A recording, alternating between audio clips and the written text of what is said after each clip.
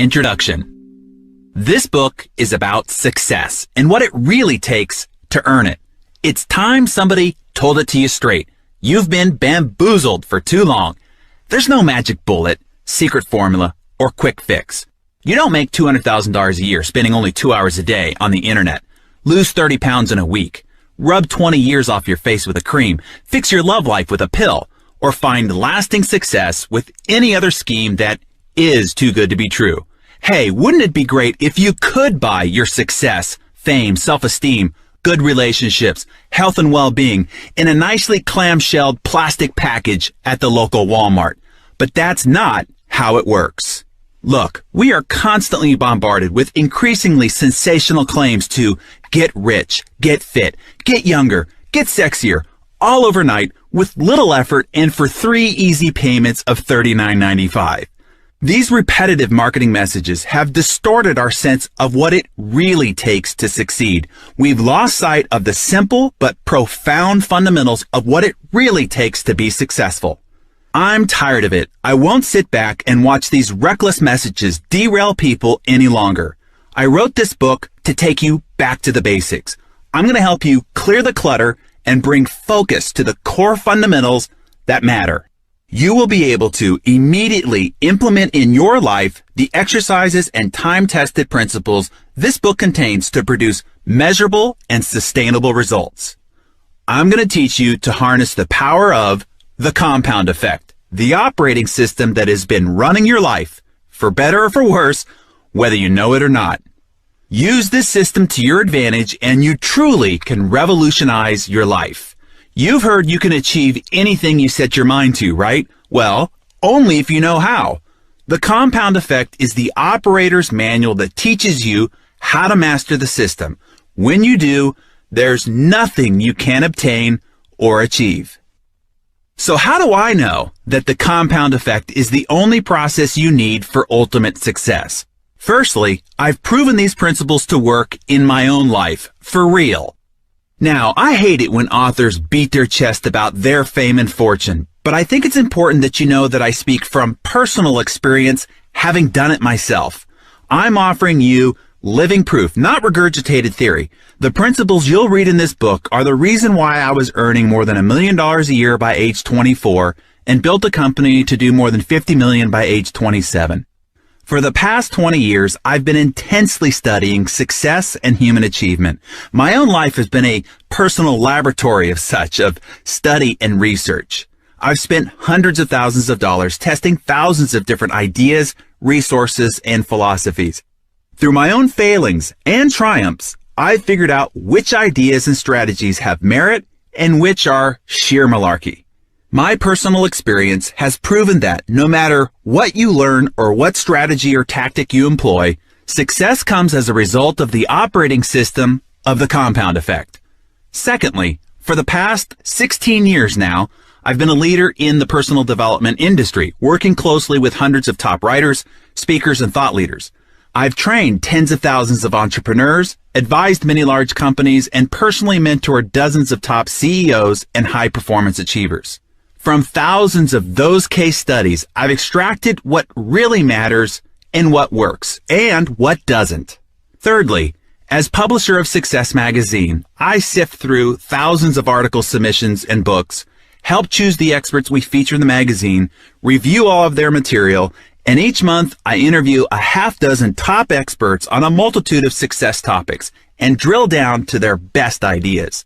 All day, every day, I am consuming, sorting, filtering, and wading through an ocean of personal achievement knowledge. Here's my point. When you have such an exhaustive view of an entire industry and the wisdom gained through studying the teachings and best practices of some of the world's most successful people, an amazing clarity emerges. The underlying fundamental truths become crystal clear. Having seen it, read it, and heard most of it, I can no longer be fooled by the latest gambit or self-proclaimed prophet with the newest quote-unquote scientific breakthrough. Nobody can sell me on the latest gimmick. I have too many reference points. I've gone down too many roads and learned the truth the hard way. As my mentor, the great business philosopher Jim Rohn said, there are no new fundamentals. Truth is not new, it's old. You've got to be a little suspicious of the guy who says, "Hey, come over here. I want to show you my new manufactured antiques." No, you can't manufacture new antiques. They're old.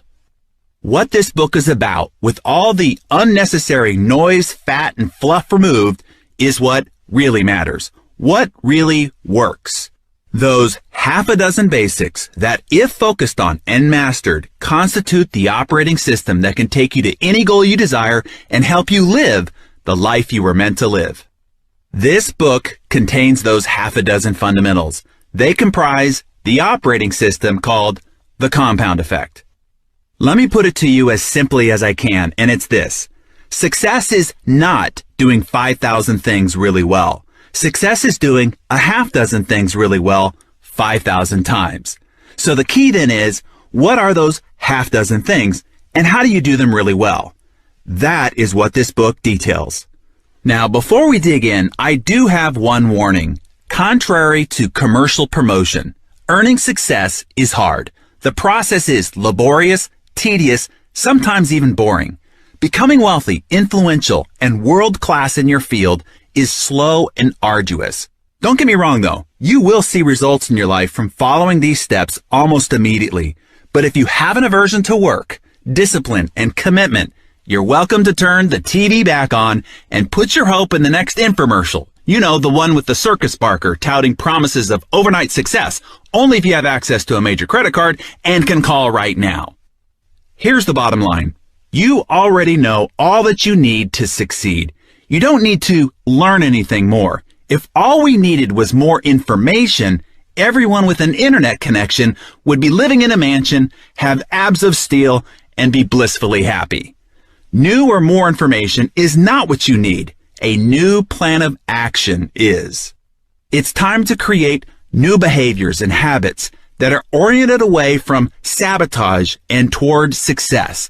It's that simple. You are about to discover a detailed, tangible plan of action.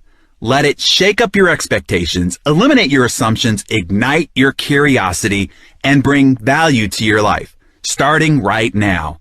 This is the best of everything I've heard, seen, studied, and tried. It's the best of what we bring you every month in Success Magazine, all in one life-changing little book. And it is simple. So, are you ready? In good Jim Rohn fashion, if you're ready, say, "I'm ready." Okay, let's get started. Chapter 1. The Compound Effect in Action. You know that expression, slow and steady wins the race? Ever heard of the story of the tortoise and the hare? Ladies and gentlemen, I'm the tortoise. Give me enough time and I will beat virtually anybody, anytime, in any competition. Why? Not because I'm the best or the smartest or the fastest. I'll win because of the positive habits I've developed and because of the consistency I'll use in applying those habits. I'm the world's biggest believer in consistency. I'm living proof that it's the ultimate key to success. Yet, it's one of the biggest pitfalls for people struggling to achieve. Most people don't know how to sustain it. I do, and I have my father to thank for that. In essence, he was my first coach for igniting the power of the compound effect. I was a strange child, I admit. I think I was born an adult. My parents divorced when I was only 18 months old, and my dad raised me as a single father. He wasn't exactly the soft, nurturing type. He was a former university football coach, and he hardwired me for achievement. Thanks to Dad, wake-up calls were at 6 a.m. every morning, and not by a loving tap on the shoulder or even the soft sounds of a radio alarm. No, I was awakened each morning by the repetitious, pile-driving sound of iron pounding on the concrete floor of our garage, which was situated right next to my bedroom. It was like waking up 12 feet from a construction zone. He had painted a huge "No pain, no gain" sign on the wall of the garage, which he stared at while he did his countless old-school strongman deadlifts, power cleans, lunges, and squats. Rain, sleet, or shine, Dad was out there in his shorts and tattered sweatshirt. He never missed a day. You could set your watch by his routine. I had more chores than a housekeeper and gardener put together. Upon returning from school, there was always a list of instructions to greet me. Pull weeds, rake leaves, sweep the garage, dust, vacuum, do the dishes, you name it.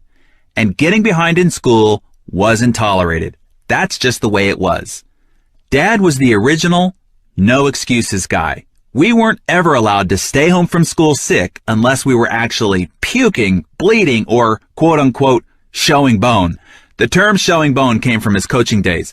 His players knew that they weren't allowed to come out of the game unless they were seriously injured.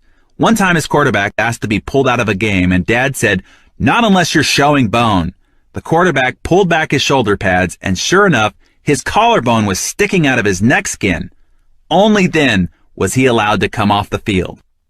One of Dad's core philosophies was, it doesn't matter how smart you are or aren't, you need to make up in hard work what you lack in experience, skill, intelligence, or innate ability. If your competitor is smarter, more talented, or experienced, you just need to work 3 or 4 times as hard. You can still beat them. No matter what the challenge, he taught me to make up in hard work for wherever I might be disadvantaged. Miss free throws at the game? Do 1,000 free throws every day for a month. Not good at dribbling with your left hand?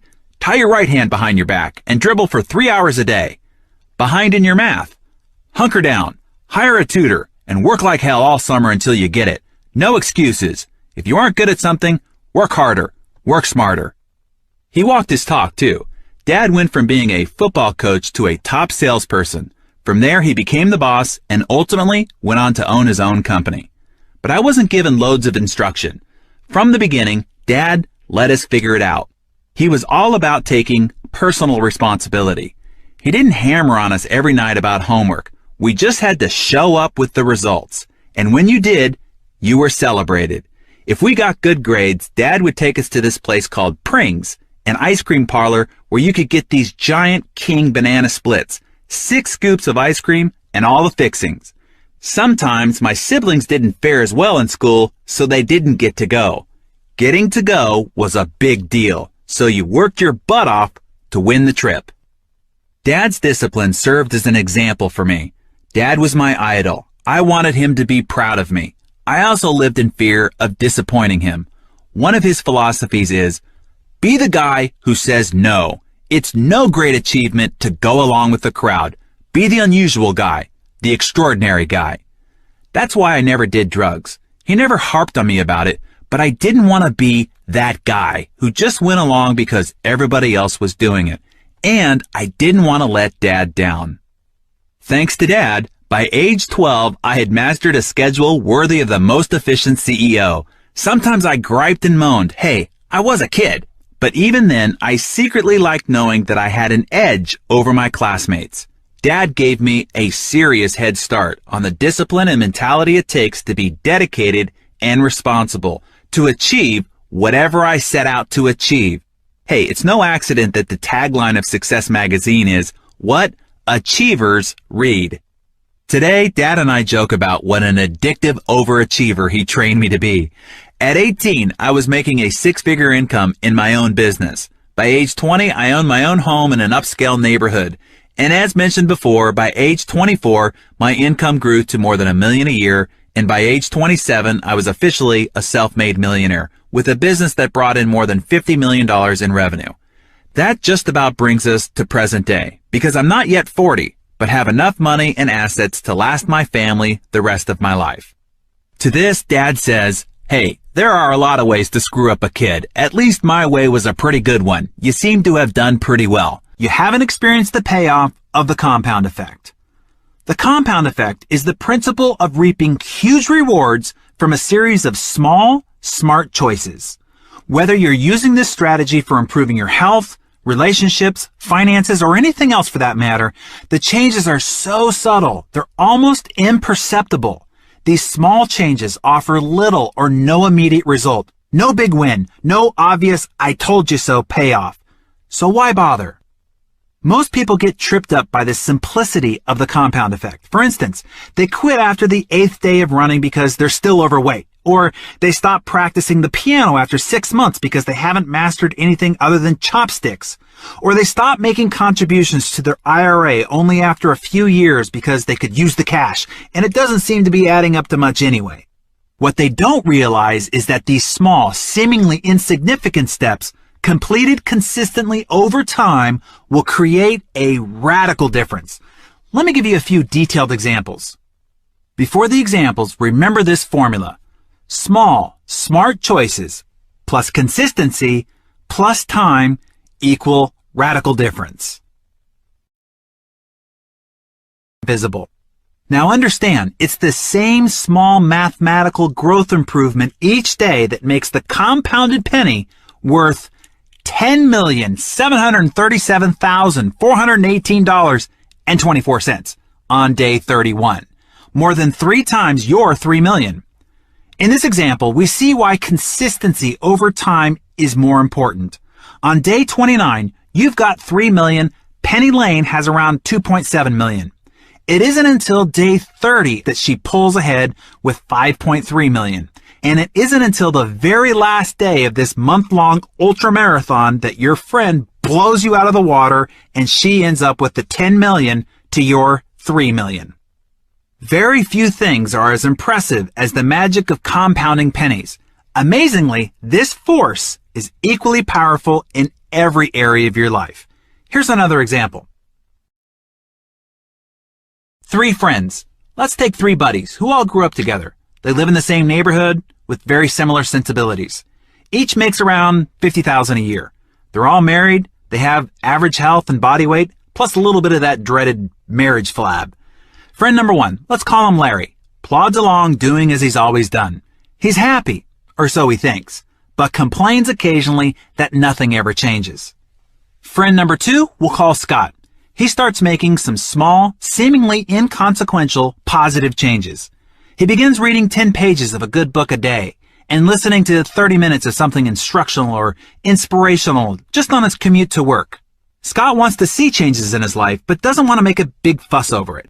He recently read an article with Dr. Mehmet Oz in Success Magazine and chose one idea from the article to start implementing in his life. He's going to cut out 125 calories from his diet every day. No big deal.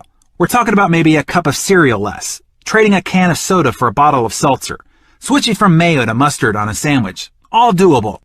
He also started walking a couple extra thousand steps a day, less than a mile. No grand acts of bravery or effort, stuff anyone could do. But Scott is determined to stick with these choices, knowing that even though they're simple, he could also easily be tempted to abandon them. Friend number 3, we'll call Brad. Brad starts making a few poor choices. He recently bought a new big screen TV so he can watch more of his favorite programs. He's been trying out some of those recipes he's seen on the Food Channel, some of those cheesy casseroles and the desserts that are his favorites. Oh, and he installed a bar in his family room and added just 1 alcoholic drink per week to his diet. Nothing crazy. Brad just wants to have a little more fun. So, at the end of 5 months, there are no perceivable differences between Larry, Scott, or Brad. Scott continues to read a little bit every night and listens to audios during his commute. Brad is, quote-unquote, enjoying life and doing less. Larry keeps doing as he's always done. Even though each man has his own pattern of behavior, 5 months isn't long enough to see any real decline or improvement in their situation. In fact, if you charted the weight of the 3 men, you'd see a rounding error of 0. They look exactly equal. At the end of 10 months, and then again 15 months, we can't see any noticeable changes in any of their lives. It's not until we get to the end of the 18th month that the slightest differences are measurable in the appearances of the 3 friends. Even so, there's nothing of any valued consequence that they would recognize differing the 3 of them. But about month 25, we start seeing really measurable, visible differences. At month 27, we see an expansive difference. And by month 31, the change is startling. Brad is now fat while Scott is trim. By simply cutting out 125 calories a day.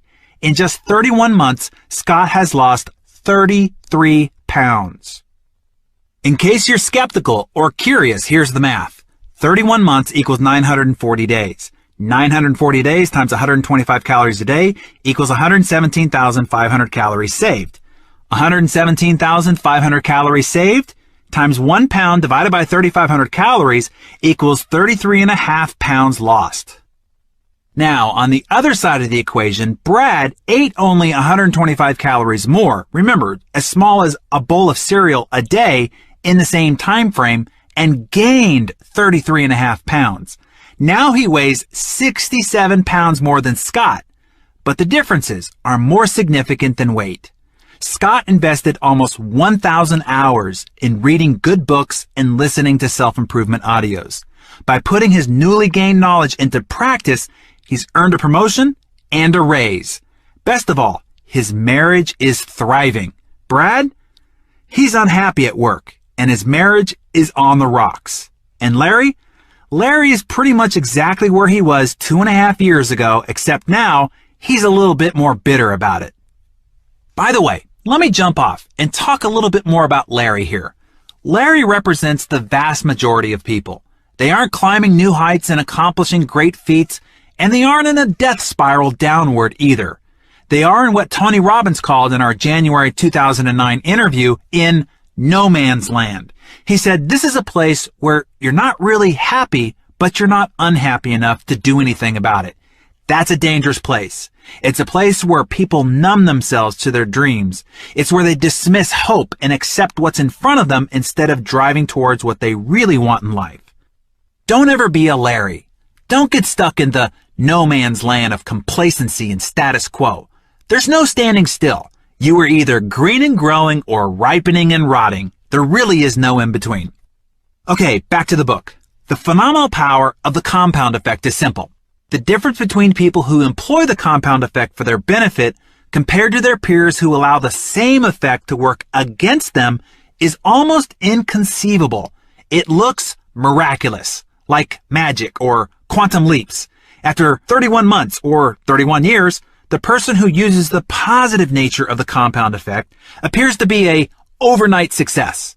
In reality, his or her profound success was a result of small, smart choices completed consistently over time. Get it?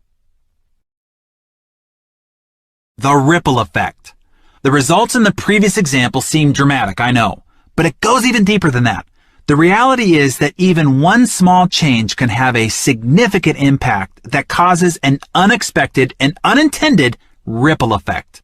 Let's put one of Brad's bad habits under the microscope, eating rich food more frequently, to better understand how the compound effect can also work in a negative way and can create a ripple effect that impacts your entire life. Brad makes some muffins from a recipe he learned on the Food Channel. He's proud of it and his family loves it, and so it seems to add value all around. He starts making them and other sweets frequently. He loves his own cooking and eats a little bit more than his share, but not so much that anyone notices. However, the extra food makes Brad sluggish at night. He wakes up a little groggy, which makes him cranky. The crankiness and sleep deprivation begin to impact his work performance. He's less productive and as a result, gets discouraging feedback from his boss. By the end of the day, he feels dissatisfied with his job and his energy level is way down. The commute home seems longer and more stressful than ever. All of this makes him reach for even more comfort food. Stress has a way of doing that. The overall lack of energy makes Brad less likely to take walks with his wife like he used to. He just doesn't feel like it. She misses their time together and takes his withdrawal personally. With fewer shared activities with his wife and an absence of fresh air and exercise, Brad's not getting the endorphin release that would make him feel upbeat and enthusiastic. Because he's not as happy, he starts finding fault with himself and others and stops complimenting his wife. And his own body starts to feel flabby, and he feels less self-confident, less attractive, and becomes less romantic. Brad doesn't realize how his lack of energy and affection towards his wife affects her. He just knows that he feels funky. He starts losing himself in late-night TV because it's easy and distracting. Feeling the distance, Brad's wife starts to complain, then becomes needy. When that doesn't work, she emotionally withdraws to protect herself. She's lonely. She pours her energy into her work and spends more time with her girlfriends to fulfill her need for companionship. Men start flirting with her, which makes her feel desirable again. Now, she would never cheat on Brad, but he has a feeling that something's wrong. Instead of seeing that his poor choices and behaviors are at the root of the problem, he finds fault with his wife, believing that the other person is wrong rather than looking inside and doing the work necessary to clean up your mess is basic psychology 101 stuff. In Brad's case, he doesn't know to look inside. They don't offer self-improvement or relationship advice on Top Chef or his other favorite crime shows. Now, if he had read the personal development books his buddy Scott has read, maybe he would have learned about ways to change negative habits and start making vegetable juices instead of desserts, at least some of the time. Unfortunately for Brad, the small choices he made on a daily basis created that ripple effect that wreaked havoc on every area of his life. Now, of course, all that calorie counting and intellectual stimulation has had the opposite effect with Scott, who's now reaping the bounty of positive results. It's that simple. With enough time and consistency, the outcomes become visible. Better yet, they're totally predictable. The compound effect is predictable and measurable, and that's great news. Isn't it comforting to know that you only need to take a series of tiny steps consistently over time to radically improve your life? Doesn't that sound easier than mustering up some grand show of bravery and heroic strength only to wear yourself out and have to drum up all that energy again at a later date for another try, which will most likely be unsuccessful as well? I'm exhausted just thinking about it. But that's what people do. We've been conditioned by society to believe in the effectiveness of great displays of massive effort. Heck, it's downright all-American. Success? Old school. The most challenging aspect of the compound effect is that we have to keep working away at it for a while, consistently and efficiently, before we begin to see the payoff. Our grandparents knew this, though. They didn't spend their evenings glued to the TV watching infomercials about how to have thin thighs in 30 days or a real estate kingdom in 6 months. I bet your grandparents worked 6 days a week, from sun up to sundown, using the skills they learned in their youth and repeating them throughout their entire life. They knew the secret was hard work, discipline, and good habits. It's always interesting to me that wealth tends to skip a generation. Overwhelming abundance often leads to a lackadaisical mentality, which brings about a sedentary lifestyle. Children of wealth are especially susceptible. They weren't the ones who developed the discipline and character to create the wealth in the first place. So it makes sense that they might not have the same sense of value for wealth or understand what's necessary to keep it. We frequently see this entitlement mentality in children of royalty, movie stars, and corporate executives, and to a lesser degree, in children and adults everywhere. As a nation, our entire populace seems to have lost appreciation for the value of a strong work ethic. We've had 2, if not 3 generations of Americans who have known great prosperity, wealth, and ease. Our expectations of what it really takes to create lasting success, like grit, hard work, and fortitude, they just aren't alluring and thus have been mostly forgotten. We've lost respect for the strife and struggle of our forefathers. The massive effort they put forth instilled discipline, chiseled their character, and stroked the spirit to brave new frontiers. The truth is, complacency has impacted all great empires, including but not limited to the Egyptians, Greeks, Romans, Spanish, Portuguese, French, and English. Why? Because nothing fails like success. Once dominant empires have failed every time. For this reason, people get to a certain level of success and get too comfortable. Having experienced extended periods of prosperity, health, and wealth, we become complacent. We stop doing what we did to get us there. We become like the frog in the boiling water that doesn't jump to his freedom because the warming is so incremental and insidious that he doesn't notice that he's getting cooked. If we want to succeed, we need to recover our grandparents' work ethic. It's time to restore our character, if not for the sake of saving America, at least for your own greater success and achievement. Don't buy into the genie in a lamp idea. You can sit on your couch waiting to attract checks into your mailbox, rub crystals together, walk on fire, channel that 2,000-year-old guru, or chant affirmations if you want to, but much of that is hocus-pocus commercialism, manipulating you by appealing to your weaknesses. Real and lasting success requires work, and lots of it.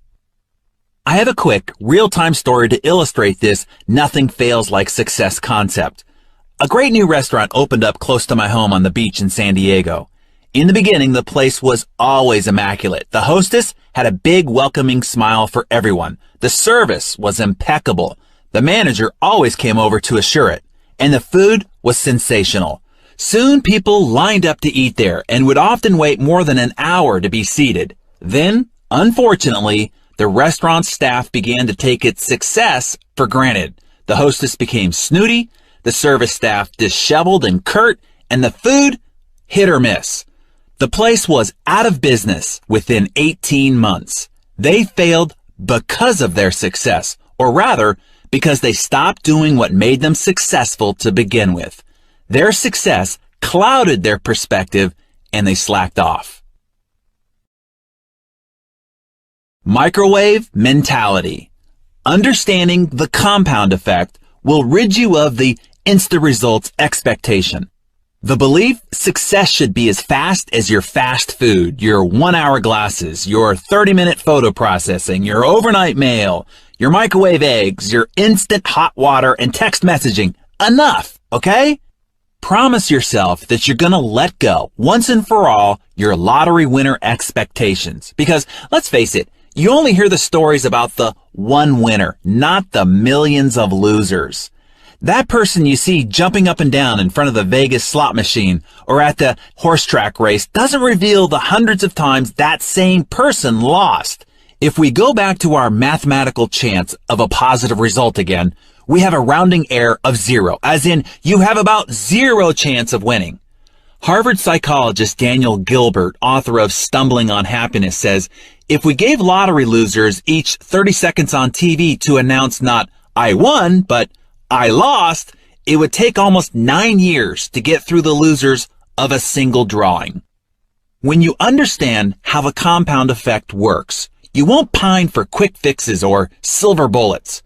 Don't try to fool yourself into believing that a mega successful athlete didn't live through regular, bone-crushing drills and thousands of hours of practice.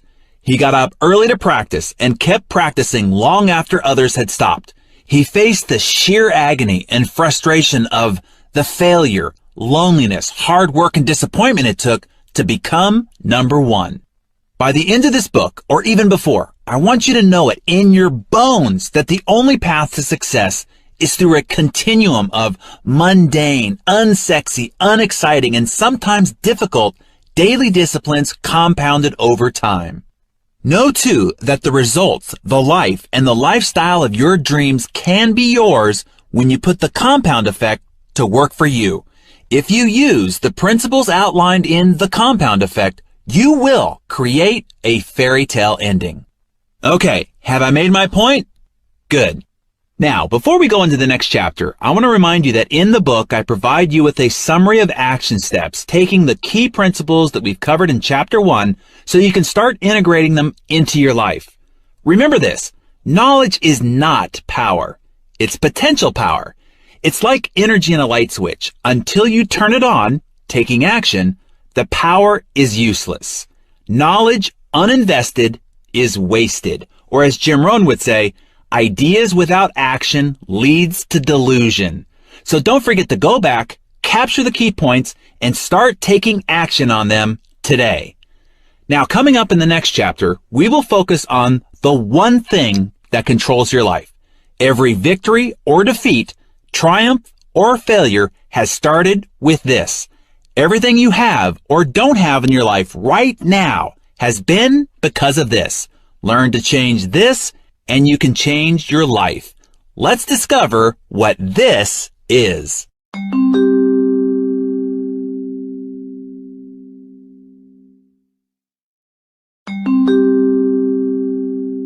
Chapter 2, Choices. We all come into this world the same, naked, scared, and ignorant. After that grand entrance, The life we end up with is simply an accumulation of all the choices we make. Our choices can be our best friend or our worst enemy. They can deliver us to our goals or send us orbiting into a galaxy far, far away. Think about it. Everything in your life exists because you first made a choice about something. Choices are at the root of every one of your results. Each choice starts a behavior that over time becomes a habit. Choose poorly, and you just might find yourself back at the drawing board, forced to make new, often harder choices. Don't choose at all, and you've just made the choice to be the passive receiver of whatever comes your way. In essence, you make your choices, and then your choices make you. Every decision, no matter how slight, alters the trajectory of your life. Whether or not you go to college, who you marry, to have that last drink before you drive, to indulge in gossip or stay silent, to make one more prospecting call or call it a day, to say I love you or not. Every choice has an impact on the compound effect of your life. This chapter is about becoming aware of and making choices that support the expansion of your life. Sounds complicated, I know, but you'll be amazed by its simplicity.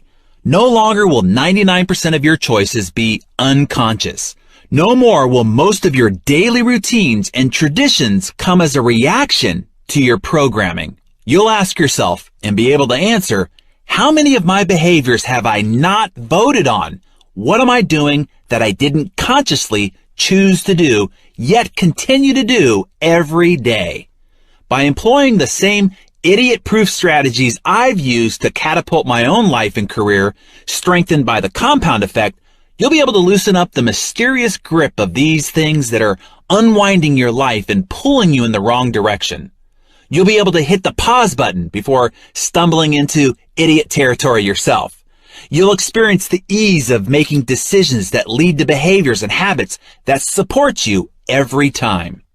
Your biggest challenge isn't that you've intentionally been making bad choices. Heck, that would be easy to fix. Your biggest challenge is that you've been sleepwalking through your choices. Half the time, you're not even aware that you're making them.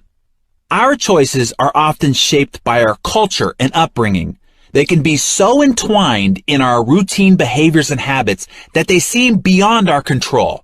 For instance, have you ever been going about your business, enjoying your life, when all of a sudden you made a stupid choice or a series of small choices that ultimately sabotaged your hard work and momentum, all for no apparent reason? You didn't intend to sabotage yourself, but by not thinking about your decisions, weighing the risks and potential outcomes, you found yourself facing unintended consequences. Nobody intends to become obese, go through bankruptcy, or get a divorce. But often, if not always, those consequences are a result of a series of small, poor choices. Elephants don't bite. Have you ever been bitten by an elephant? How about a mosquito? See, it's the little things in life that will bite you. Occasionally, we see big mistakes threaten to destroy a career or a reputation in an instant. The famous comedian who rants racial slurs during a stand-up routine. The drunken anti-Semitic antics of a once-celebrated humanitarian. The anti-gay rights senator caught soliciting gay sex in a restroom. The admired female tennis player who uncharacteristically threatens an official with a tirade of expletives. Clearly, these types of poor choices have major repercussions. But even if you've pulled a whopper like that in your past, it's not the extraordinary, massive steps backwards or the tragic single moments that we're concerned with here. For most of us, it's the frequent, small, and seemingly inconsequential choices that are of grave concern. I'm talking about the decisions you think don't make any difference at all. It's those little things that inevitably and predictably derail your success.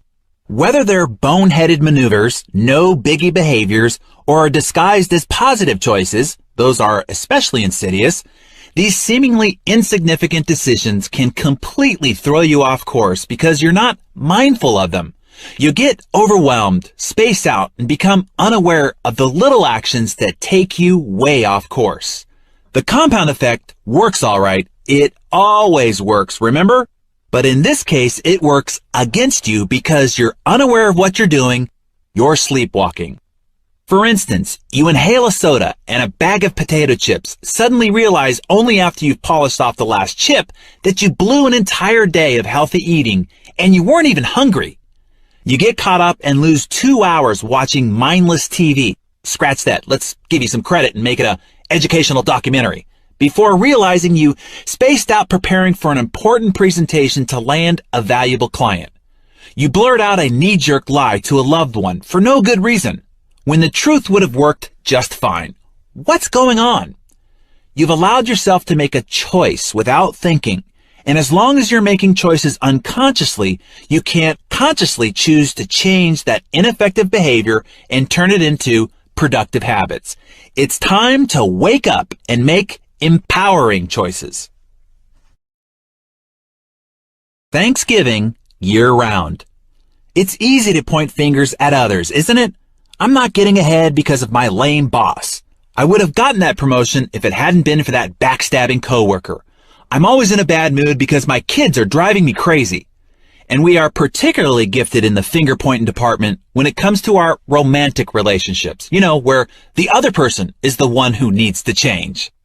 A few years back, a friend of mine was complaining about his wife. From my observation, she was a terrific lady, and he was lucky to have her, and I told him as much. But he continued to point out all the ways that she was responsible for his unhappiness. That's when I shared an experience that literally changed my marriage.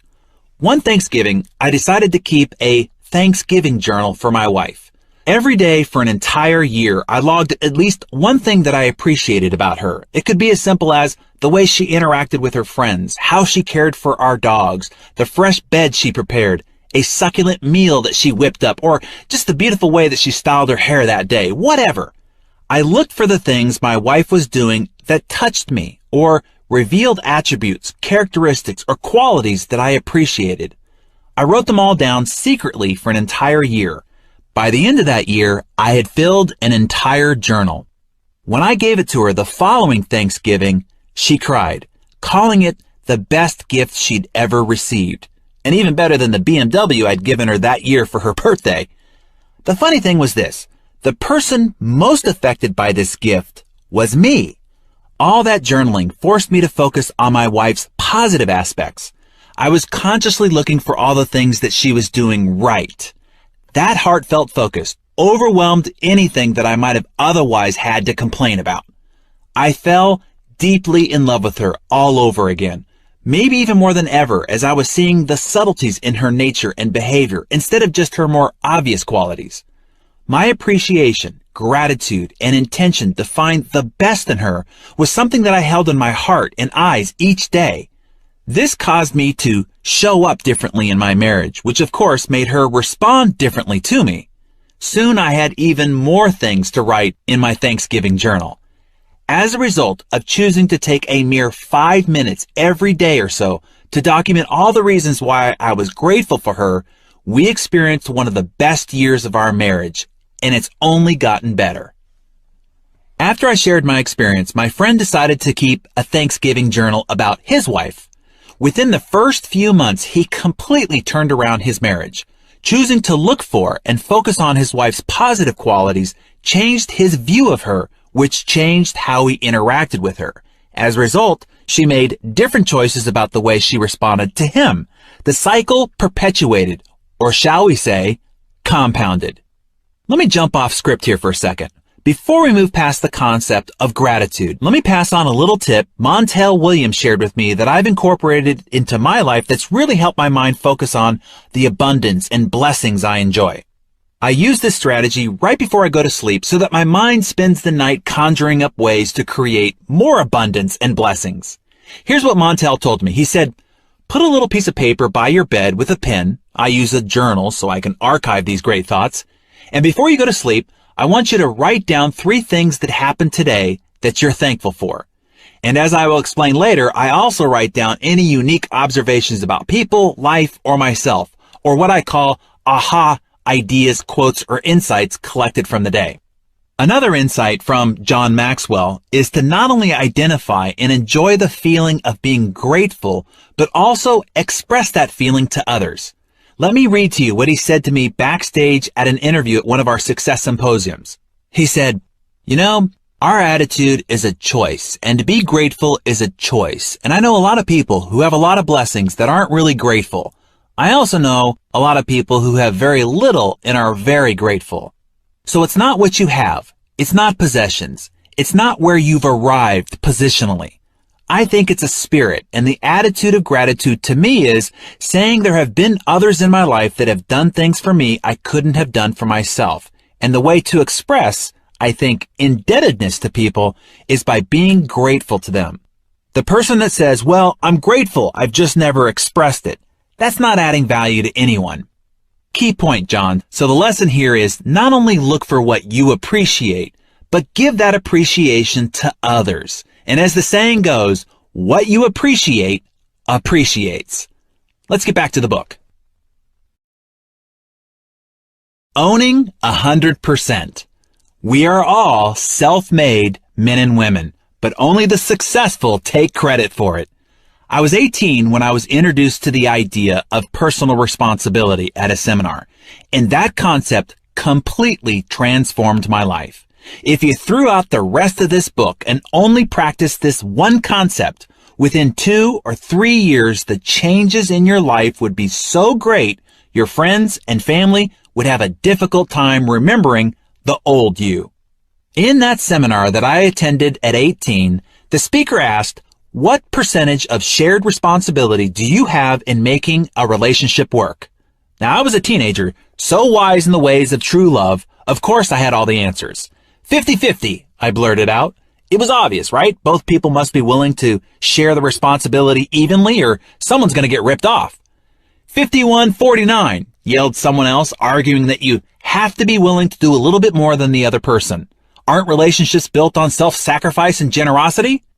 80-20, yelled another. The instructor turned to the easel and wrote 100-0 on the paper in big black letters. You have to be willing to give 100% with zero expectation of receiving anything in return, he said.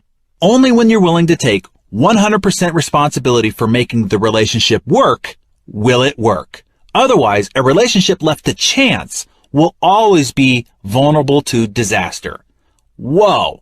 This was not what I was expecting, but I quickly understood how this concept could transform every area of my life. If I always took 100% responsibility for everything I experienced, completely owning all of my choices and all the ways in which I responded to whatever happened to me, I held the power. Everything was up to me. I was responsible for everything I did, didn't do, or how I responded to what was done to me. I know you think you take responsibility for your life. I have yet to ask anyone who doesn't say, of course I take responsibility for my life. But when you look at how most people operate in the world, there's a lot of finger pointing, victimhood, blaming, and expecting someone else or the government to solve their problems. If you've ever blamed the traffic because you're late, or decided that you're in a bad mood because of something your kid, spouse, or coworker did, you're not taking 100% responsibility. You arrived late because your printer was busy? Maybe you shouldn't have waited until the last minute. Your coworker messed up the presentation? Shouldn't you have double-checked it before delivering it? Not getting along with your unreasonable teen?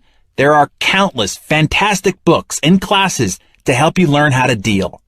You alone are responsible for what you do, don't do, or how you respond to what's done to you.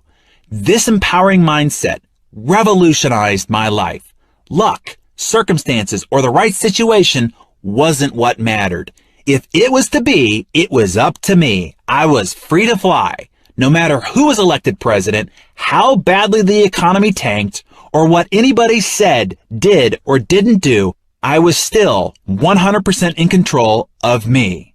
Through choosing to be officially liberated from the past, present, and future victimhood, I hit the jackpot. I had the unlimited power to control my destiny. getting lucky. Maybe you believe you're simply just unlucky. But really, that's just another excuse. The difference between becoming fabulously rich, happy, and healthy, or broke, depressed, and unhealthy is the choices you make throughout your life. Nothing else will make the difference. Here's the thing about luck. We are all lucky. If you are on the right side of the dirt, have your health, and a little food in your cupboard, you are incredibly lucky. Everyone has the opportunity to be lucky, because beyond having the basics of health and sustenance, luck simply comes down to a series of choices. When I asked Richard Branson if he felt luck played a part in his success, he answered, "Yes, of course, we're all lucky. If you live in a free society, you are lucky. Luck surrounds us every day. We are constantly having lucky things happen to us, whether you recognize it or not. I have not been any more lucky or unlucky than anyone else. The difference is when luck came my way, I took advantage of it." Ah, spoken like a man knighted with wisdom. While we're on the topic, it's my belief that the old adage we often hear, luck is when opportunity meets preparation, isn't enough. I believe there are two other critical components to luck. The complete formula for getting lucky. Here's the formula. Preparation, personal growth, plus attitude, belief and mindset, plus opportunity, that good thing coming your way, plus action, doing something about it, equals luck. Let's go through them one by one. Preparation.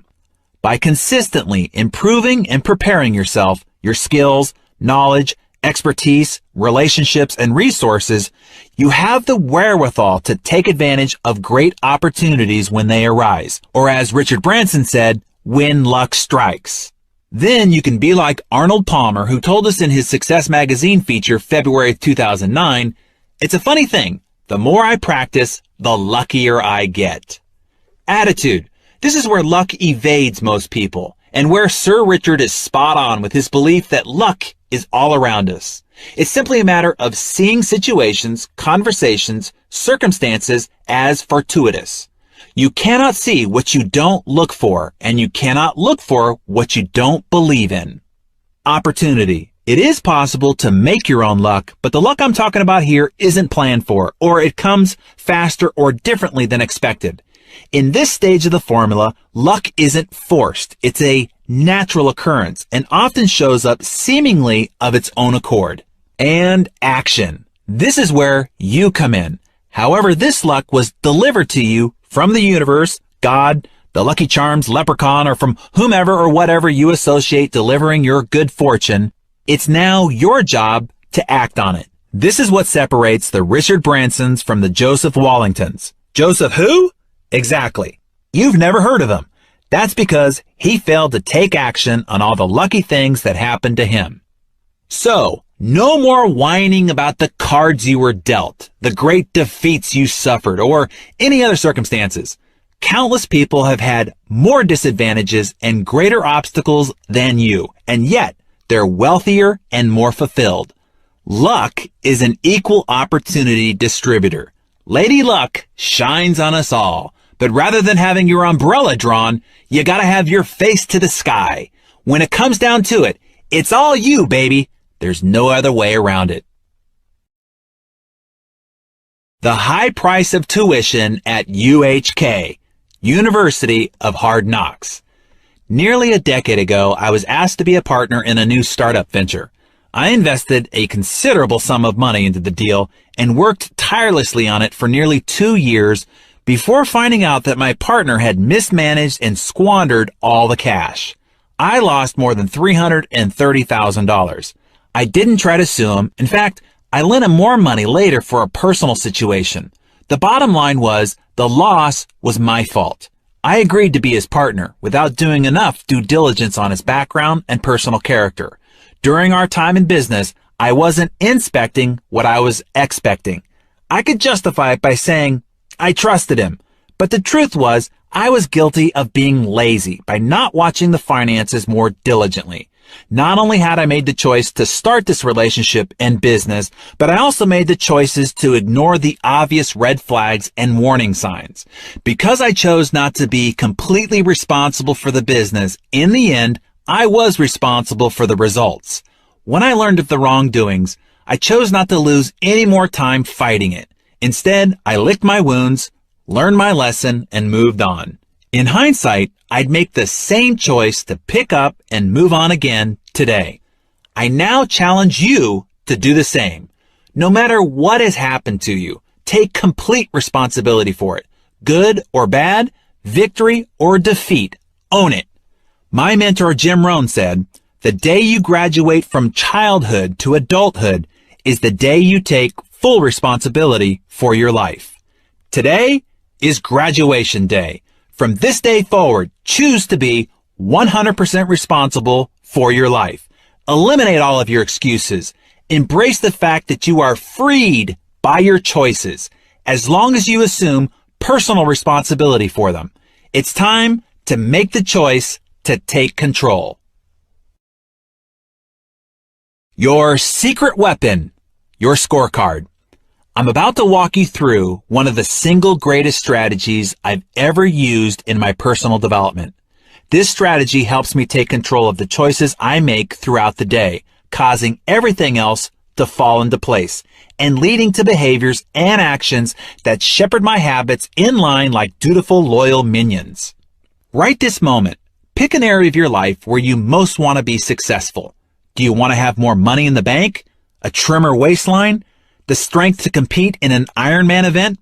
A better relationship with your spouse or kids? Picture where you are in that area right now. Now picture where you want to be. Richer, thinner, happier, you name it. The first step towards change is awareness. If you want to get from where you are to where you want to be, you have to start becoming aware of the choices that lead you away from your desired destination. Become very conscious of every choice that you make today so you can begin to make smarter choices moving forward.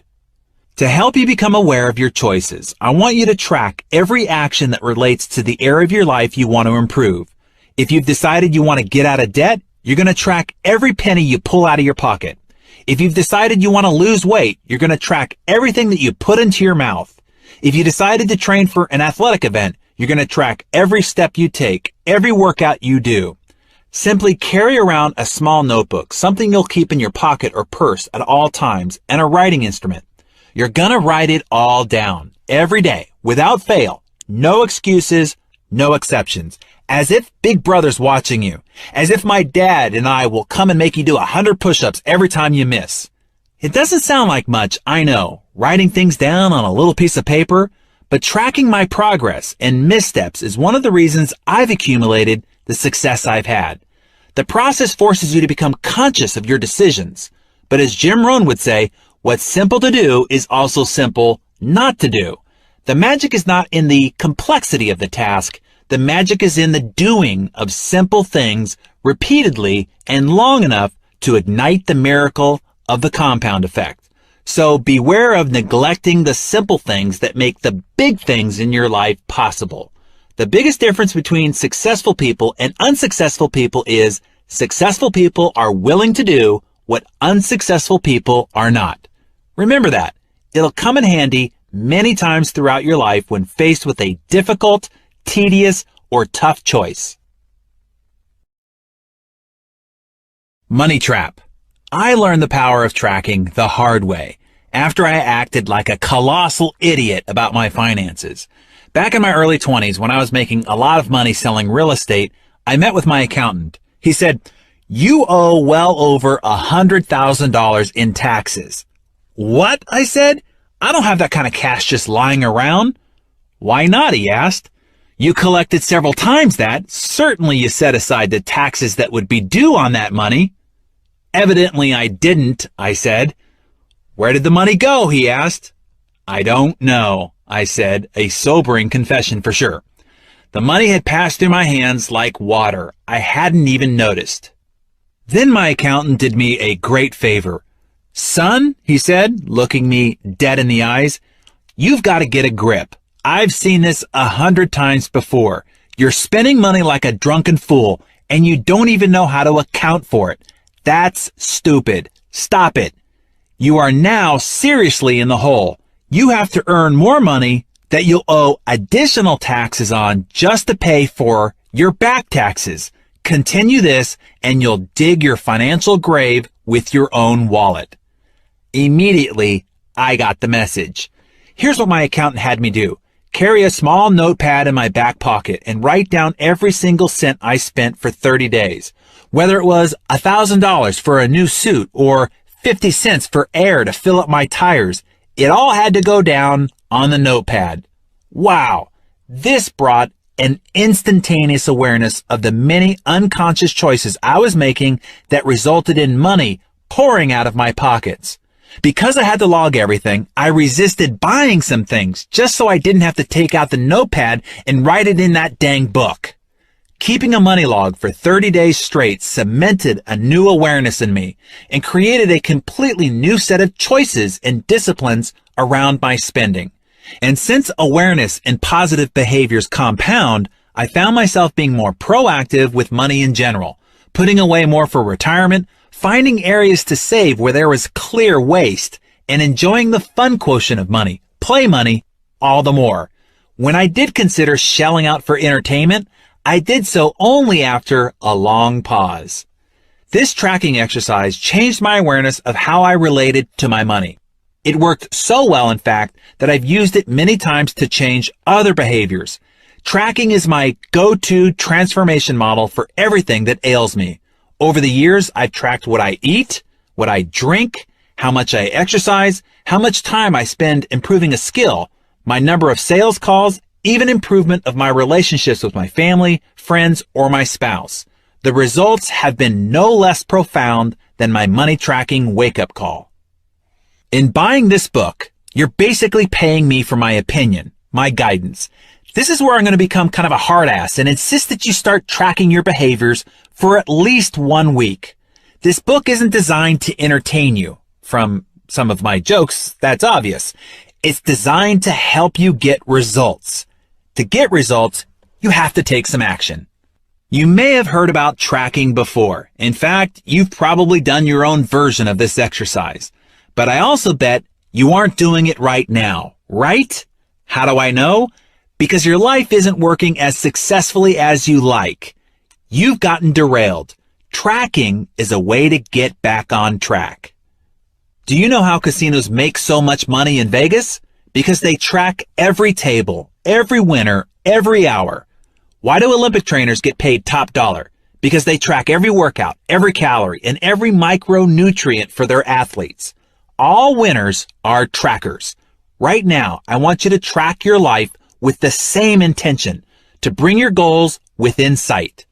Tracking is a simple exercise. It works because it brings moment-to-moment awareness to the actions you take in the area of your life that you want to improve. You'll be surprised at what you will observe about your behavior.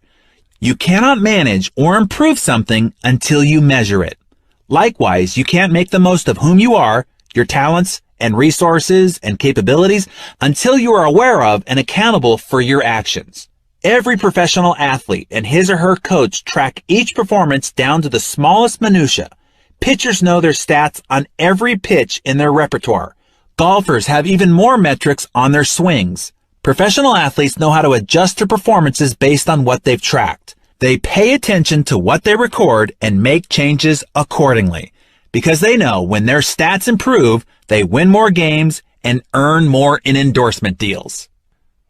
At any given moment, I want you to know exactly how well you're doing. I'm asking you to track yourself as if you are a valuable commodity, because you are. Want that idiot-proof system we talked about earlier? This is it.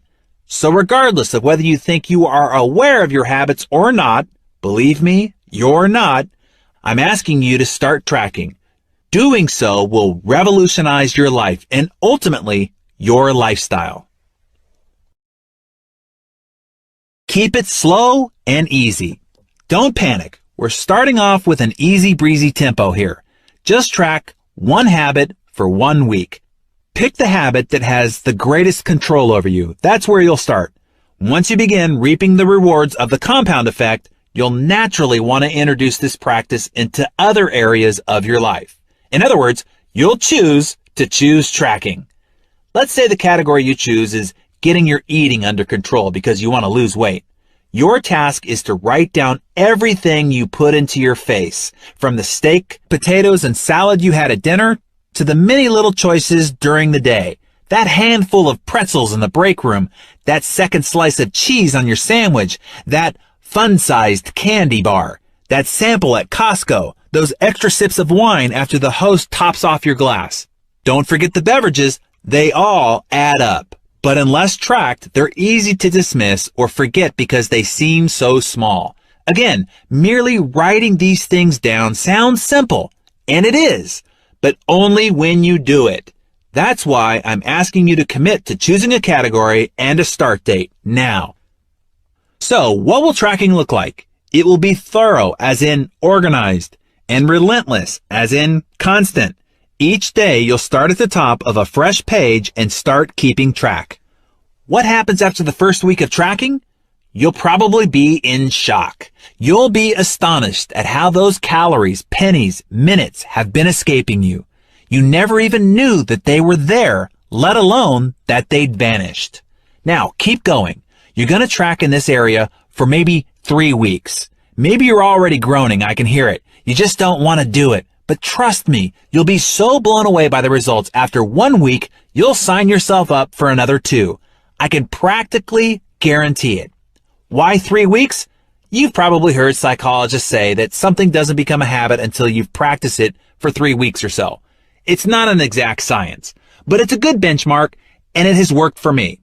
So ideally, I want you to stick with your choice to track your behaviors for 21 days. If you refuse, I'm not going to lose any sleep. Heck, it's not my waistline, cardiovascular health, bank balance, or relationship you're messing with.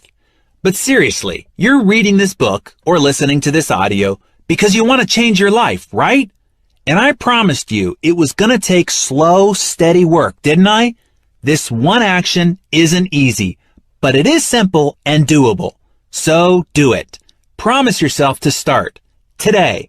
For the next 3 weeks, choose to carry around your own small notepad or a large one if that's more enticing to you, and write every single thing down in your category.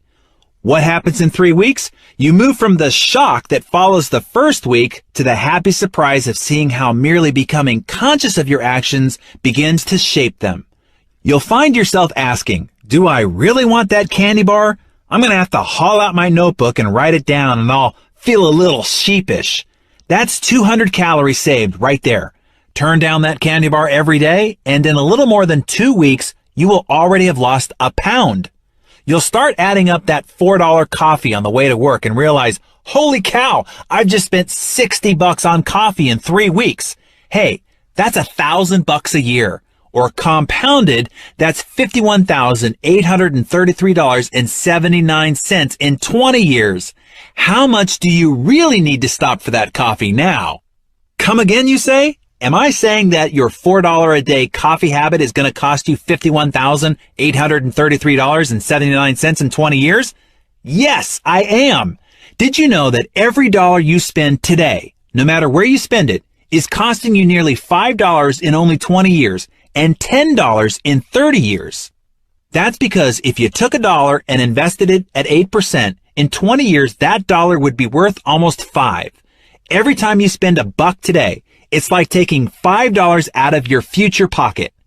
I used to make the mistake of looking at a price tag and thinking that if an item was listed as $50, it cost me $50. Well, yes, in today's dollars, but take that $50 and look at the value it cost me over the next 20 years by not depositing it into my investment account, and it's really worth 4 or 5 times that amount.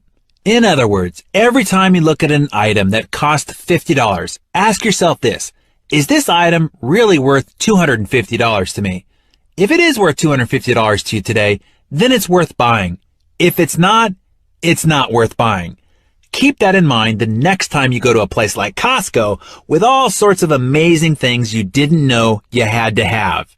You go in to buy $25 worth of necessities and you walk out with $400 of stuff instead. I know, my garage looks like a Costco graveyard. Next time you walk into one of those bargain basement stores, assess things from this future value standpoint. Chances are you'll put down that $50 crepe maker so your future you will have $250 more in the bank. Make the correct choice every day, every week for many years, and you can quickly see how you could become financially abundant. When you track with this awareness, you'll find yourself showing up in your life very differently. You'll be able to ask yourself, is having a coffee once every workday worth the eventual price of a Mercedes-Benz? Because that's what it's costing you. Even more than that, you're not sleepwalking anymore. You are aware and conscious and making better choices. All from that little notebook and pen. Simply amazing, isn't it? The unsung, unseen hero. Once you start tracking your life, your attention will be focused on the smallest things that you're doing right, as well as the smallest things that you're doing wrong. And when you choose to make even the smallest course corrections consistently over time, you'll begin to see amazing results. But don't expect immediate fanfare. When I say small course corrections, I'm talking truly invisible. Chances are no one's going to even notice them anytime soon. There will be no applause. No one's going to send you a congratulations card or a trophy for these disciplines. And yet, eventually, their compounding effect will result in an exceptional payoff. It's the littlest disciplines that pay off over time. The effort and preparation for the great triumph that happened when no one was looking. And yet the results are exceptional. A horse wins by a nose, but gets 10 times the prize money. Is the horse 10 times faster? No, just a little bit better. But it was those extra laps around the track, the extra discipline in the horse's nutrition, or the extra work by the jockey that made the results a slight bit better with compounded rewards. After hundreds of tournaments played and thousands of strokes tallied, the difference between the number 1 ranked golfer and the number 10 golfer is an average of only 1.9 strokes. But the difference in prize money is 5 times, over 10 million versus 2 million. The number 1 golfer isn't 5 times better, not even 50% better, or even 10% better. In fact, the difference between his average score is only 2.7% better, yet the results are 5 times greater. That's the power of little things adding up. It's not the big things that add up in the end. It's the hundreds, thousands, or millions of little things that separate the ordinary from the extraordinary. To be 1 stroke better requires countless little things that don't get accounted for when you're putting on the green jacket. Let me give you a few more ways tracking small changes can result in huge payoffs. Take a walk. I was mentoring a CEO of a sizable company doing more than $100 million in sales annually. Phil was an entrepreneur and the founder of the company.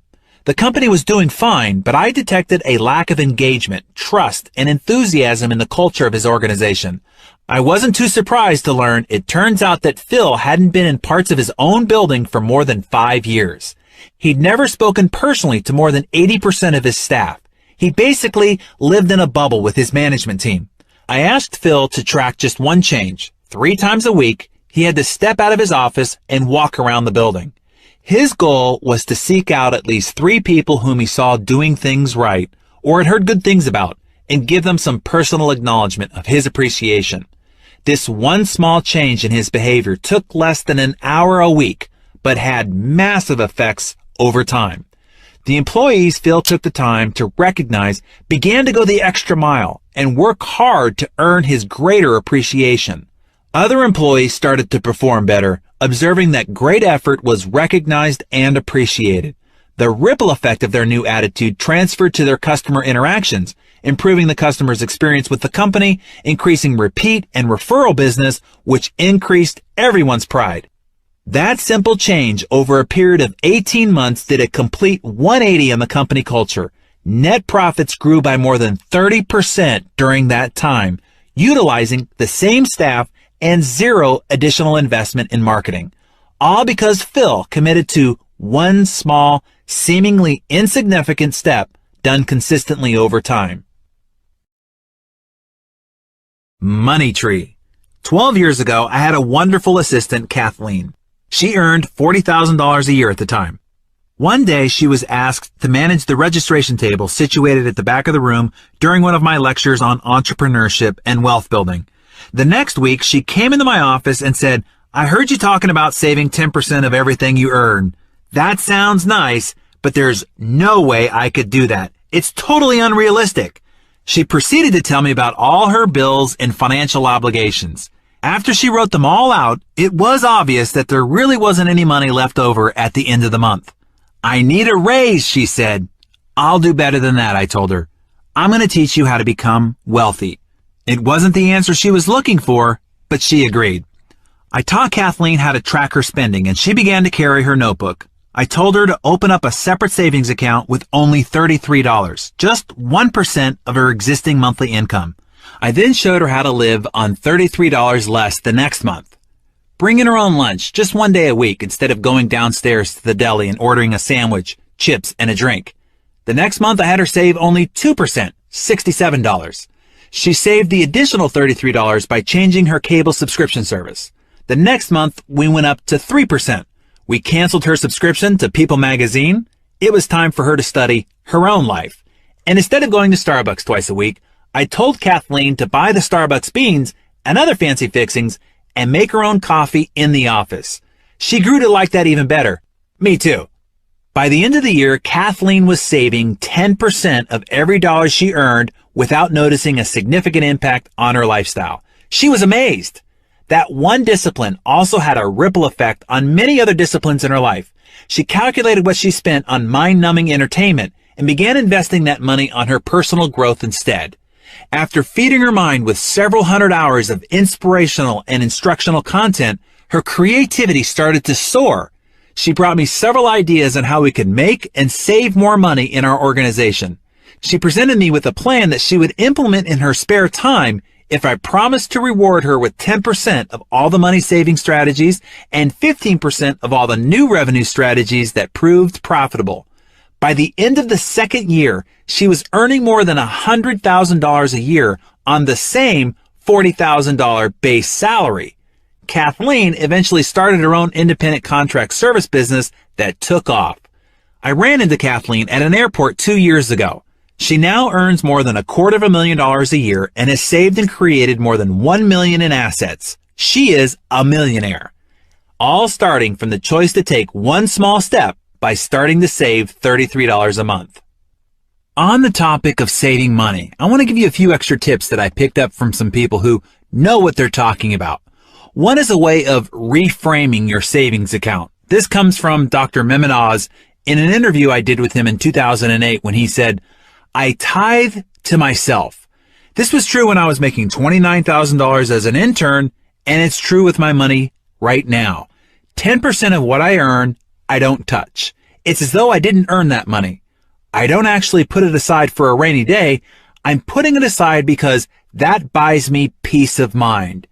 Ah, a peace of mind account. I love that. Who wants to take their hard-earned money and stash it away for a rainy day? How fun and beneficial does that sound? But peace of mind? Yes, I want that, and it's worth spending, or, in this case, saving money to buy it. I think Dr. Oz puts the idea of savings into context. Thinking about buying peace of mind is a great way of reframing and understanding this important behavior.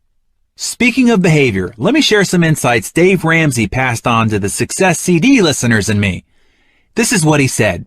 "I am 1,000% sure, after working with hundreds of thousands of people over the last 2 decades, that personal finance is about 80% behavior, and it's only about 20% head knowledge. We all know what to do. It's doing it that's the problem. So the problem with my money is this idiot that I shave with every morning." He also said, "The first thing is you have to pay attention. You have to be purposeful. You have to be intentional, as we've been discussing, and as I coach Kathleen to do."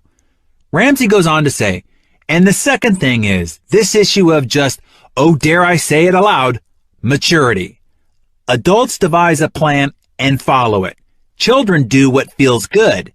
You have got to do the right thing every time, all the time. That's the number one indicator in your character towards becoming wealthy. Lastly, he cites, handling money is a learned technique. 80% of American millionaires are first generation rich, which means they didn't have rich parents programming them. They decided to change. They made a choice to engage in different behaviors.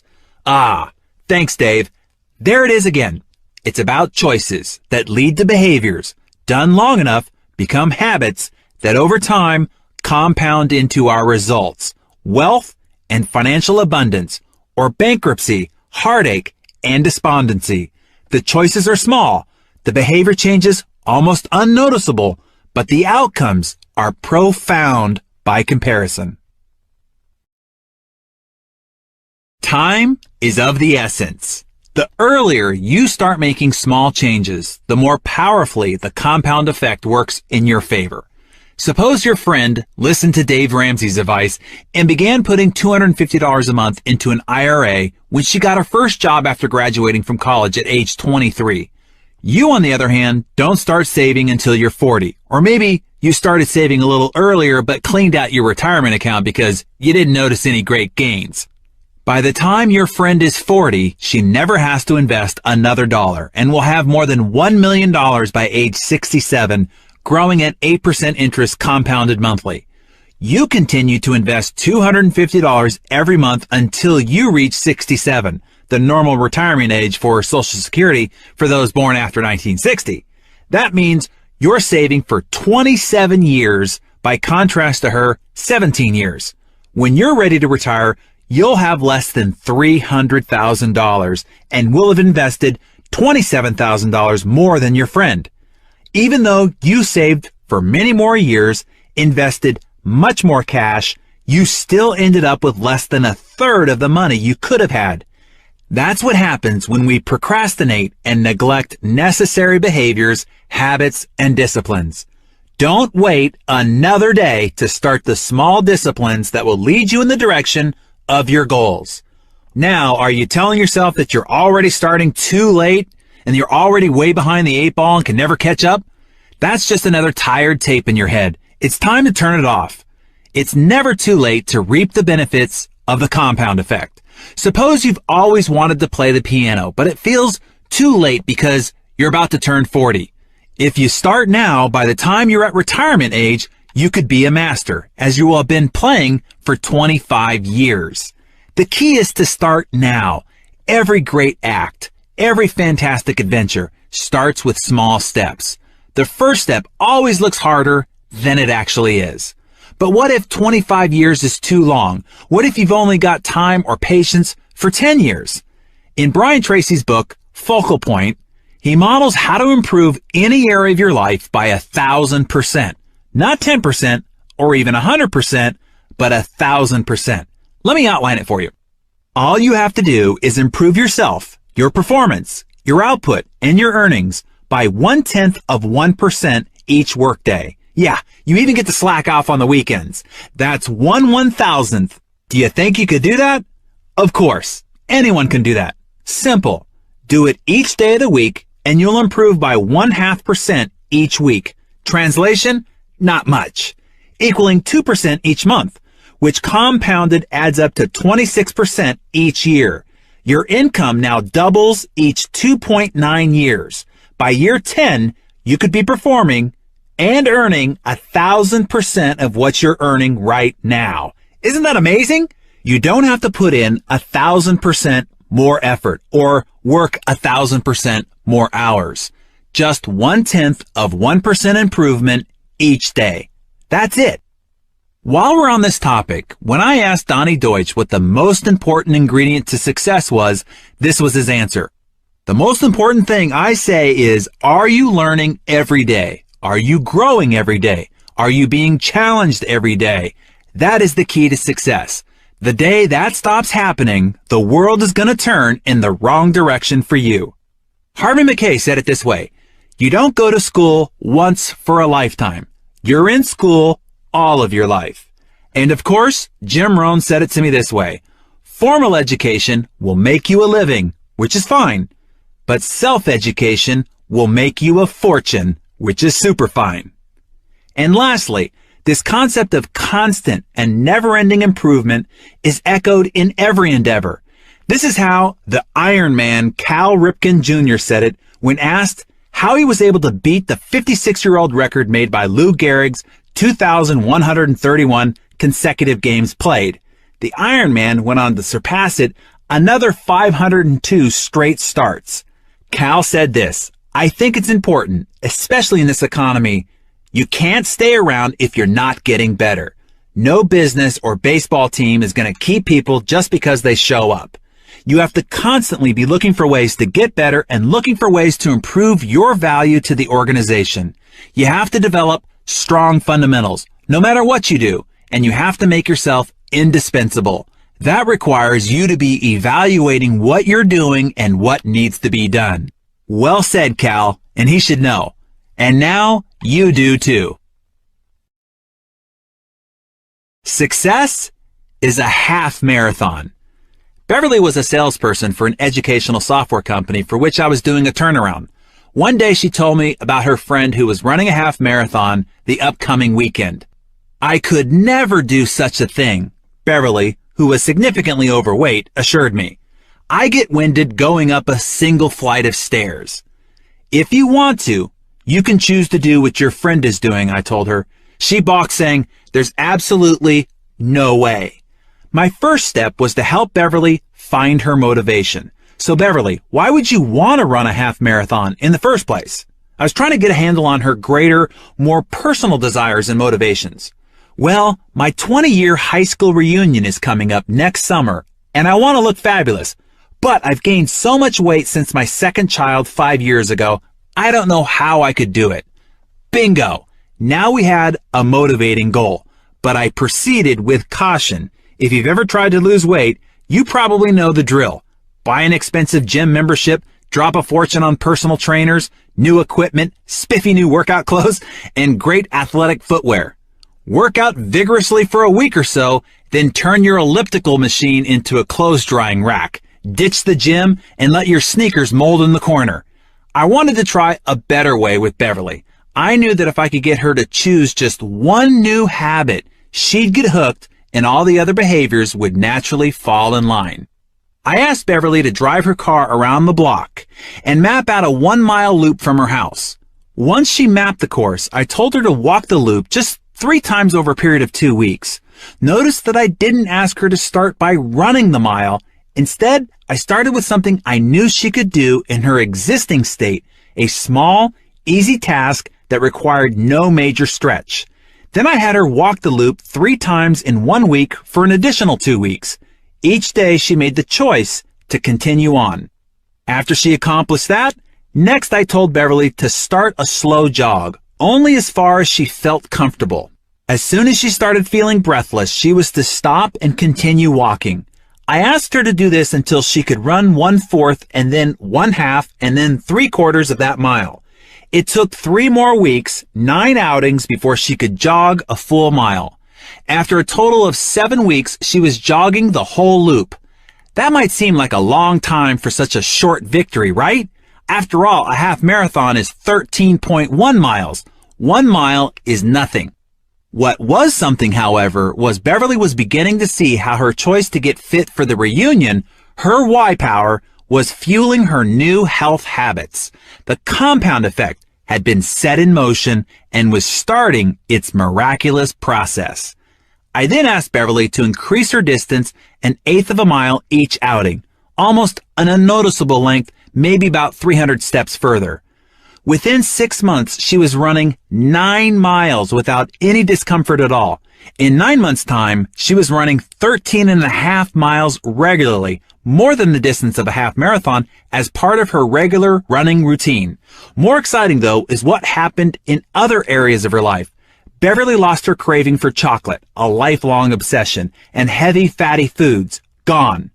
The increased energy she felt from her cardiovascular exercise and better eating choices helped her bring more enthusiasm to her work. her sales performance doubled during the same period, which was great for me. As we saw in the previous chapter, the ripple effects of all this momentum raised her self-esteem and sense of accomplishment and made her more affectionate and intimate with her husband. Their relationship became more passionate than it had been since college. Because she had renewed energy, her interaction with her children became more active and animated. She noticed she no longer had time to hang out with her Debbie Downer friends, who still gathered together after work for greasy appetizers and drinks. She made new, healthy friends in a running club she joined, which led to a whole host of additional positive choices, behaviors, and habits.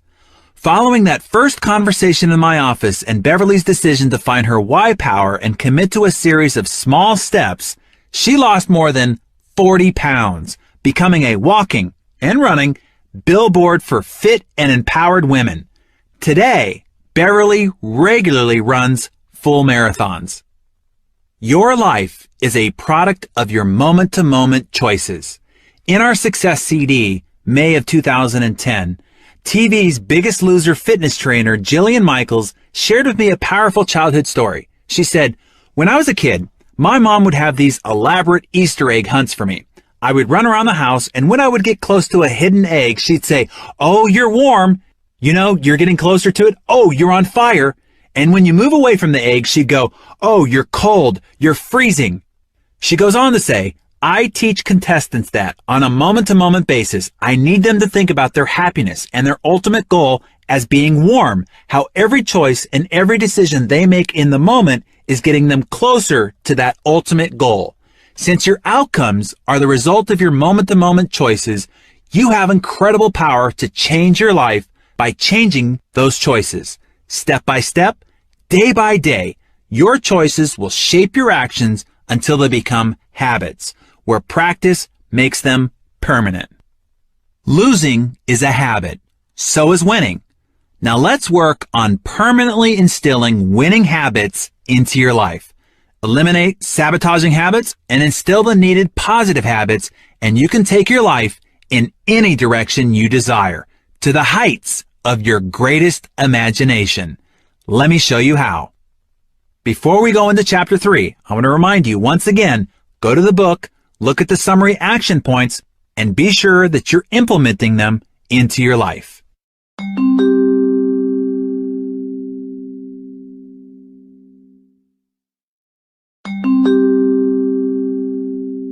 Chapter 3, Habits. A wise teacher was taking a stroll through the forest with a young pupil and stopped before a tiny tree. "Pull up that sapling," the teacher instructed his pupil, pointing to a sprout just coming up from the earth. The youngster pulled it up easily with his fingers. "Now pull up that one," said the teacher, indicating a more established sapling that had grown to about knee-high to the boy. With little effort, the lad yanked the tree up, roots and all. "And now this one," said the teacher, nodding toward a more well-developed evergreen that was as tall as the young pupil. With great effort, throwing all his weight and strength into the task, using sticks and a stone he found to pry up the stubborn roots, the boy finally got the tree loose. "Now," the wise one said, "I'd like you to pull up this one." The young boy followed the teacher's gaze, which fell upon a mighty oak so tall the boy could scarcely see the top. Knowing the great struggle he had just had pulling up the much smaller tree, he simply told his teacher, "I'm sorry, but I can't." "My son, you have just demonstrated the power that habits will have over your entire life," the teacher exclaimed. "The older they are, the bigger they get, the deeper the roots grow, and the harder they are to uproot. Some get so big with roots so deep, you might even hesitate to try." Creatures of habit. Aristotle wrote, "We are what we repeatedly do." Merriam-Webster defines habit this way: an acquired mode of behavior that has become nearly or completely involuntary. There's a story about a man riding a horse galloping quickly. It appears that he's going somewhere very important. A man standing alongside the road shouts, "Where are you going?" The rider replies, "I don't know. Ask the horse." This is the story of most people's lives. They're riding the horse of their habits with no idea where they're headed. It's time to take control of the reins and move your life in the direction of where you really want it to go. If you've been living on autopilot and allowing your habits to run you, I want you to understand why, and I want you to let yourself off the hook. After all, you're in good company. Psychological studies reveal that 95% of everything we feel, think, and do, and achieve is a result of a learned habit. We're born with instincts, of course, but no habits at all. We develop them over time. Beginning in childhood, we learned a series of conditioned responses that led us to react automatically, as in without thinking, to most situations. In your day-to-day life, living automatically has had its definite positives. If you had to consciously think about every step of each ordinary task, making breakfast, driving the kids to school, getting to work, and so on, your life would grind to a halt. You probably brush your teeth twice a day on autopilot. There's no big philosophical debate. You just do it. You strap on your seatbelt the minute your butt hits the seat. No second thoughts. Our habits and routines allow us to use minimal conscious energy for everyday tasks. They help keep us sane and enable us to handle most situations reasonably well. And because we don't have to think about the mundane, we can focus our mental energy on more creative and enriching thoughts. Habits can be helpful, as long as they're good habits, that is. If you eat healthfully, you've likely built healthy habits around the food you buy and what you order at restaurants. If you're fit, it's probably because you work out regularly. If you're successful in a sales job, it's probably because your habits of mental preparation and positive self-talk enable you to stay optimistic in the face of rejection. I've met with and worked with many great achievers, CEOs, and superstars, and I can tell you they all share one common trait.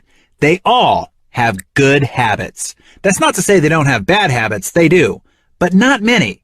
A daily routine built on good habits is the difference that separates the most successful amongst us from everyone else. And doesn't that make sense? From what we've already discussed, you know that successful people aren't necessarily more intelligent or more talented than anyone else, but their habits take them in the direction of becoming more informed, more knowledgeable, more competent, better skilled, and better prepared. My dad used Larry Bird as an example to teach me about habits when I was a kid. Larry Legend, as he was called, is known as one of the greatest professional basketball players of all time, but he wasn't known for being the most athletically talented player. Nobody would have described Larry as graceful on the basketball court. Yet despite his limited natural athletic ability, he led the Boston Celtics to 3 world championships and remains one of the best players of all time. How did he do it? It was Larry's habits, his relentless dedication to practice and to improve his game. Larry Bird was one of the most consistent free throw shooters in the history of the NBA. Growing up, his habit was to practice 500 free throw shots every morning before school. With that kind of discipline, Larry made the most of his God-given talents and kicked the butts of some of the most gifted players on the court. Like Larry Legend, you too can condition your automatic and unconscious responses to be those of a developed champion. This chapter is about choosing to make up for what you lack in innate ability with discipline, hard work, and good habits. It's about becoming a creature of champion habits. With enough practice and repetition, any behavior, good or bad, becomes automatic over time. That means that even though we developed most of our habits unconsciously by modeling our parents, responding to the environmental or cultural associations, or creating coping mechanisms, we can consciously decide to change them. It stands to reason that since you learned every habit you have, you can also unlearn the ones that aren't serving you well. Ready? Here goes. Start thinking your way out of the instant gratification trap. We do understand that scarfing Pop-Tarts won't slenderize our waistlines.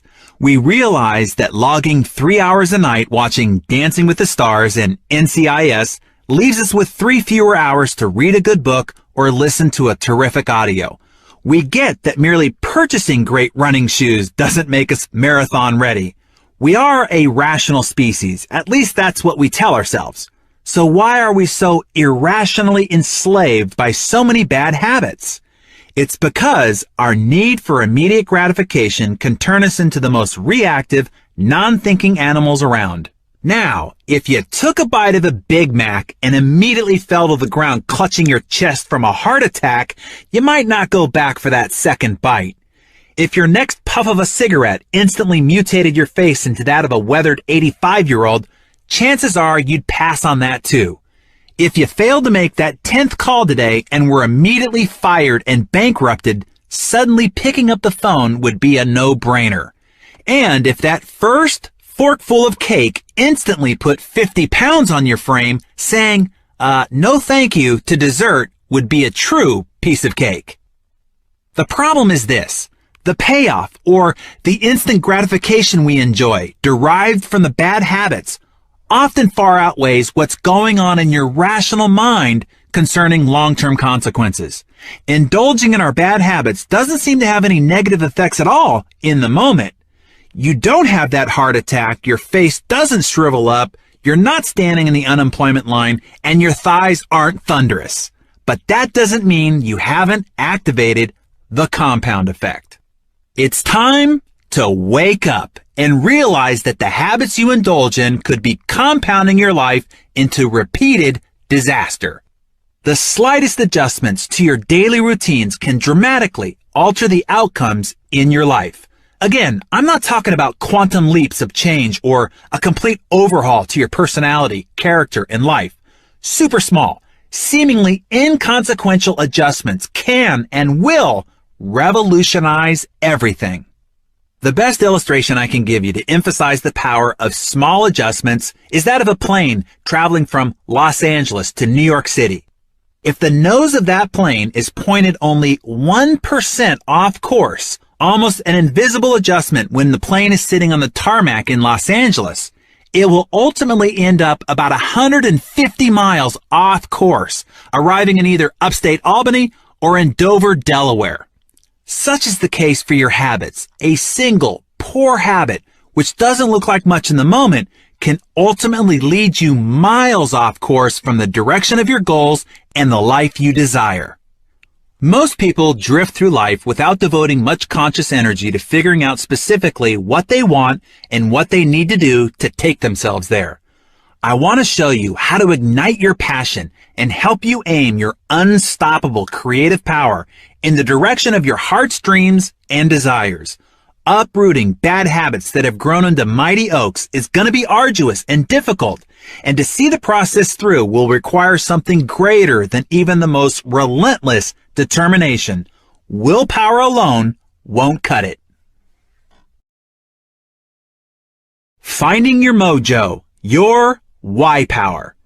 Assuming willpower is what you need to change your habits is akin to trying to keep a hungry grizzly bear out of your picnic basket by covering the basket with a napkin. To fight the bear of your bad habits, you'll need something stronger. When you're having trouble doing the hard work of achieving your goals, it's common to believe that you simply lack willpower. I disagree. It's not enough to choose to be successful. What's going to keep you consistent with the new positive choices you need to make? What's going to stop you from falling back into your mindless bad habits? What's going to be different this time versus the times you've tried and failed before? As soon as you get the slightest bit uncomfortable, you're going to be tempted to slide back into your old, comfortable routine. You've tried willpower before, and it's failed you. You've set resolutions, and you've let them go. You thought you were going to lose all that weight last time. You thought you'd make all those sales calls last year. Let's stop the insanity and do something different so you can get different and better results. Forget about willpower. It's time for why power. Your choices are only meaningful when you connect them to your desires and dreams. The wisest and most motivating choices are the ones aligned with that which you identify as your purpose, your core self, and your highest values.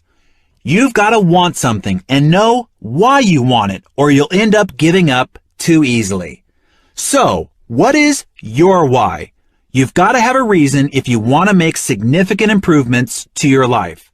And to make you want to make the necessary changes, your why must be something that is fantastically motivating to you.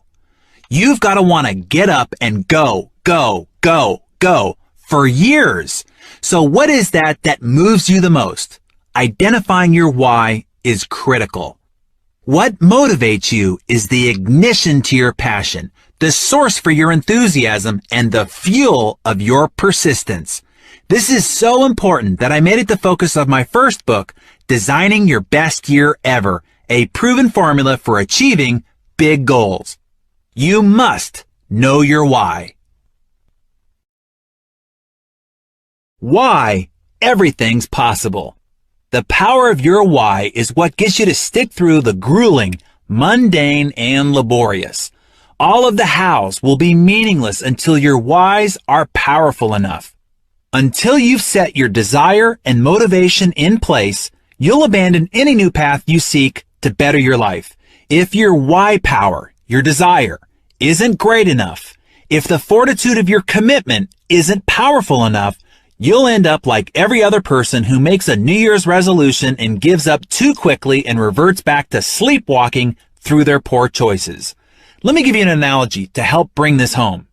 If I were to put a 10-inch wide, 30-foot long plank on the ground and say, if you walk the length of this plank, I'll give you $20. Would you do it? Of course you would. It's an easy $20. But what if I took that same plank and made a rooftop bridge between two 100-story buildings? That same $20 for walking the 30-foot plank no longer looks desirable or even possible, does it? You'd look at me and say, not on your life. However, if your child was on the opposite building and that building was on fire, would you walk the length of that plank to save him? Without question, and almost immediately, you'd do it, $20 or not. So why is it the first time I asked you to cross that sky-high plank, you would have said, no way, no how. But the second time, you wouldn't have hesitated. The risks and the dangers were the same. What changed? What changed was your why. Your reason for wanting to do it. You see, when the reason is big enough, you will be willing to perform almost any how. To truly ignite your creative potential and inner drive, you have to look beyond the motivation of monetary and material goals. It's not that those motivations are bad. In fact, they're great. I'm a connoisseur of nice things too. But material stuff can't really recruit your heart, soul, and guts into the fight. That passion has to come from a deeper place. And even if you do acquire the shiny objects, you won't capture the real prize, happiness and fulfillment.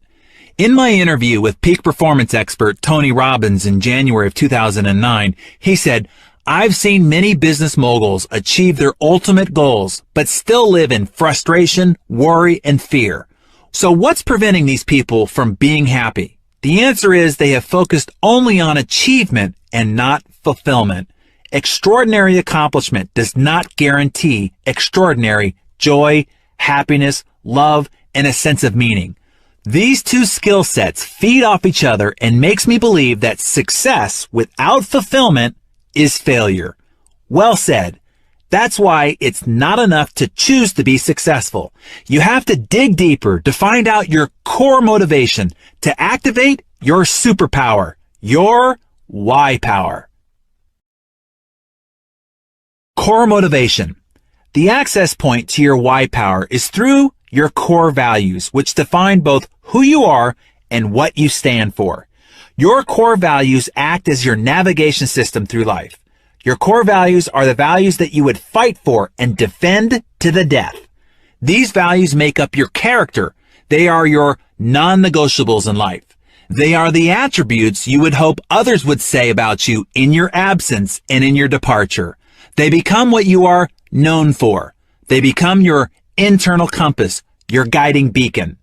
They comprise the filter through which you will run all of life's demands, requests, and temptations to see if they match the direction you want to sail your life toward. If you haven't clearly defined your values, you may end up making choices that conflict with them. And when your actions conflict with your values, the results are unhappiness, frustration, and despondency.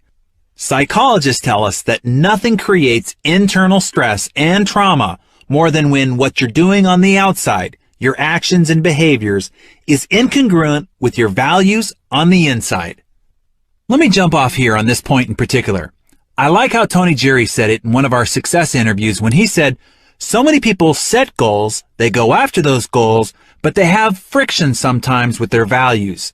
For example, if your values is to be a really great family person, but you set some high financial goals that takes you away from your family, then there's going to be some friction. So what I suggest is that you really be congruent with what's important to you, your values, so you don't have that friction and you can move forward every day to get better and better results. Yes, this is a key point, as this friction, as Tony calls it, is our source of stress, frustration, dissatisfaction, and in some cases, severe disappointment or depression. When you live in alignment with your highest ideas, standards, and values, life is fun, easy, rich, and massively rewarding. Okay, let me continue.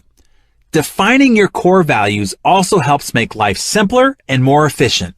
When you are certain of your core values, decision-making is simplified. When faced with a choice, you simply ask yourself, does this align with my core values? If yes, do it. If no, don't, and don't look back. Then all the fretting and punishing plagues of indecision will be eliminated. In our article with Rudy Giuliani, he said it this way: you need to have a set of principles that you develop and can stick to in good times and bad.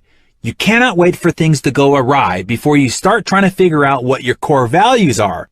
By then, it's too late, and your ability to navigate yourself to your desired destination will be nearly impossible.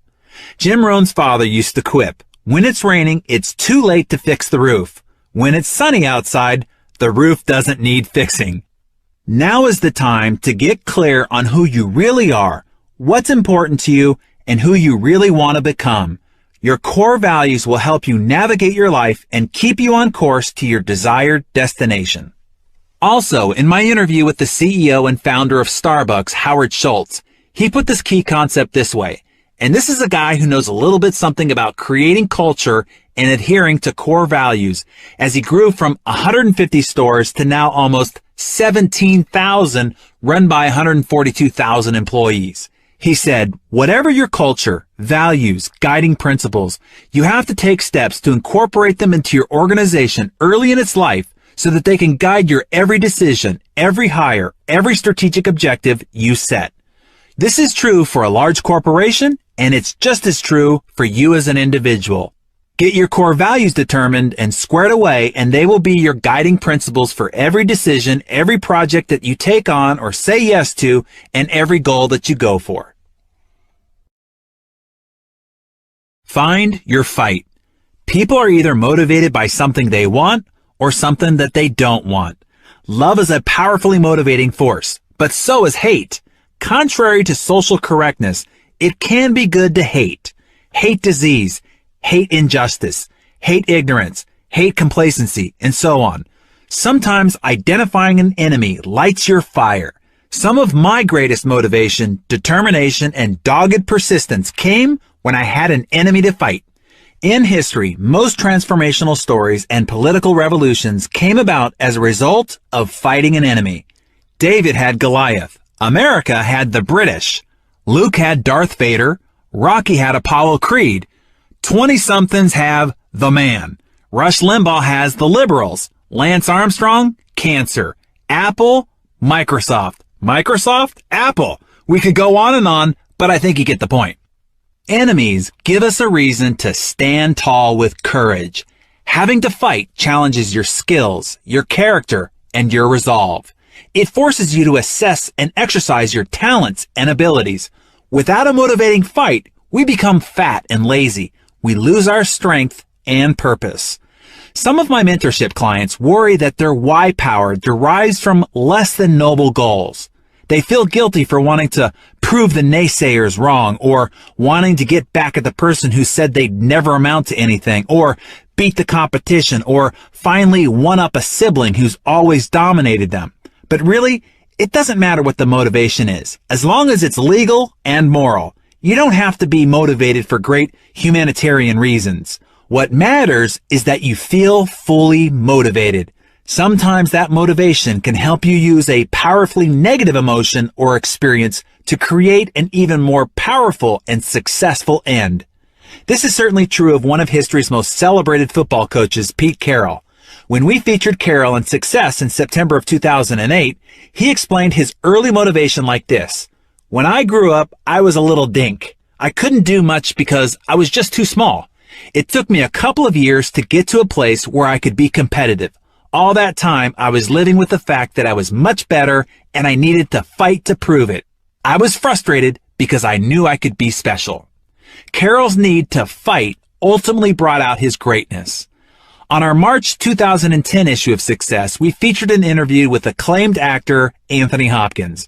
I was surprised to learn that his extraordinary talent and determination blossomed from anger. Hopkins admitted to being a horrible student, burdened with dyslexia and attention deficit and hyperactivity disorder before such a diagnosis even existed. He was shackled with the label problem child. He said, I was a source of worry for my parents. I had no apparent future because schooling and education were important, but I didn't seem to have the ability to grasp what was being taught to me. My cousins were all brilliant. I felt resentful and rejected by a whole society and was very depressed. Hopkins harnessed his anger.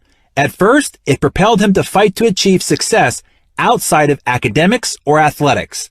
He discovered that he had a glimmer of talent in acting. So he used his anger towards the belittling labels he had been given to fuel his commitment to the craft of acting. Today, Hopkins is considered to be one of the greatest actors alive. As a result of the fame and fortune he's acquired, Hopkins has been able to help countless other people in the fight to recover from substance abuse, in addition to supporting important environmental work. Though initially it wasn't grounded in a noble cause, his fight was clearly worthwhile. We can all make powerful choices. We can all take back control by not blaming chance, fate, or anyone else for our outcomes. It's within our ability to cause everything to change. Rather than letting past hurtful experiences zap our energy and sabotage our success, we can use them to fuel positive, constructive change. Goals. As I mentioned before, the compound effect is always working, and it will always take you somewhere. The question is, where? You can harness this relentless force and have it carry you to new heights. But you must know where you want to go first. What goals, dreams, and destinations do you desire? When I attended the funeral of Paul J. Meyer, another mentor of mine, I was reminded of the richness and diversity of his life. He achieved, experienced, and contributed more than dozens of people combined. His obituary made me reassess the quantity and size of the goals that I set for myself. If Paul were here, he would tell us, if you are not making the progress that you'd like to make and are capable of making, it's simply because your goals are not clearly defined. One of Paul's most memorable quotes reminds us of the importance of goals. Whatever you vividly imagine, ardently desire, sincerely believe, and enthusiastically act upon must inevitably come to pass. The one skill most responsible for the abundance in my life is learning how to effectively set and achieve goals. Something almost magical happens when you organize and focus your creative power on a well-defined target. I've seen this time and time again. The highest achievers in the world have all succeeded because they mapped out their visions. The person who has a clear, compelling, and white-hot burning why will always defeat even the best of the best at doing the how. Let me jump off here for a second. When we asked what was one of the most important things the legendary Bobby Bowden did to make his team such a dominating force in college football, FSU won 12 Atlantic Coast Conference championships and a total of 377 wins under Bowden's leadership, an extraordinary feat. He said, at the start of every season, we take about 4 days to get away from everything, including the phone, where people can't get to us. During that time, we discuss our goals. I talk about our goals for the year. I'm a big believer in setting goals. But more important to me than setting them is writing them down. Doing that makes me and everyone around me stay the course and stay accountable. And then we talk about how we're going to go about achieving them, breaking them all down and what everyone must do to reach each goal. We talk about what everybody's responsibility is and then what our responsibility is to the university and to the players. Oh, and another great point and perspective on the topic of goals was shared with me by John Assaraf. John said, when you write a goal, ask yourself, am I willing to trade my life for the accomplishment of this goal? Because essentially, that's what you're doing. Wow, what a great point and a great perspective. How many times have you seen people give major chunks of their life for the achievement of the wrong goals? I remember Jim Rohn saying, if I had known how much going for some of those early goals would have cost me, I probably wouldn't have paid the price. One last piece of advice I'd like to offer you when it comes to setting big goals for yourself is this. Before you write your business goals or your business plan, build your life plan. Figure out what kind of life you want to have first. Where do you want to live?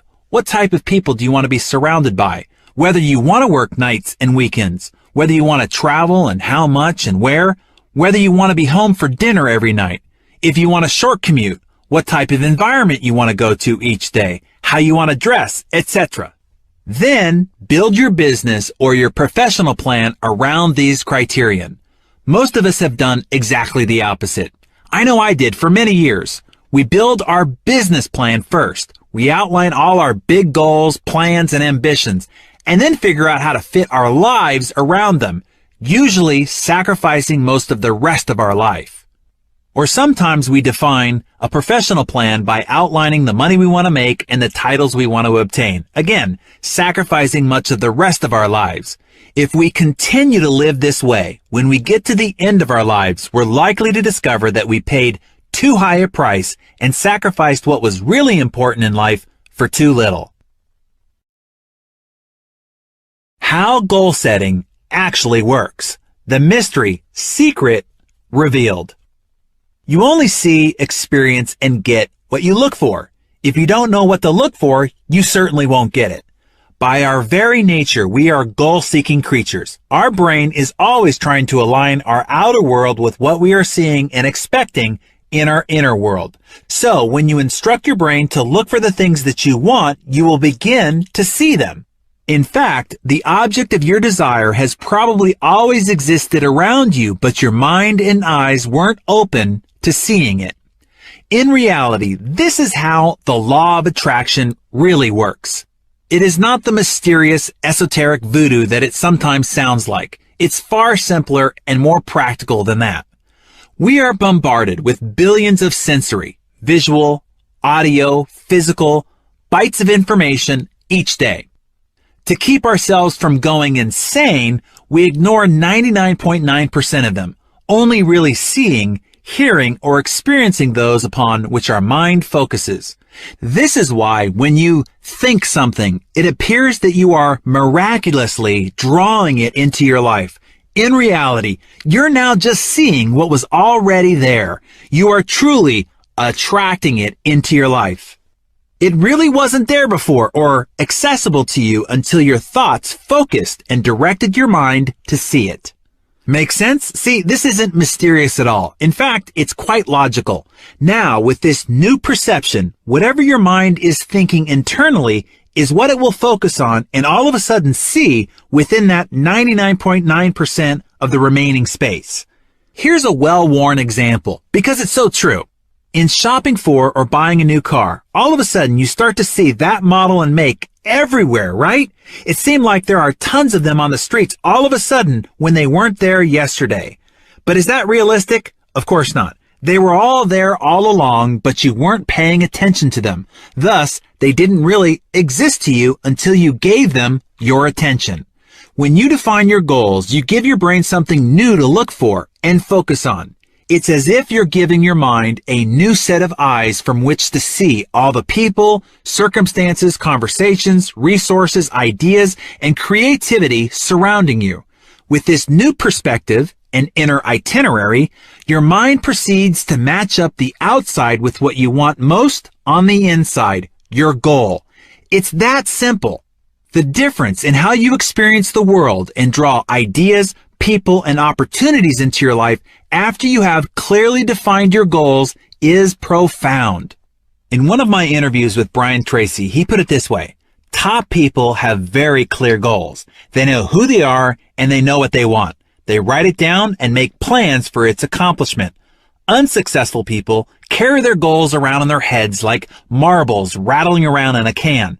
And we say a goal that is not in writing is merely a fantasy. And everybody has fantasies, but those fantasies are like bullets with no powder in the cartridge. People go through life shooting blanks without written goals, and that's the starting point.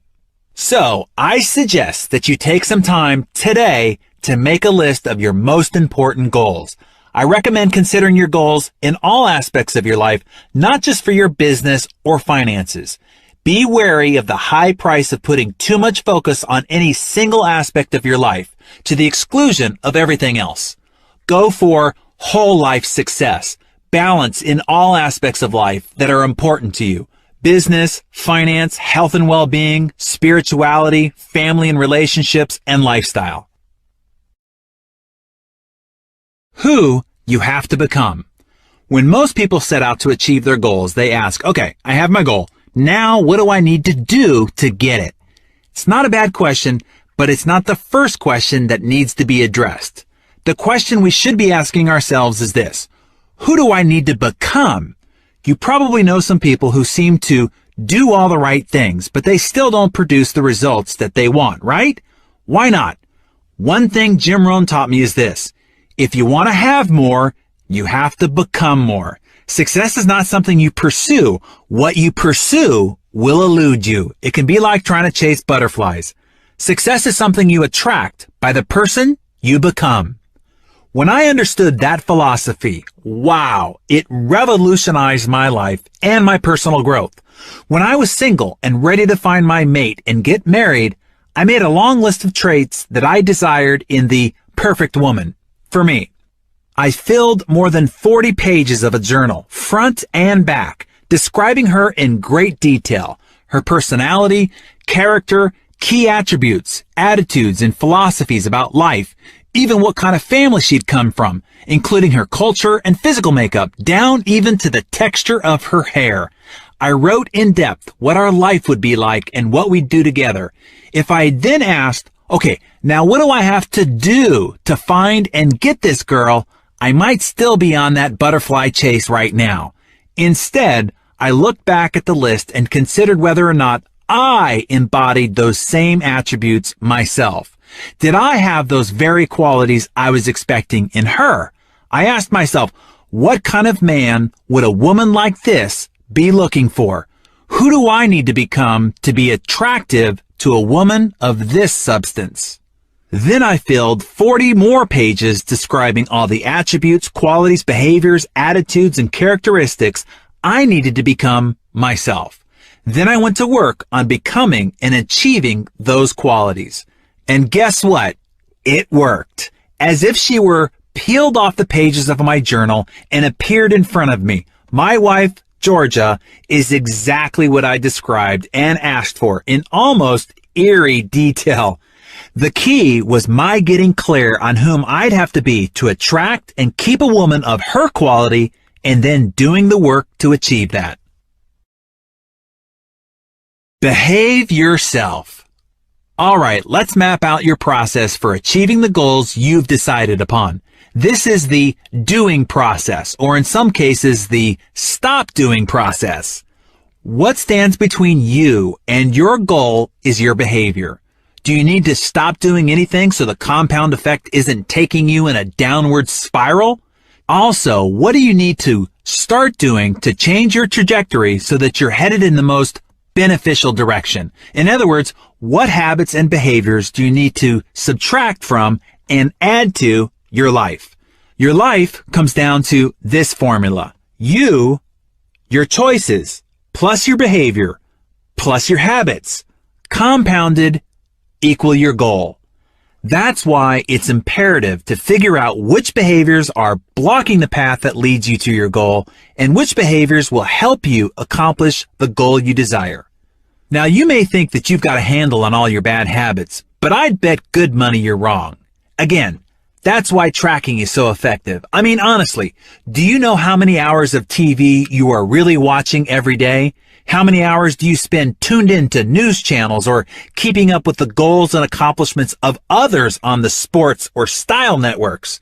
Do you know how many cans of soda you drink or how many hours you spend doing non-essential work on the computer, Facebook, reading gossip online, etc.?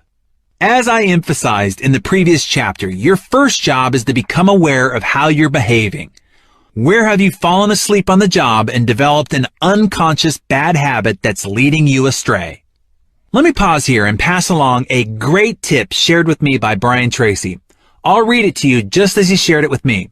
It's called the E versus E ratio, and it's the entertainment versus education ratio. What is your ratio?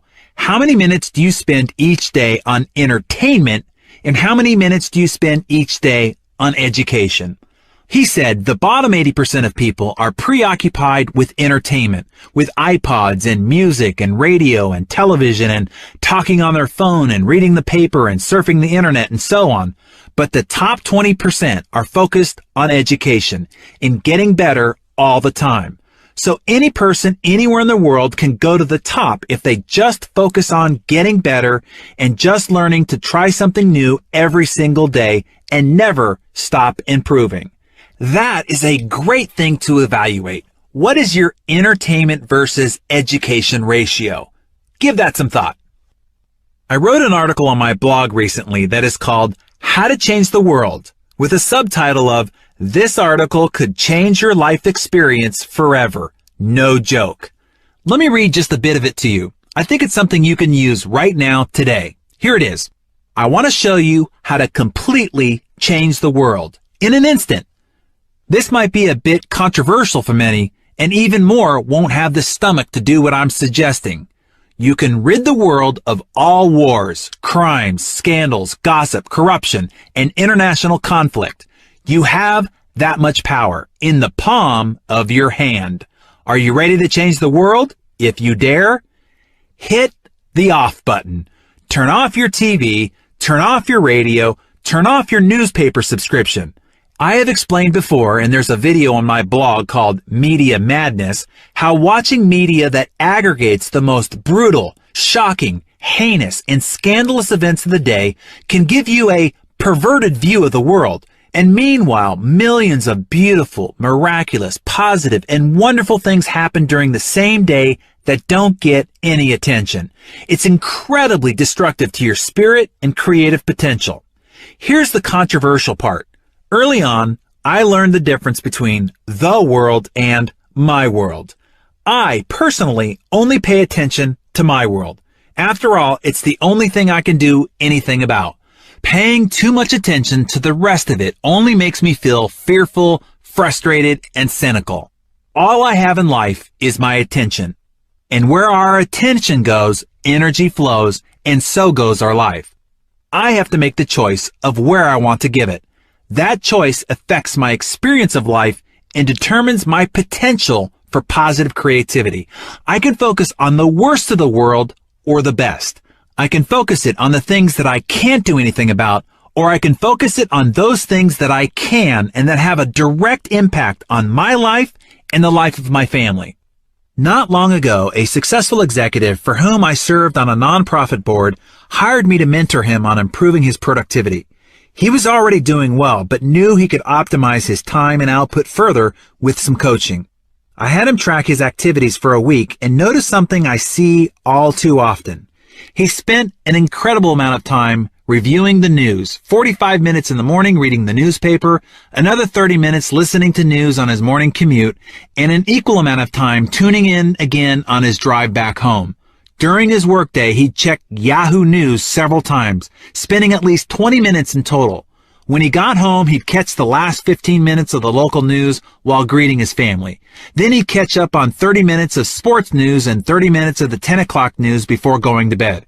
In total, he was spending 3.5 hours with the news each day.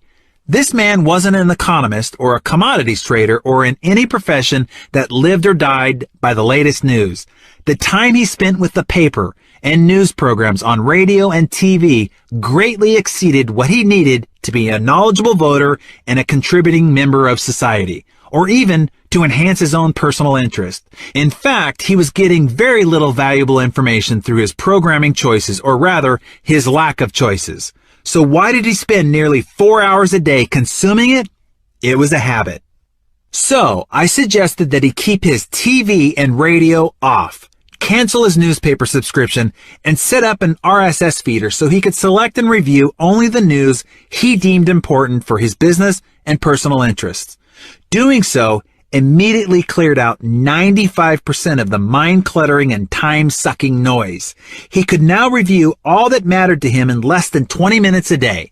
This left the 45 minutes in the morning, his commute time, and that hour in the evening for productive activities, exercise, listening to instructional and inspirational material, reading, planning, preparing, and spending quality time with his family.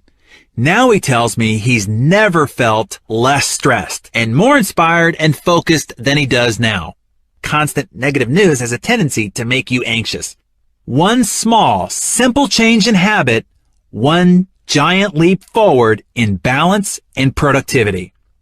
Okay, now it's your turn. Get out your little notebook and write down your top 3 goals.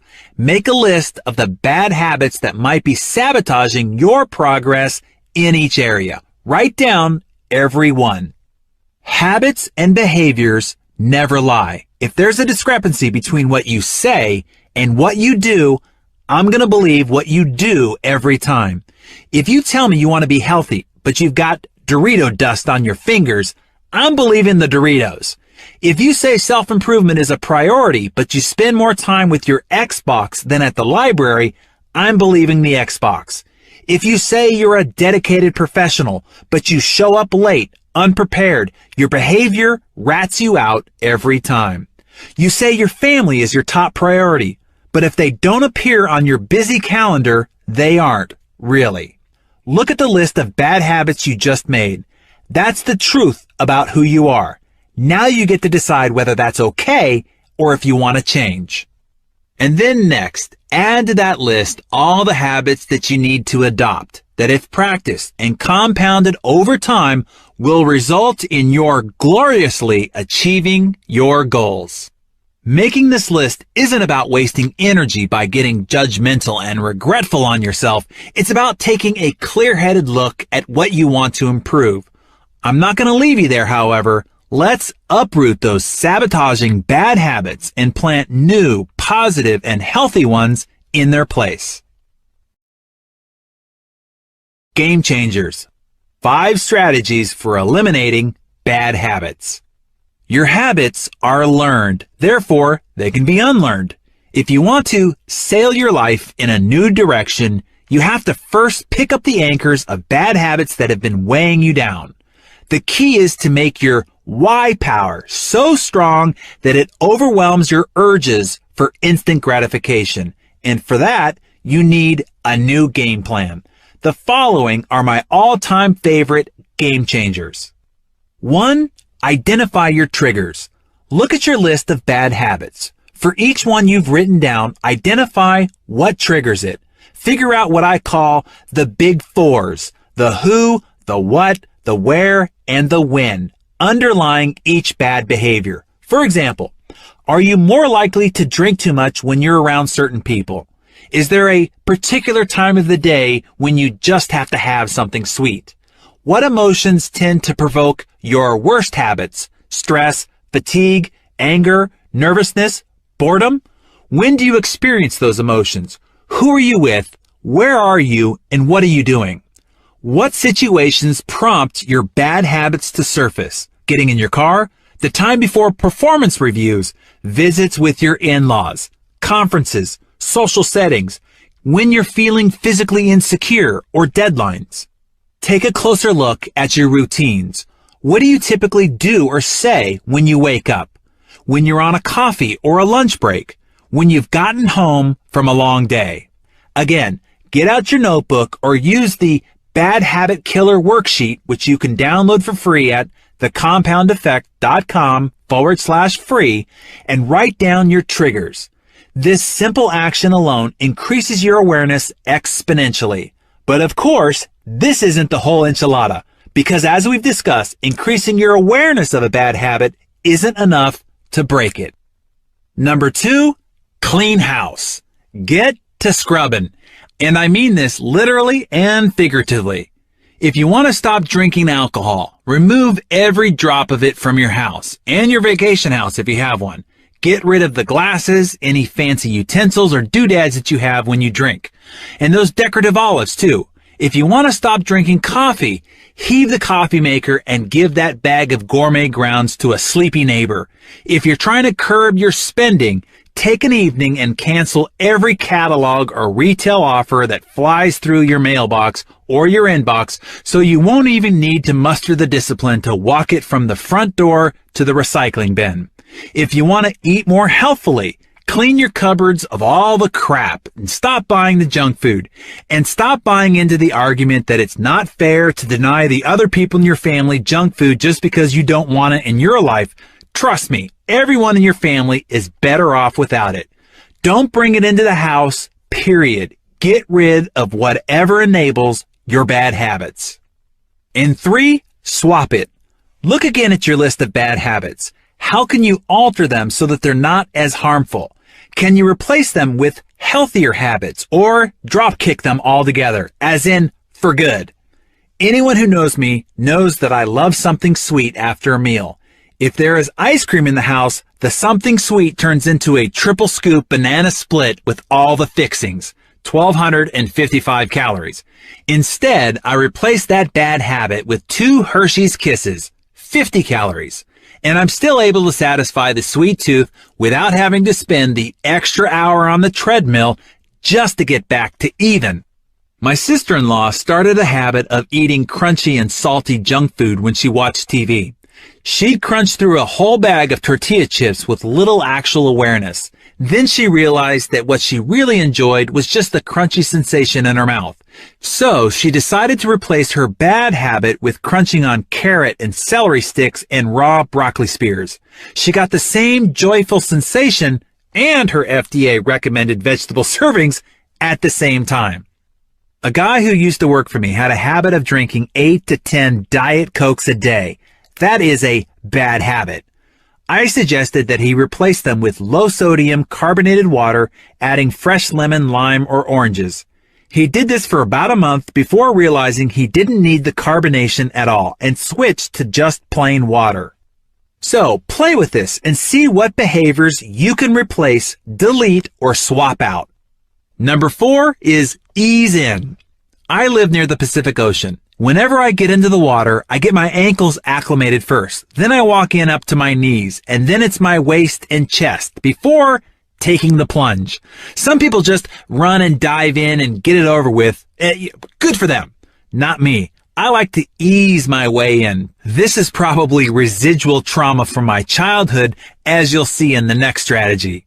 For some of your long-standing and deep-rooted habits, it might be more effective to take small steps to ease into unwinding them. You may have spent decades repeating, cementing, and fortifying those habits, so it can be wise to give yourself some time to unravel them, one step at a time. A few years ago, my wife's doctor required that she cut caffeine from her diet for several months. We both love our coffee, so if she was going to have to suffer, I decided it was only fair that we do it together.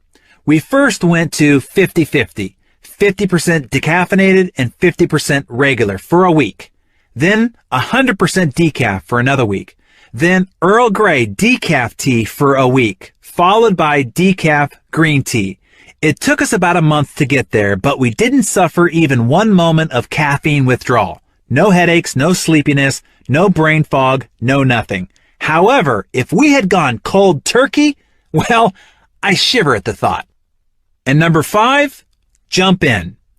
Now, not everyone is wired the same way. Some researchers have found that it can be paradoxically easier for people to make lifestyle changes if they change a great many bad habits all at once. For example, pioneering cardiologist Dr. Dean Ornish found he could reverse people's advanced heart disease without medication or surgery with dramatic lifestyle changes. He discovered they often found it easier to say goodbye to almost all of their bad habits all at once. He enrolled them in a training session where he substituted a very low-fat diet for their fat and cholesterol-rich fare. The program included exercise, getting them off their couches and walking or jogging, as well as stress reduction techniques and other heart-healthy habits. Amazingly, in less than a month, these patients learned to let go of a lifetime of bad habits and embrace new ones, and they went on to experience dramatic health benefits after a year as a result. Personally, I find this to be the exception and not the rule, but you'll have to figure out the strategy that works best for you. When I was a kid, my family camped at a little-known spot called Lake Rollins. The lake, situated not far from the Sierras in Northern California, is fed from glaciers that melt from atop the mountains of Lake Tahoe. The water is ridiculously cold. Every day we were there, my dad insisted that I water ski in this polar pond. All day, I would be quietly anxious about the dreaded call to go in. Now, I loved the water ski. I just hated getting in the water. A slight conflict of interest, I know, because of course, there was no separating one from the other. Dad made sure I never missed my turn, sometimes by actually physically throwing me in. After a dozen or so excruciating seconds of near hypothermia, I always found the water to be refreshing and rejuvenating. My anticipation of getting in the water was actually worse than the reality of just jumping in.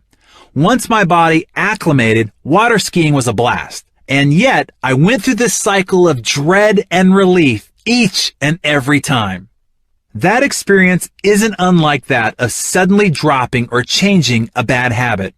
For a short while, it can feel excruciating or at least quite uncomfortable.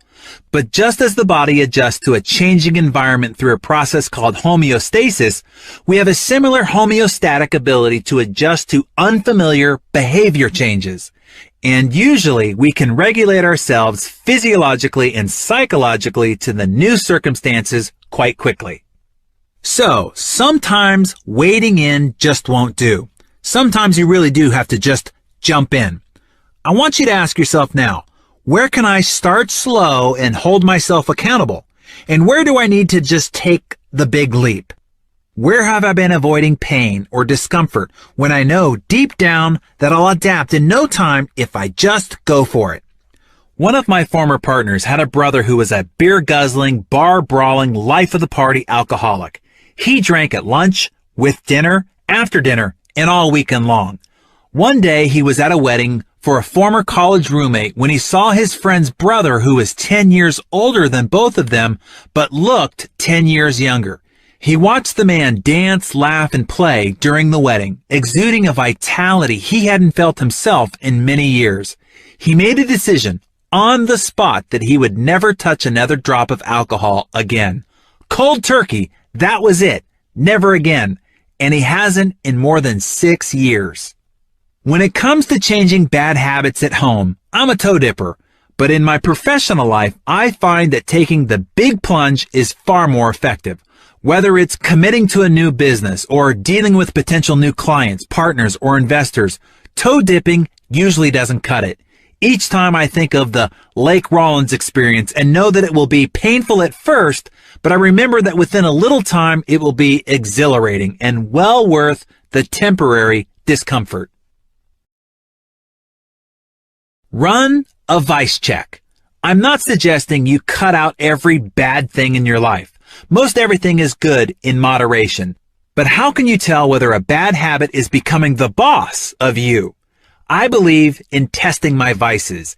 Every so often, I go on what's called a vice fast. I pick one vice and check to be sure that I'm still the alpha dog in our relationship.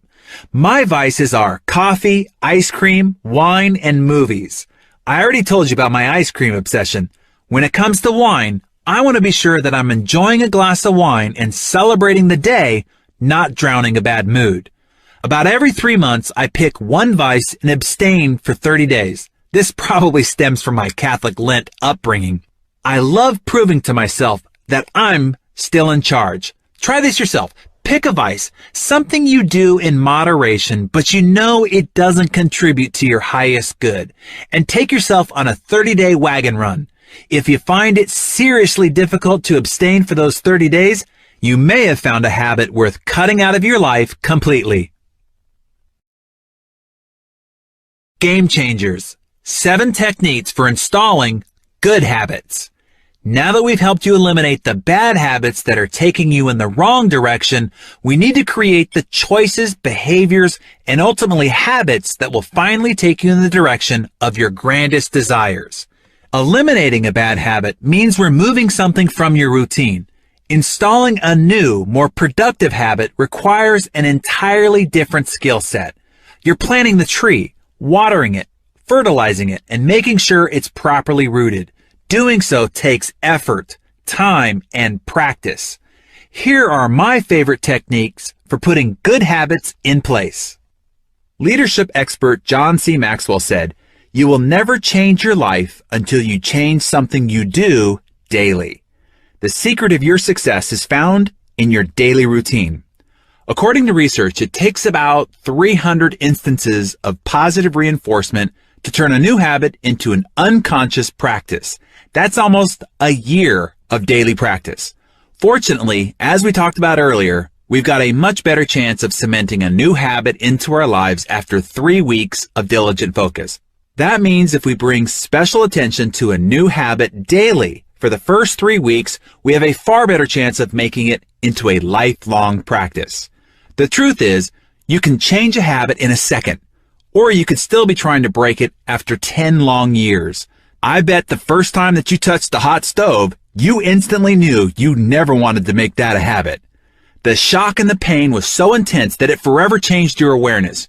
You knew you'd be conscious for the rest of your life around hot stoves.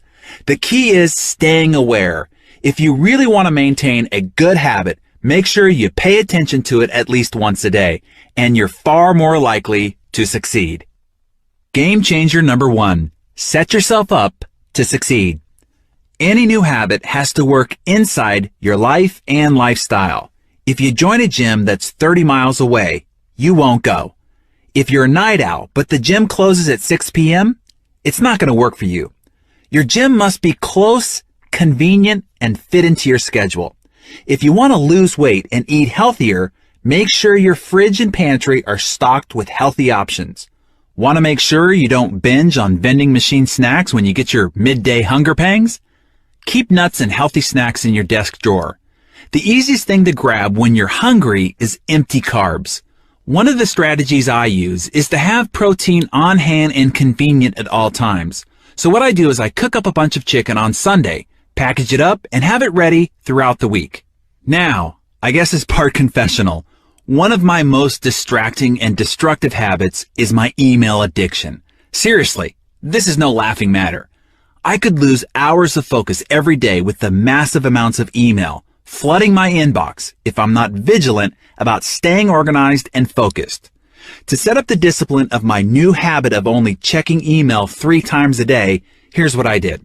I turned off all alarms, all automatic receive functions, and shut the program down whenever I'm not in one of those 3 windows of allocated time. I have to build walls around that time vortex lest I keep falling in all day long. When I asked Donald Trump what was one of his competitive advantages, this is what he said: "I work efficiently, which requires focus." Many people underestimate the power of focus, and it's something I observe, and I can tell who has it and who doesn't.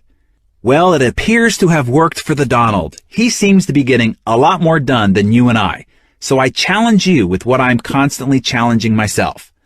Are you staying focused on your most important priorities, those few key habits that could dramatically improve your efficiency, productive output, and quality life experience rather than getting bogged down in life's unessentials? Game changer number 2. Think addition, not subtraction. When I interviewed Montel Williams for Success, he told me about the strict diet he maintains because of the disease that afflicts him, multiple sclerosis. Montel has adopted something called the add-in principle, and I think it's a wildly effective tool for anyone with a goal. He said, it's not so much what you attempt to take out of your diet, it's what you put in instead. This has become his analogy for life. Instead of thinking he has to deprive himself or take something out of his diet, example, I can't eat a hamburger, chocolate, or dairy, he thinks about what he can have instead. Today I'm going to have a salad and steamed vegetables and fresh figs. He fills his focus and his belly with what he can have, so he no longer has attention or hunger for what he can't. Instead of focusing on what he has to sacrifice, Montel thinks about what he gets to add in. The result is a lot more powerful. A friend of mine wanted to break his bad habit of wasting too much time watching TV. To help out, I asked him what he'd like to do with the 3 hours of free time if he had it. He said he would play with his kids more. I asked him to pick a hobby he'd also want to explore. His choice was photography. A total techie, he went all out and got all the high-tech editing equipment, which he happily toted around on more family outings so he could take great photos of his kids. Then he spent hours in the evening editing and putting together slideshows and photo albums for the whole family to enjoy. They ended up spending time together, laughing, and remembering how much fun they'd had. Because he was so focused on his kids and photography, he no longer had the time nor the desire to sit around and watch TV at night. He realized he had been zoning out on it because it was an easy mental escape from his workday. By replacing TV viewing with his new habit of playing games with his kids and working on his photography hobby, he discovered passions with far more power and far bigger payoffs. So, what can you choose to add in so you can enrich your life experience? Game changer number 3, go for a PDA, public display of accountability. Picture any public official taking the oath of office. They say, I do solemnly swear. Then comes the speech on how she'll turn her campaign promises into boots-on-the-ground realities.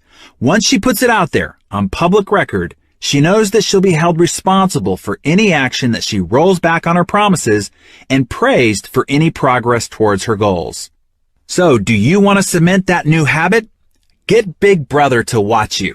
And it's never been easier with all the social media out there and available.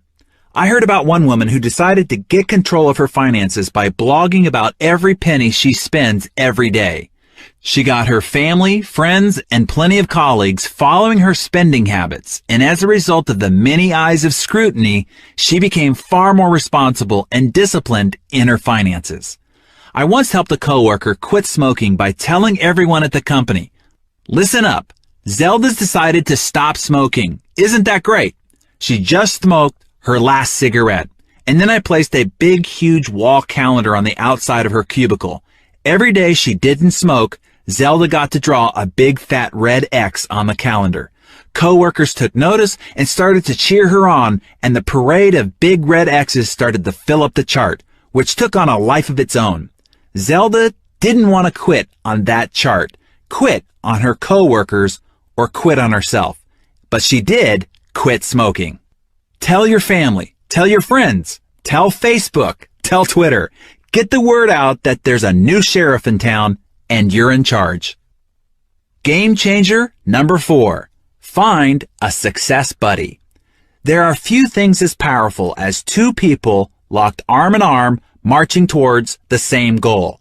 To up your chances of success, get a success buddy, someone who will keep you accountable as you cement your new habit while you return the favor. For example, I have what I call a peak performance partner.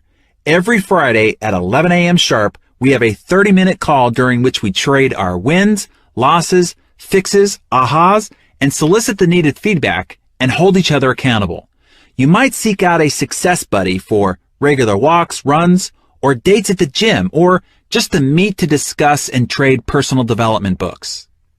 Game changer number 5, competition and camaraderie. There's nothing like a friendly contest to whet your competitive spirit and immerse yourself in a new habit with a bang. Dr. Mehmet Oz once told me in an interview, if people would just walk 1,000 more steps per day, they would change their lives. Video Plus, the parent company for Success, held a step competition using shoe pedometers to count steps. Employees organized themselves into teams and competed to see which team would accumulate the most steps.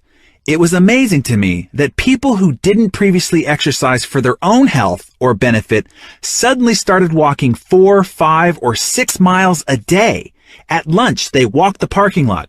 If they knew they had a conference call, suddenly they were out doing it on their cell phones while they walked.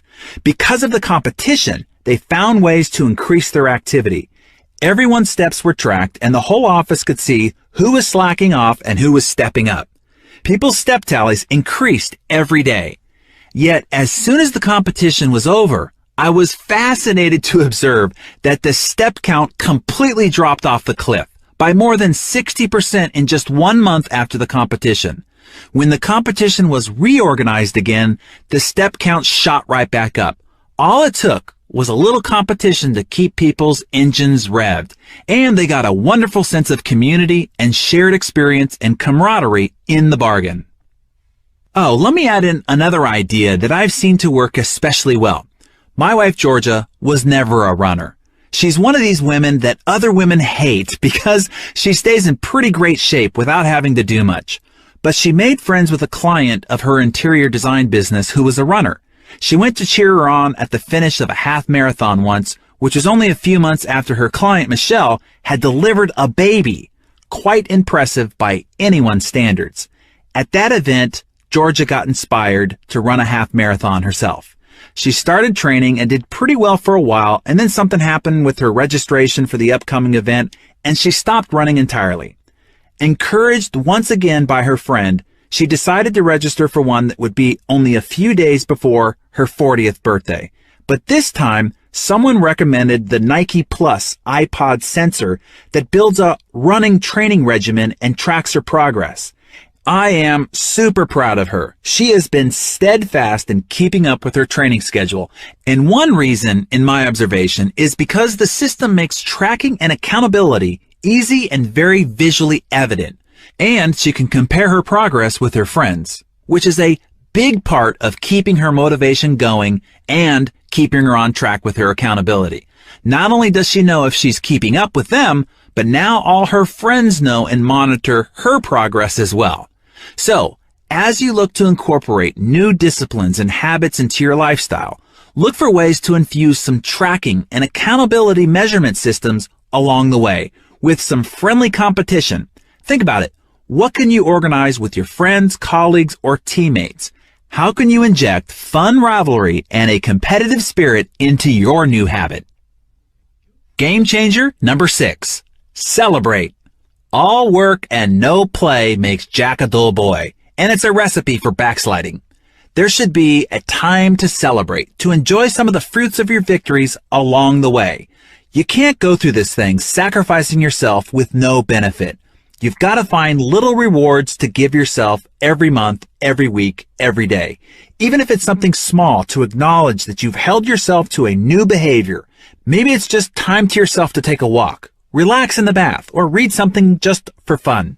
For bigger milestones, book a massage or have dinner at your favorite restaurant and promise yourself a nice big pot of gold when you reach the end of the rainbow. Change is hard. Yippee! There's one thing that 99% of failures and successful folks have in common. They all hate doing the same things. The difference is successful people do them anyway. Change is hard. That's why people don't transform their bad habits and why so many people end up unhappy and unhealthy. What excites me about this reality, however, is that if change were easy and everyone were doing it, it would be much more difficult for you and me to stand out and become an extraordinary success. Hey, ordinary is easy. Extraordinary is what will separate you from the crowd.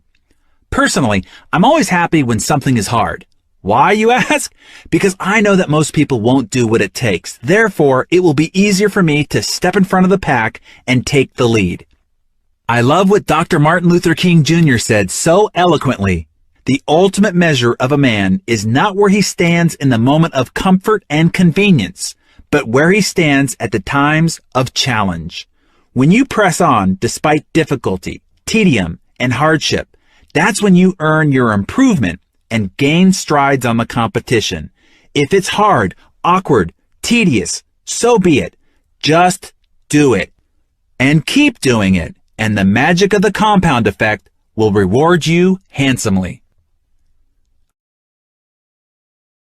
Be patient. When it comes to breaking old bad habits and starting new ones, remember to be patient with yourself. You've spent 20, 30, or 40 years or more repeating the bad behaviors you're trying to change. You've got to expect it's gonna take some time and some effort before you see lasting results. Science shows that the patterns of thoughts and actions repeated many times create what's called a neurosignature or brain groove, or a series of interconnected neurons that carry the thought patterns of a particular habit. Attention feeds the habit. When we give our attention to a habit, we activate the brain groove, releasing the thoughts, desires, and actions related to that habit. Luckily, our brains are malleable. If we stop giving attention to the bad habits, those grooves weaken. When we form new habits, we drive new grooves deeper with each repetition, eventually overpowering the previous ones. Creating new habits and burning new grooves into your brain will take time. Be patient with yourself. If you fall off the wagon, brush yourself off, not beat yourself up, and get back on. No problem. Hey, we all stumble. Just go again and try another strategy. Reinforce your commitment and consistency.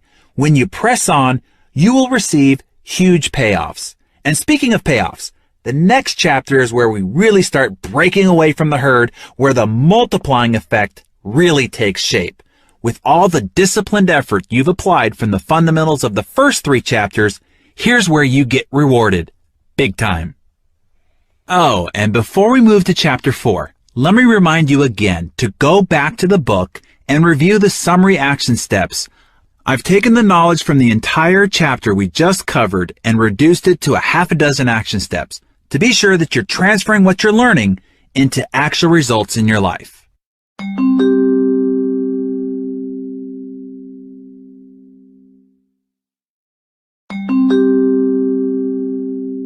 Chapter 4, Momentum. I'd like to introduce you to a very good friend of mine. This friend, also close to Bill Gates, Steve Jobs, Richard Branson, Michael Jordan, Lance Armstrong, Michael Phelps, and every other superachiever, will impact your life like no other. I'd like to introduce you to Mo, or Big Mo as I like to call it. Big Mo, without a doubt, is one of the most powerful and enigmatic forces of success. You can't see or feel Mo, but you know when you've got it. You can't count on Mo showing up to every occasion, but when it does, wow, Big Mo can catapult you into the stratosphere of success. And once you've got Mo on your side, there's almost no way anyone can catch you. I'm excited about this chapter. When you implement the ideas outlined ahead, your payoff will be 1,000 times or more what you paid for this book. Seriously, these ideas are big. Harnessing the power of Big Mo. If you remember your high school physics class, you do, don't you? You'll recall Newton's first law, also known as the law of inertia. Objects at rest tend to stay at rest unless acted on by an outside force. Objects in motion tend to stay in motion unless something stops their momentum. Put another way, couch potatoes tend to stay couch potatoes. Achievers, people who get into a successful rhythm, continue busting their butts and end up achieving more and more. It's not easy to build momentum, but once you do, look out. Do you remember playing on the merry-go-round when you were a kid? A bunch of your friends piled on, weighing the thing down, and then chanted as you worked to get the thing moving. Getting started was slow going. The first step was always the hardest, getting it to move from a standstill. You had to push and pull, grimace and groan, and throw your entire body into the effort. 1 step, 2 steps, 3 steps. It seemed like you were getting nowhere. After a long and hard effort, finally you were able to get up a little bit of speed and start running alongside it. Even though you were moving and your friends were cheering louder, to get the speed you really wanted, you had to keep running faster and faster, pulling it behind you as you ran with all your might. Finally, success. You jumped on and joined your friends in the joy of feeling the wind in your face and watching the outside world turn into a smear of colors.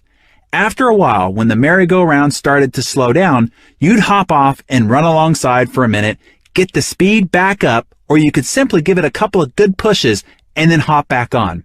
Once the merry-go-round was spinning at a good clip, momentum took over, making it easy to keep it going. Adopting any change is the same way. You get started by taking one small step, one action at a time. Progress is slow, but once a newly formed habit has kicked in, Big Mo joins the party. Your success and results compound rapidly. The same thing happens when a rocket ship launches. The space shuttle uses more fuel during the first few minutes of flight than it does the entire rest of the trip. Why is that? Because it has to break free of the pull of gravity. Once it does, it can glide into orbit. So for you, what's the hard part? Getting off the ground. Your old ways and your old conditioning are just like the inertia of the merry-go-round or the pull of gravity. Everything just wants to stay at rest or stay the same. You'll need a lot of energy to break your inertia and get your new enterprise underway. But once you get momentum, you will be hard to stop, virtually unbeatable, even though you're now just putting out considerably less effort while receiving greater results. Have you ever wondered why successful people tend to get more successful? The rich get richer, the happy get happier, and the lucky get luckier. They've got Mo. When it rains, it pours. But momentum can work on both sides of the equation. It can work for you or against you. Since the compound effect is always working, negative habits, when left unchecked, can build up steam and send you into a tailspin of quote-unquote unlucky circumstances and consequences. That's what our friend Brad from Chapter 1 experienced. He gained 33 pounds with a few small bad habits and experienced major job and marriage stress because of the negative momentum those habits generated. The law of inertia says objects at rest tend to stay at rest. That's the compound effect working against you. The more time you spend on that couch watching 2.5 Men, the harder it will be for you to get up and get moving. So let's start right now. How do you get Big Mo to pay you a visit? You build up to it. You get in the groove, the zone, by doing things we've covered so far. 1. Making new choices based on your goals and core values. 2. Putting those choices to work through positive behaviors. 3. Repeating those healthy actions long enough to establish new habits. 4. Building routines and rhythms into your daily disciplines. 5. Staying consistent over a long enough period of time. Then, bang, Big Mo kicks in your door, and that's a good thing, and you're virtually unstoppable. Think about swimmer Michael Phelps, who won a legendary 8 gold medals at the 2008 Summer Olympics in Beijing. How did he do it? Working with his coach, Bob Bowman, Phelps honed his talents over the course of 12 years. Together, they built routines and rhythms and developed a consistency of performance that prepared Phelps to catch momentum just at the right time, the Olympic Games. Phelps and Bowman's symbiotic relationship is legendary for its scope and ambition, and its utter predictability.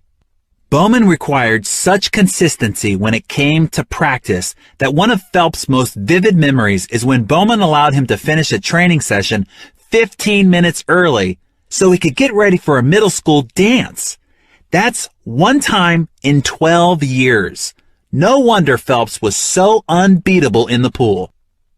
Chances are you have an iPod. Ever think about the evolution that made it possible for that little gizmo to wind up in your pocket? Apple was around a long time before they launched the iPod. While Mac computers have always had an intensely loyal following, they still comprise only a small fraction of the overall PC market. The iPod certainly wasn't the first MP3 player out there, Actually, Apple was late to the game, but they had something powerful going for them: the consistency of their efforts in maintaining customer loyalty, a steadfast commitment to high quality, innovative design, and ease of use. They made the MP3 player simple, cool, easy to use, and to play with, and promoted it through entertaining and inventive ad campaigns. It worked. It hit a nerve.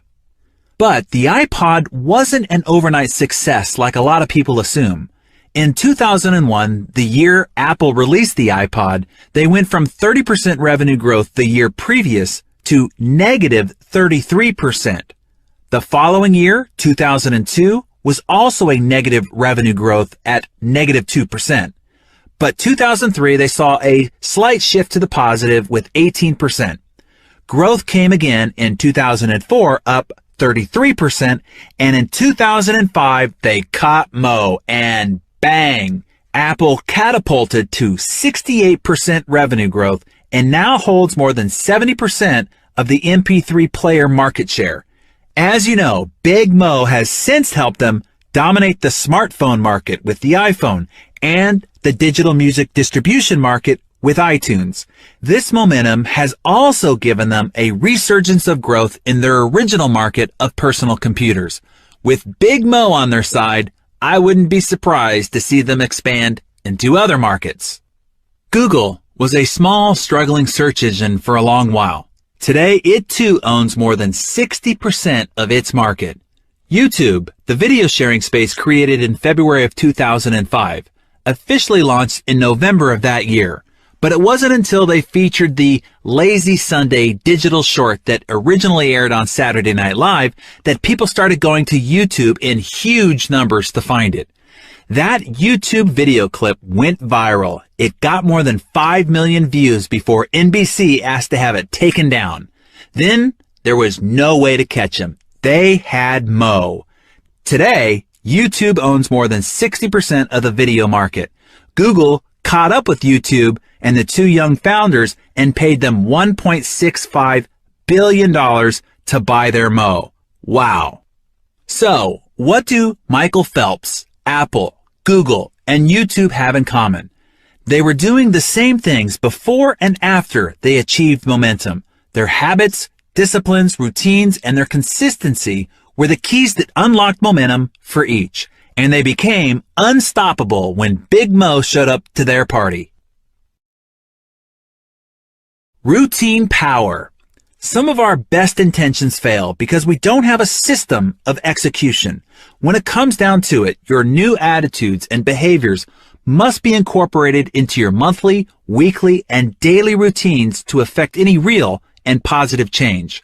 A routine is something you do every day without fail, so that eventually, like brushing your teeth or putting on your seatbelt, you do it without conscious thought. Similar to our discussion in the habits section, if you look at anything that you do successfully, you'll see that you've probably developed a routine for it. These routines ease life stresses by making our actions automatic and effective. To reach new goals and develop new habits, it's necessary to create new routines to support your objectives. The greater the challenge, the more rigorous our routines need to be.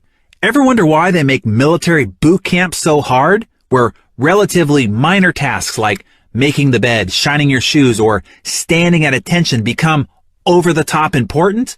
Building routines to prep soldiers for combat is the most effective way to elicit efficient, productive, and reliable performance under intense pressure.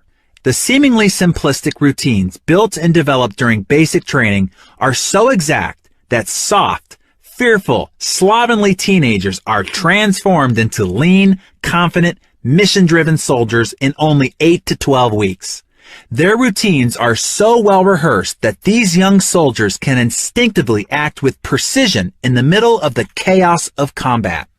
That intense level of training and practice prepares soldiers to carry out their duties, even under the threat of imminent death. Now, your days might not be as dangerous, but without the proper routines built into your schedule, the results of your life can be unruly and unnecessarily hard. Developing a routine of predictable, daily disciplines prepares you to be victorious on the battlefield of life. Golfer Jack Nicklaus was famous for his pre-shot routine. He was religious about the dance that he would do before every shot, a series of routine mental and physical steps that got him fully focused and ready for each shot. Jack would start out behind the ball, then pick out one or two intermediate spots between the ball and the target. As he walked around and approached the ball, the first thing that he would do is line his club face up with the intermediate target. He wouldn't put his feet into position until he felt that he had his club face properly squared up. Then he would take his stance. From there, he would waggle the club, look out to his ultimate target, then back to his intermediate target, and back to the golf club, and repeat that view a couple of times. Then, and only then, would he strike the ball. During one of the important majors, a psychologist timed Nicklaus from the moment he pulled the club out of the bag until the moment he hit the ball. Guess what? Each shot, from the first tee to the 18th green, the timing of Jack's routine supposedly never varied more than 1 second. That is amazing. The same psychologist measured Greg Norman during his unfortunate collapse at the 1996 Masters. Lo and behold, his pre-shot routine got faster and faster as the round progressed. Varying his routine stunted his rhythm and consistency, and he was never able to catch momentum. The moment Norman changed his routine, his performance became unpredictable and his results erratic. Football kickers likewise cherish their pre-kick routines, which allow them to get into sync with the thousands of times they have done the same action. Without a pre-kick routine, their performance under game time pressure greatly diminishes. Pilots go through their pre-flight checklist. Even when a pilot has logged thousands of hours and the plane just came in from a perfect performance review from a previous destination, the pilot goes through a pre-flight checklist every time without fail. This not only prepares the plane, but more importantly, centers the pilot and prepares him or her for the upcoming performance. Of all the high achievers and business owners I've worked with, I've seen that along with good habits, each has developed routines for accomplishing necessary daily disciplines. It's the only way any of us can predictably regulate our behavior. There simply isn't any way around it. A daily routine built on good habits and disciplines separates the most successful amongst us from everyone else. A routine is exceptionally powerful. To create powerful and effective routines, you must first decide what behaviors and habits you want to implement. Take a moment to review your goals from Chapter 3, as well as the behaviors you want to add and subtract. Now it's your turn to be Jack Nicklaus and figure out your best pre-shot routine. Be intentional about what components belong. Once you establish, say, a morning routine, I want you to consider it cast in concrete until further notice. You get up, you do it, no argument. If someone or something interrupts you, start back at the beginning to anchor your foundation for the performance that follows. Bookend your days. The key to becoming world-class in your endeavors is to build your performance around world-class routines. It can be difficult, even futile, to predict or control what will show up in the middle of your workday, but you can always control how your day starts and ends. I have routines for both. I'll share aspects of each here to give you some ideas and to help you better understand the power and importance of building your new behaviors into disciplined routines. Starting with my goals in mind, I design my behaviors and routines accordingly. Perhaps in sharing some of what works for me, you'll identify strategies you'd like to try. Rise and shine. My morning routine is my Jack Nicklaus pre-shot preparation. It sets me up for the entire day. Because it happens every morning, it's locked in and I don't have to think about it. My iPhone alarm goes off at 5 a.m. Well, confession, sometimes 5:30 a.m. And I hit the snooze button. Then I know I have 8 minutes. Why 8? I have no idea. Ask Steve Jobs. He programmed it. During those 8 minutes, I do 3 things. First, I think of all the things that I'm grateful for. I know that I need to attune my mind to abundance. The world looks, acts, and responds to you very differently when you start your day with a feeling and orientation of gratitude for that which you already have. Second, I do something that sounds a bit odd. I send love to someone. The way to get love is to give love, and the one thing I want more of is love. I give love by thinking of one person, anyone. It could be a friend, a relative, a coworker, or even just somebody I met in the supermarket. It really doesn't matter. And then I send love to them by imagining all the things that I wish and hope for them. Some would call this a blessing or a prayer. I call it a mental love letter. Third, I think about my number one goal and decide which 3 things I'm going to do on this day to move closer to reaching it. For example, at the time of this recording, my number one goal is to deepen the love and intimacy in my marriage. So each morning I plan out 3 things that I can do to make sure that my wife feels loved, respected, and beautiful. Now when I get up, I put on a pot of coffee, and while it's brewing, I do a series of stretches for about 10 minutes. This is something I picked up from Dr. Oz. If you've lifted weights your whole life as I have, you get stiff. I realized that the only way I was going to incorporate more stretching into my life was to make it a routine. I had to figure out where in my schedule I could possibly fit this in, and while the coffee is brewing is as good a time as any. Once I finish my stretches and pour my cup of joe, I sit down in my comfy leather recliner, set my iPhone for 30 minutes, no more, no less, and read something positive and instructional. When the alarm sounds, I take my most important project and work on it for an hour of completely focused and undistracted effort. Notice that I haven't opened up my email yet. Then every morning at 7 a.m., I have what I call my calibration appointment, a reoccurring appointment set in my calendar, where I take 15 minutes to calibrate my day. This is where I brush over my top 3 1-year and 5-year goals, my key quarterly objectives, and my top goal for the week and month. Then, here's the most important part of the calibration appointment. I review or set my top 3 MVPs, that is, most valuable priorities, for that day. I ask myself, if I only did 3 things today, what are the actions that will produce the greatest results moving me closer to my big goals? Then and only then do I open up email and send out a flurry of tasks and delegations to get the rest of my team started on their day. And then I quickly close down my email and go to work on my MVPs. Now, the rest of the day can take on a million different shapes, but as long as I go through my morning routine, a majority of my key disciplines that I need to be practicing are already taken care of.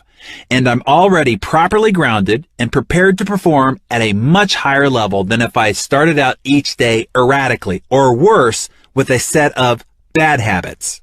Sweet dreams. In the evening, I like to do what's called cash out, something I learned from waiting tables in my youth. Before we could go home, we had to cash out, meaning turn in all our receipts, credit card slips, and the cash. Everything had to add up or there was big trouble. It too is important to cash out your day's performance. Compared to your plan for the day, how did it go? What do you need to carry over to tomorrow's plan? What else needs to be added based on what showed up throughout the day? What's no longer important and needs to be scratched out? Additionally, I like to log in my journal any new ideas, ahas, or insights that I picked up throughout the day. This is how I've collected more than 40 journals of incredible ideas, insights, and strategies. Finally, I like to read at least 10 pages of an inspirational book before I go to sleep. I know the mind continues to process the last information consumed before bedtime, so I want to focus my attention on something constructive and helpful in making progress with my goals and ambitions. So, that's it. All hell could break loose throughout the day, but because I control the bookends, I know I'm always going to start and finish strong. Shake it up. Every so often, I like to interrupt my routines. Otherwise, life gets stale and I plateau. An easy example is working out with weights. When I work out the same way, at the same time, doing the same repetitive movements week after week, my body stops showing the compounded results. I get bored, lose my passion, and Big Mo is a no-show. That's why it's important to mix it up. Challenge yourself in new ways and freshen up your experience. Right now, I'm working on adding more adventure into my life. I set weekly, monthly, and yearly goals to do something I wouldn't normally do. Now, most of the time, it's nothing earth-shattering, but things such as eating different kinds of food, taking a class, visiting a new destination, or joining a club to meet new people. This change of pace makes me feel alive, helps recapture my passion, and offers me opportunities for fresh perspectives. So, look at your routines. If something that used to energize you has become the same old, or is no longer generating powerful results, switch it up. Getting into a rhythm, finding your new groove. Once your daily disciplines have become a routine, you want the succession of those steps to create a rhythm. When your disciplines and actions jibe into a regular weekly, monthly, quarterly, and yearly rhythm, it's like laying a big welcome mat at the front door for Big Mo. Here's an analogy. It's like the big giant wheels of a steam locomotive. At a standstill, it takes very little to keep it from moving forward. A 1-inch block of wood placed under the front wheel will do the job. It takes an incredible amount of steam to get the pistons to move that cause a series of connections to get the big giant wheels to just budge. It's a slow process, but once the train starts rolling, the wheels get into a rhythm. If the pressure remains consistent, the train gains momentum, and then, watch out. At 55 miles an hour, that same train can crash through a 5-foot steel reinforced concrete wall and keep on going. Envisioning your success as an unstoppable locomotive may help you stay enthusiastic about getting into your rhythm. Along with my daily rhythms, I also plan ahead. For instance, in looking again at my goal of deepening the love and intimacy of my marriage, I designed a weekly, monthly, and quarterly rhythm schedule. I know it doesn't sound too romantic, but maybe you've noticed even when something's a high priority for you, if it isn't scheduled on your calendar, it often doesn't happen, right? Certainly not with the regularity you'll need to get into any kind of rhythm. So here's how it works. Every Friday night is date night, and Georgia and I go out or do something special together. At 6 p.m., an alarm goes off on both our iPhones, and no matter what we're doing, date night is on. Every Saturday is FD, Family Day, which means no working. Essentially, sundown on Friday night until sunup on Sunday morning is time we devote to the marriage and family. If you don't create these boundaries, one day has a tendency to flow into the next. Unfortunately, the people who get shoved aside are often the most important. Now, every Sunday night, also at 6 p.m., we have our RR, Relationship Review. This is a practice I picked up from relationship experts Linda and Richard Iyer. During this time, we discuss the previous week's wins, losses, as well as the adjustments we need to make in our relationship. We start the conversation by telling each other a few things we appreciate about the other during the previous week.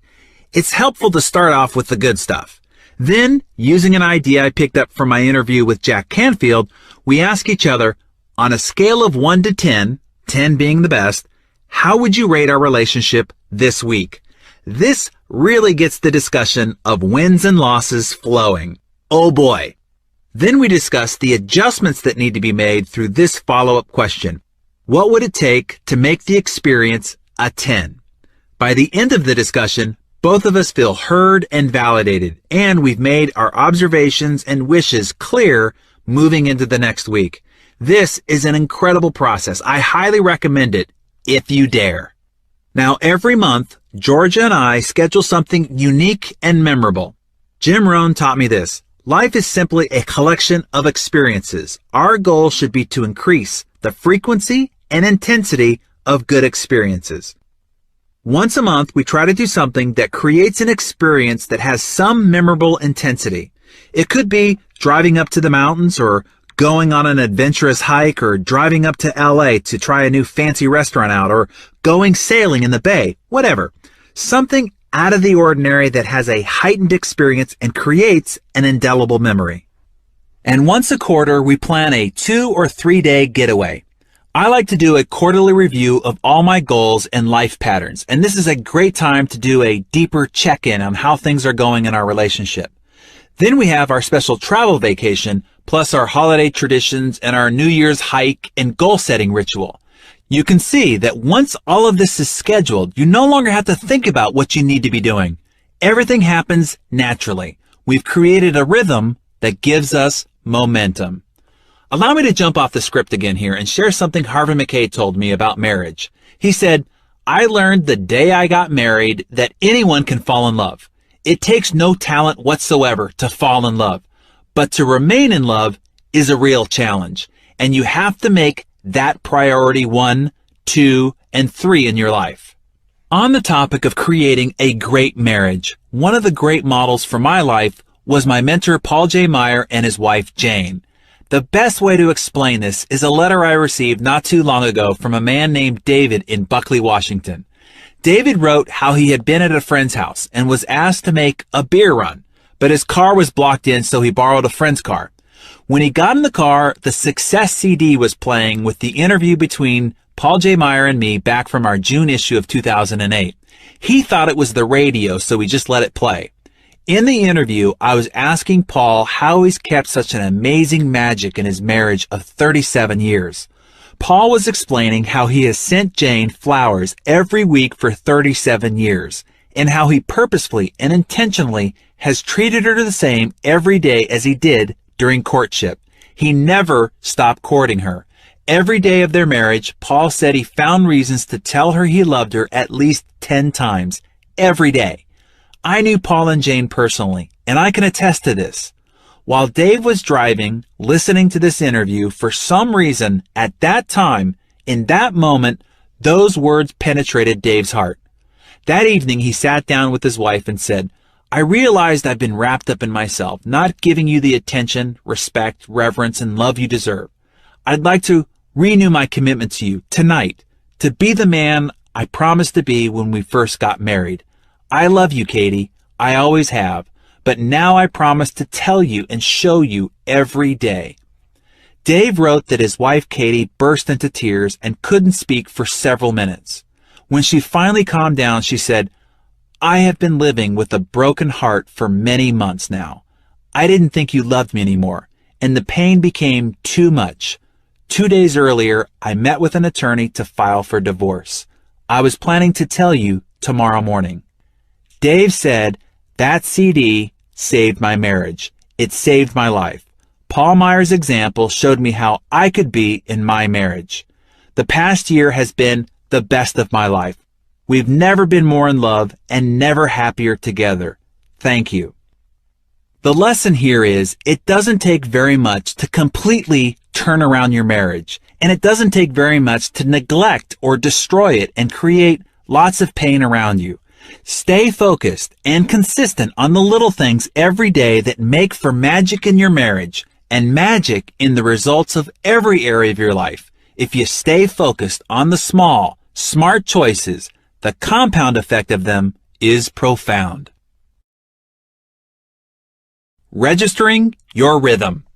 I want to share with you something I created for myself that helps me keep track of the rhythm of a new behavior.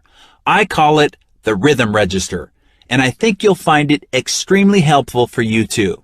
If you want to drink more water or take more steps each day or acknowledge your spouse more affectionately, whatever behavior you've decided you need to move towards your goal, you'll want to track it to see the evidence and to make sure that you're firing on all cylinders and establishing a rhythm. You can download a copy of that document for free at thecompoundeffect.com/free. The rhythms of life. When people get started in any new endeavor, they almost always overdo it. Of course, I want you to feel excited about setting up a rhythm for success, but you need to find a program that you can absolutely, positively do in the long term without renegotiation. I don't want you thinking of the rhythms you can do for this week, month, or even the next 90 days. I want you to think about what you can do for the rest of your life. The compound effect, the positive results you want to experience in your life, will be the result of smart choices and actions repeated consistently over time. You win when you take the right steps day in and day out, but you set yourself up for failure by doing too much too soon.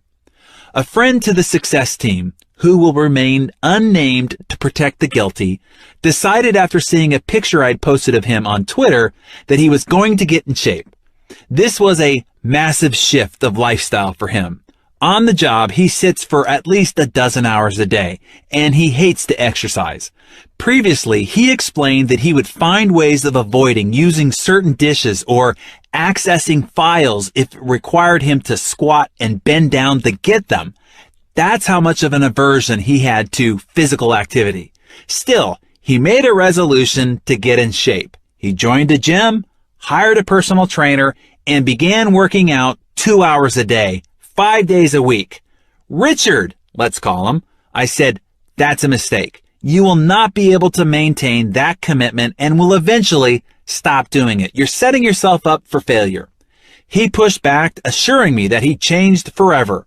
Even his trainer had recommended the intense push. I'm committed, he said. I want to be able to see my abs. Richard, what's your real goal? I asked him. I knew that he wasn't gunning to be on the cover of Men's Fitness. I want to be trim. I want to be healthy, he told me. Why? I asked. I want vitality. I want to be here long enough to see my kids have kids, he replied. These were his real, meaningful motivations.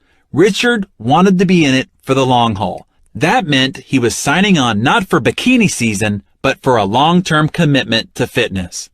Okay, I said, you've convinced me, but you're overdoing it. You're going to get 2 or 3 months down the road and you're going to say, I don't have 2 hours to work out, so I guess I can't do it today. That's going to happen to you over and over again. Working out 5 days a week will turn into 2 or 3, then you'll get discouraged. Soon it will be over. I know you're really fired up right now, so let's do this. Do your 2 hours a day, 5 days a week for now. It takes a lot of steam to get the wheels to budge from inertia, remember? But don't do it any longer than 60 or 90 days. Then I want you to scale it down to an hour or an hour and 15. You can still do your 5 days a week if you have to, but I would probably encourage you to go to 4. Do that another 60 to 90 days. Then I want you to consider an hour a day for a minimum of 3 days a week. 4 if you're feeling extra spry. That's the program I want you to work towards, because if you don't get into something you can maintain, you won't do it at all. I really had to struggle to get Richard to comprehend this because at the moment he was all gung-ho. He thought he was going to be able to stick with this new routine for a lifetime. For someone who's never worked out, to start working out 2 hours a day, 5 days a week is a surefire dead end. You have to build a program that you can do for 50 years, not 5 weeks or 5 months. It's okay if you go strong for a while, but you've got to be able to see the light at the end of the tunnel so that you can start scaling back. You can always find 45 minutes to an hour a few times a week, but to find 2 hours, 5 days a week to make your routine work, that'll never happen. Remember, consistency, that's the critical component of success. The power of consistency. I mentioned at the beginning of this book that if there's one discipline that gives me the competitive advantage, it's my ability to be consistent. Nothing kills Big Mo quicker and with more certainty than a lack of consistency. Even good, passionate, and ambitious people with good intentions can fall short when it comes to consistency, but it's a powerful tool that you can use to launch the flight towards your goals. Think of it like this comparison. If you and I flew planes from Los Angeles to Manhattan, but you took off and had to land in every state in between, while I flew straight through, even if you went 500 miles an hour while you were in the air, and I only traveled at a rate of 200 miles an hour, I'd still beat you by a big margin. The time and energy it takes for you to repeatedly stop and start and get back to momentum makes your trip at least 10 times as long. In fact, most likely you wouldn't even make it. You'd run out of fuel, energy, motivation, belief, will at some point. It's far easier and requires a lot less energy to take off once and just maintain a regular speed, even if it's slower than most everyone else all along the way. The pump well. When you start thinking about slacking off on your routines and rhythms, consider the massive cost of inconsistency. It's not the loss of the single action that you're not doing or the tiny results that it creates. It's the utter collapse and loss of momentum your entire progress will suffer. Think of a hand-pumped water well, which uses a pipe to draw water from the water table several hundred feet underground. To get the water to the surface, you have to pump the well's lever to create suction that brings the water above ground and out the spout. When most people start a new endeavor, they grab the lever and start pumping really hard. Just as Richard was with his plan to get fit, they're excited and committed. They pump and pump and pump and pump, and after a few minutes or a few weeks, when they don't see any water or results, they give up pumping the lever altogether. They don't realize how long it takes to create the vacuum needed to suck the water up the pipe and eventually out the spout and into their bucket. Just like the merry-go-round, rocket ship, or steam engine breaking free of inertia, it takes time, massive energy, and consistency to pump water. While most people give up, wise people continue to pump. Those who persevere and continue to pump the lever will eventually get a few drops of water. This is when a lot of people say, "You've got to be kidding me. All this pumping for what? A few measly drops? Forget it." Many people throw their hands up in defeat and quit, but wise people persist further. And here's where the magic happens. If you continue to pump, it doesn't take long before you'll get a full and steady stream of water. You have your success. Now the water is flowing. You no longer need to pump the lever as hard or as quickly. It becomes easy, actually. All you have to do to keep the pressure steady is to just pump the lever consistently. That's the compound effect. Now, what happens if you let go of the lever for too long? The water falls back into the ground and you're back to square one. If you try to pump the lever easily and steadily like you were, you won't get any water. Mo is gone. Water is at the bottom. The only way to get it back up is to pump it really hard all over again. That's how most of us lead our lives, in fits and starts. We get a new business venture going and then we cut out on vacation. We start up a routine of making 10 prospecting calls a day, strike a little gold, and then shift into neutral. We get hopped up about our new date night routine with our spouse. But in a few weeks, it's back to Netflix and microwave popcorn on the couch Friday nights. I regularly see people buy a new book or sign up for a new program or seminar and go like crazy for a couple of weeks or even months. And then they stop and end up right back where they started. Does that sound familiar? Miss only a couple of weeks of anything. Workouts at the gym, affectionate gestures toward your spouse, or the phone calls that are part of your prospecting routine. And you don't just lose the results those 2 weeks would have produced. If that's all you lost, which is what most people assume, not much damage would be done. But by slacking off, even for a short time, you've killed Mo. It's dead. And that's a tragedy. Winning the race is all about pace. Be the tortoise, the person who, given enough time, will beat virtually anybody in any competition as a result of positive habits and behaviors applied consistently. That'll put the mojo in your momentum and keep it there.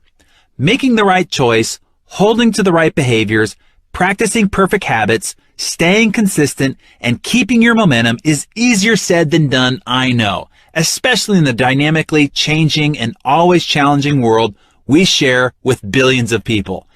In the next chapter, I will discuss the many influences that, mostly unknowingly, can help or hinder your ability to succeed. These influences are pervasive, persuasive, and constant.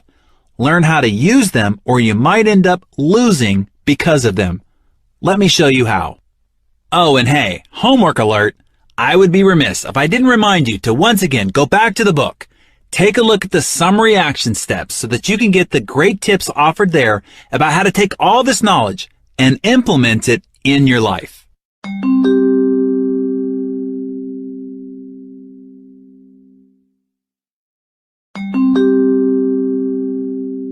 Chapter 5. Influences. Hopefully by now, you understand exactly how important your choices are. Even those that seem insignificant, when compounded, make an extreme impact on your life. We've also discussed the fact that you are 100% responsible for your life. You alone are responsible for the choices you make and the actions you take. That said, you must also realize your choices, behaviors, and habits are influenced by very powerful external forces. Most of us aren't aware of the subtle control these forces have on our lives. For you to sustain your positive trajectory towards your goals, you'll need to understand and govern these influences so they will support you rather than derail your journey towards success. Everyone is affected by three kinds of influences: input, what you feed your mind; associations, the people whom you spend time with; and environment, your surroundings. 1. Input. Garbage in, garbage out. If you want your body to run at peak performance, you've got to be vigilant about consuming the highest quality nutrients and avoiding tempting junk food. If you want your brain to perform at its peak, you've got to be even more vigilant about what you feed it. Are you feeding it news summaries or mind-numbing sitcoms? Are you reading the tabloids or Success magazine? Controlling the input has a direct and measurable impact on your productivity and outcomes.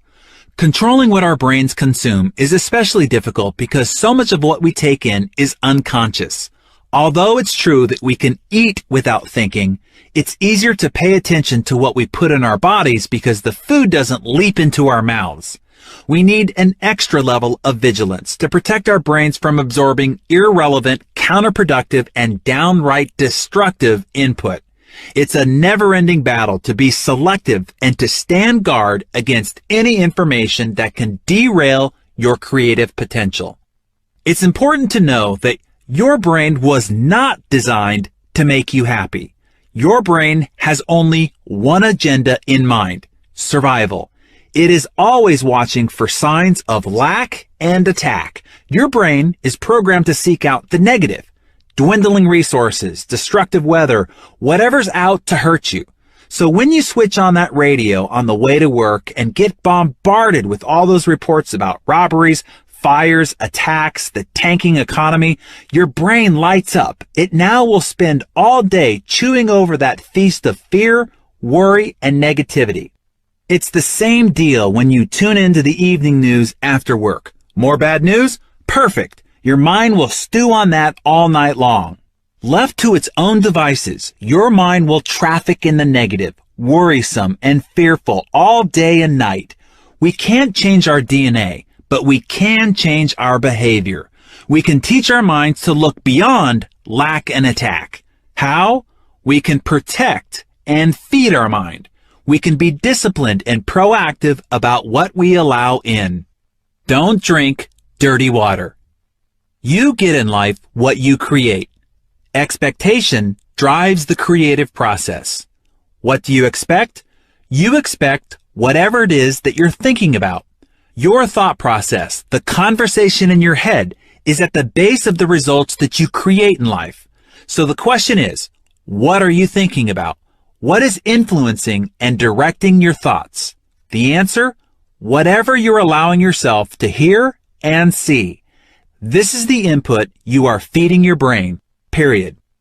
Your mind is like an empty glass. It will hold anything you put into it.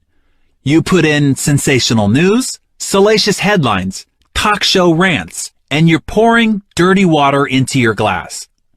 If you've got dark, dismal, worrisome water in your glass, everything you create will be filtered through that muddy mess, because that's what you'll be thinking about.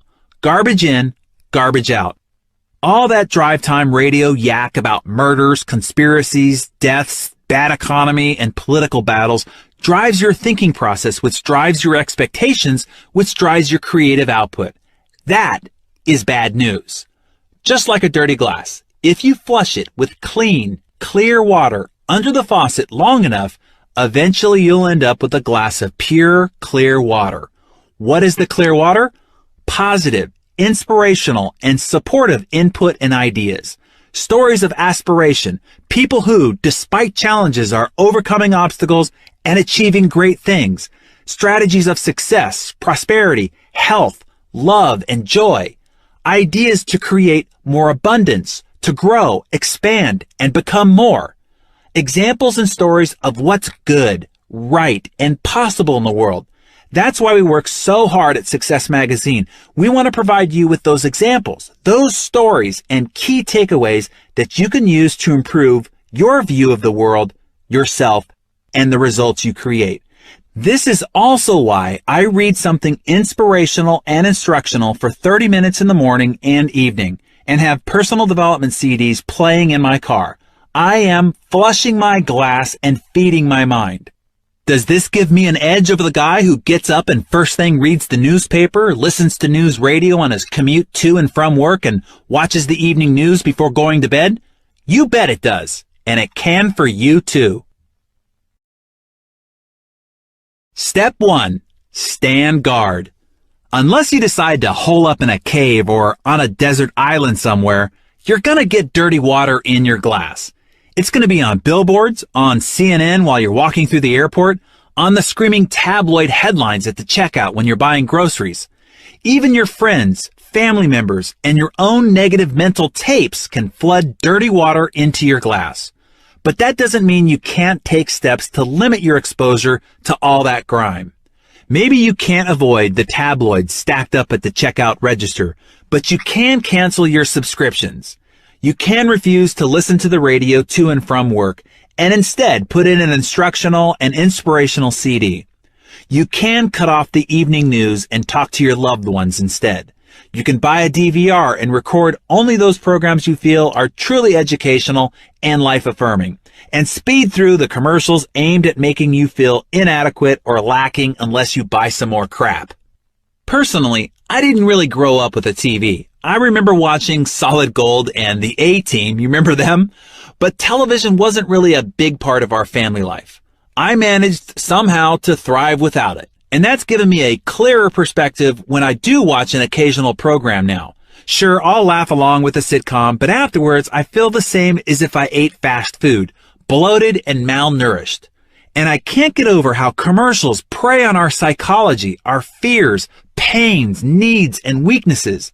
If I walk through my life thinking that I'm not enough just as I am, that I need to buy this, that, and the other thing to be okay, how can I expect to create amazing results? It's estimated that Americans 12 and older spend 1,704 hours watching TV per year. That averages out to 4.7 hours per day. We're spending almost 30% of our waking hours watching TV, almost 33 hours per week, more than one whole day each week. It's the equivalent of watching TV for 2 solid months out of every 12. Wow! And people wonder why they can't get ahead in life. Put yourself on a media diet. The media thrives on taking us hostage. Have you ever been stuck on the freeway with traffic backed up for miles, making you late, wondering what the heck is holding everything up? Sure enough, when you finally get close, you see that nothing physical was blocking the flow of cars. The wreck clearly happened a while ago and since has been moved to the side of the freeway. The 3-mile-an-hour crawl was caused by what? People rubbernecking. Now you're really irritated. But what happens when your car passes the wreck? You slow way down, take your eyes off the road in front of you, and crane your own neck. Why do good, decent people want to see something tragic or grotesque? It's our genetic heritage, going back to our prehistoric sense of self-preservation. We just can't help ourselves. Even if we're adept at avoiding negativity and have trained ourselves to be relentlessly positive, when it comes to sensationalism, our basic nature can't resist. Media masters understand this. They know your nature in many ways better than you. The media has always used shocking and sensational headlines to draw attention. But today, instead of just 3 TV and radio networks, There are hundreds running 24/7. Instead of just a few newspapers, there are endless portals reaching us from our computers to our phones. The competition for your attention has never been bloodier, and the media jockeys continually up the ante in shock value. They find a dozen or so of the most heinous, scandalous, criminal, murderous, bleak, and horrid things that happen in the world each day and parade them through our papers, news channels, on the web, over and over. Meanwhile, during that same 24-hour period, millions of wonderful, beautiful, incredible things happened. Yet we hear very little about them. In being wired to seek out the negative, we create the demand for more and more. How could the positive news stories ever hope to compete with those ratings or advertising dollars? Let's go back to our freeway. Instead of a wreck on the side of the road, what if there was the most stunning, miraculous sunset you've ever seen? What would happen to the traffic then? I've seen this many times. It just whizzes by at top speed. The great danger of the media is that it gives us a very perverted view of the world. Because the focus and the repetition of messaging is on the negative. That's what our minds start believing. This warped and narrow view of what's not working has a severe influence on your creative potential. It can be crippling. My personal junk filter. I'll share with you what I do to safeguard my mind. But I warn you, I have a rigorous mental diet. You'll want to adjust to your own preferences, but this is the system that has worked beautifully for me. As you might guess, I don't watch or listen to any news, and I don't read any newspapers or news magazines. 99% of all the news has no bearing on my personal life or personal goals, dreams, and ambitions in any way. I have set up a few RSS feeds identifying the news and industry updates that do pertain to my direct interests and goals. The news that's helpful to me gets plucked out of the fray so I don't have to get any mud slung into my glass of water. While most people wade through hours of irrelevant garbage that hampers their thinking and crushes their spirit, I get the most productive information I need when I need it in less than 15 minutes a day. Step 2. Enroll in Drive Time U. It's not enough to eliminate negative input. To move in a positive direction, you must flush out the bad and fill up on the good. My car will not move without two things: gasoline and an ever-present library of instructional CDs that I listen to as I drive. The average American drives about 12,000 miles a year. That's 300 hours of flushing potential right there. Brian Tracy taught me the concept of turning my car into a mobile classroom. He explained it to me this way. By listening to instructional CDs as I drive, I gain the knowledge equivalent to 2 semesters of an advanced college degree every year. Think about it. Using time you're currently wasting by listening to drive time radio, you could obtain the equivalent of a PhD in leadership, sales success, wealth building, relationship excellence, or whatever course you choose. This commitment, in combination with your reading routine, separates you from the herd of average, 1 CD, DVD, or book at a time. Influence number 2. Associations. Who is influencing you? Birds of a feather flock together. The people with whom you habitually associate are called your reference group.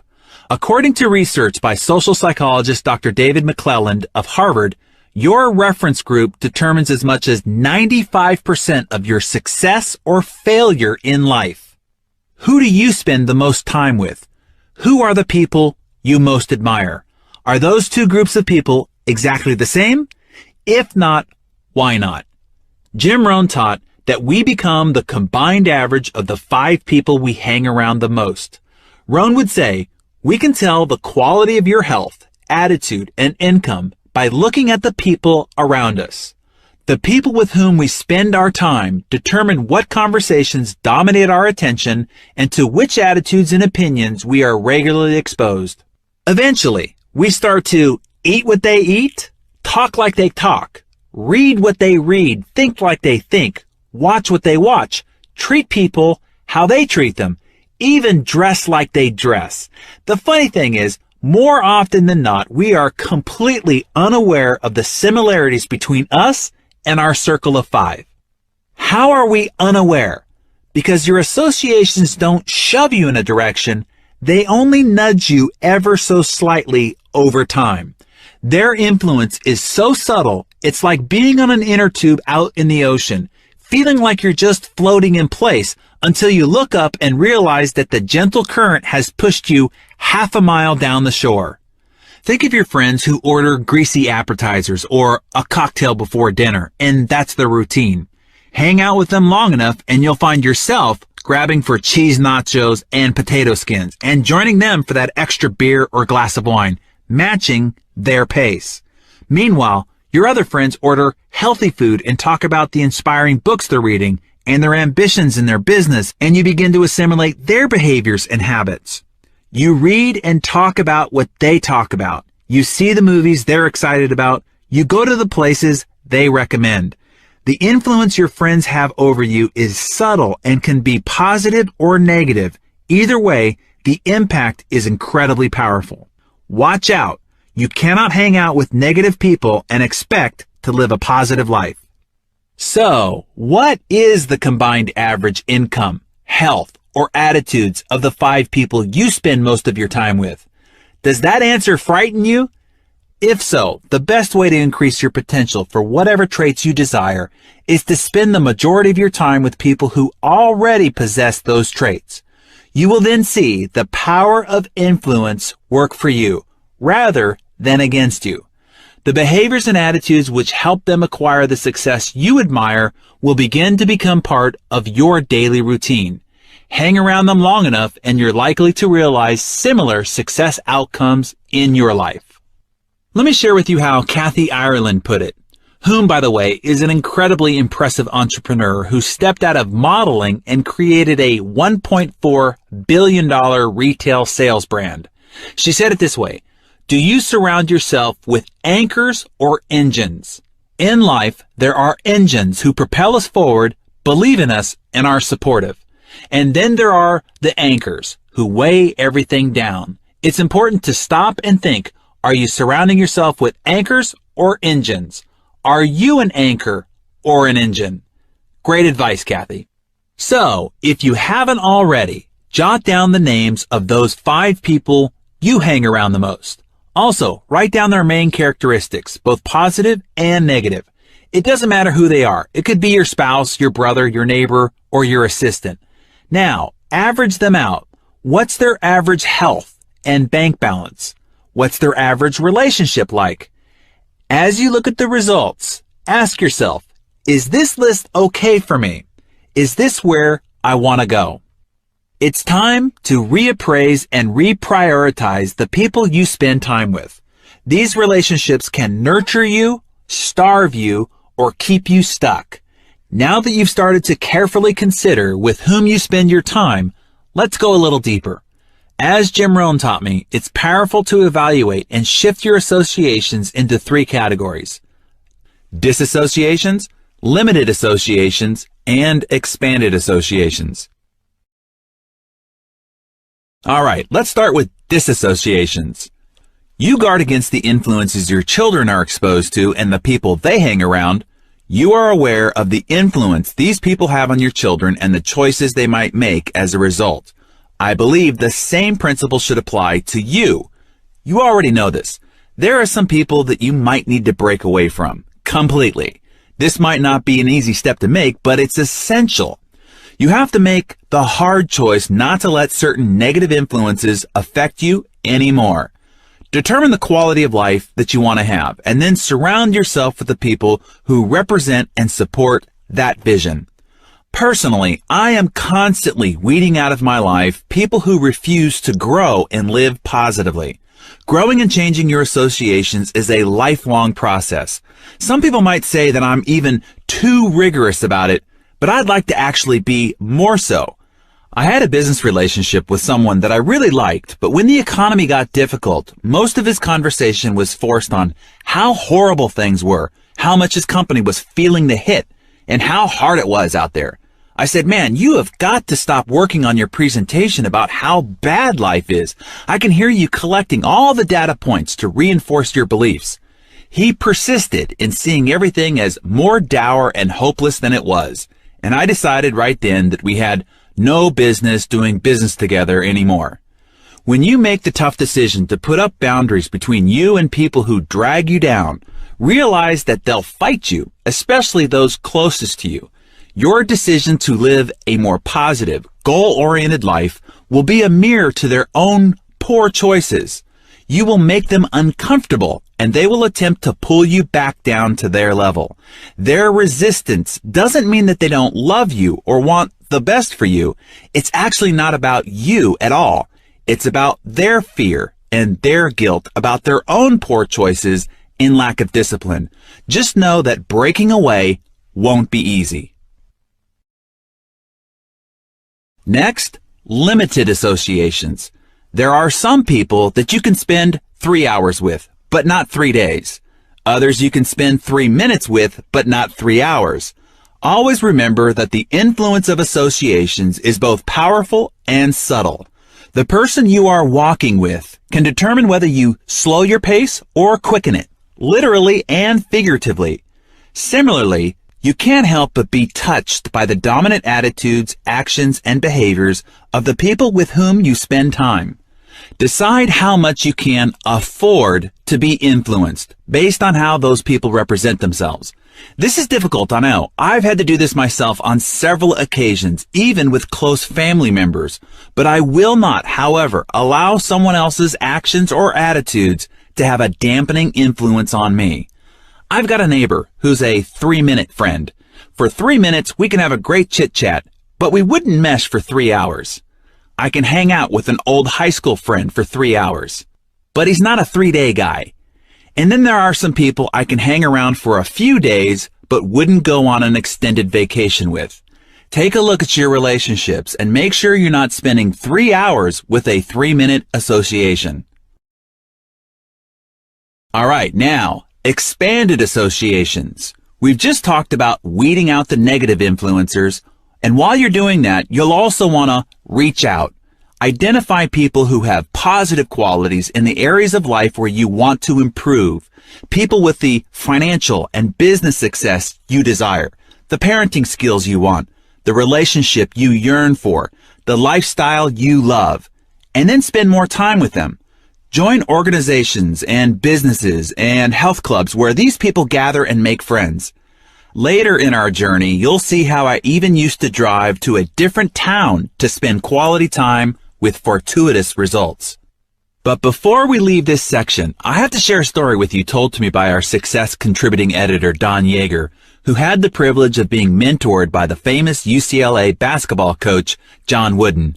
When Don was talking about key principles of success, Wooden corrected him on his priority of principles, emphasizing the importance of associations to one's success in life. John Wooden explained to Don his theory of 5. He told Don to take out a piece of paper and draw 2 lines down the page to create 3 columns. So try this for yourself. At the top of one column, write the 5 people you spend the most time with in your professional life. Those that you go to lunch with, hang out with after work, play golf with, whatever. The second column, the 5 people you spend the most time with in your personal life. Go out to dinner with, have over to the house, vacation with, etc. The third column is the 5 most influential acquaintances or partners in service. Those that you associate with at church, service clubs, associations, what have you. Now, go down the list and assess each name. Is this person going where you're going? Does this person want what you want? Do you aspire to be like them? Do they share your dreams and reflect your morals and ethics? Will they help you get to where you want to be, either personally or professionally or in service? If so, strengthen that relationship and make sure that you are giving to them as much as you are getting. If not, strike them from the list and look to add new names in replacement. You cannot maintain connections with people that will hinder your ability to become great. That is great advice from someone who knows about fostering greatness. At thecompoundeffect.com/free, I'll provide you a worksheet that will help you accumulate and assess your association list. All right, back to the book.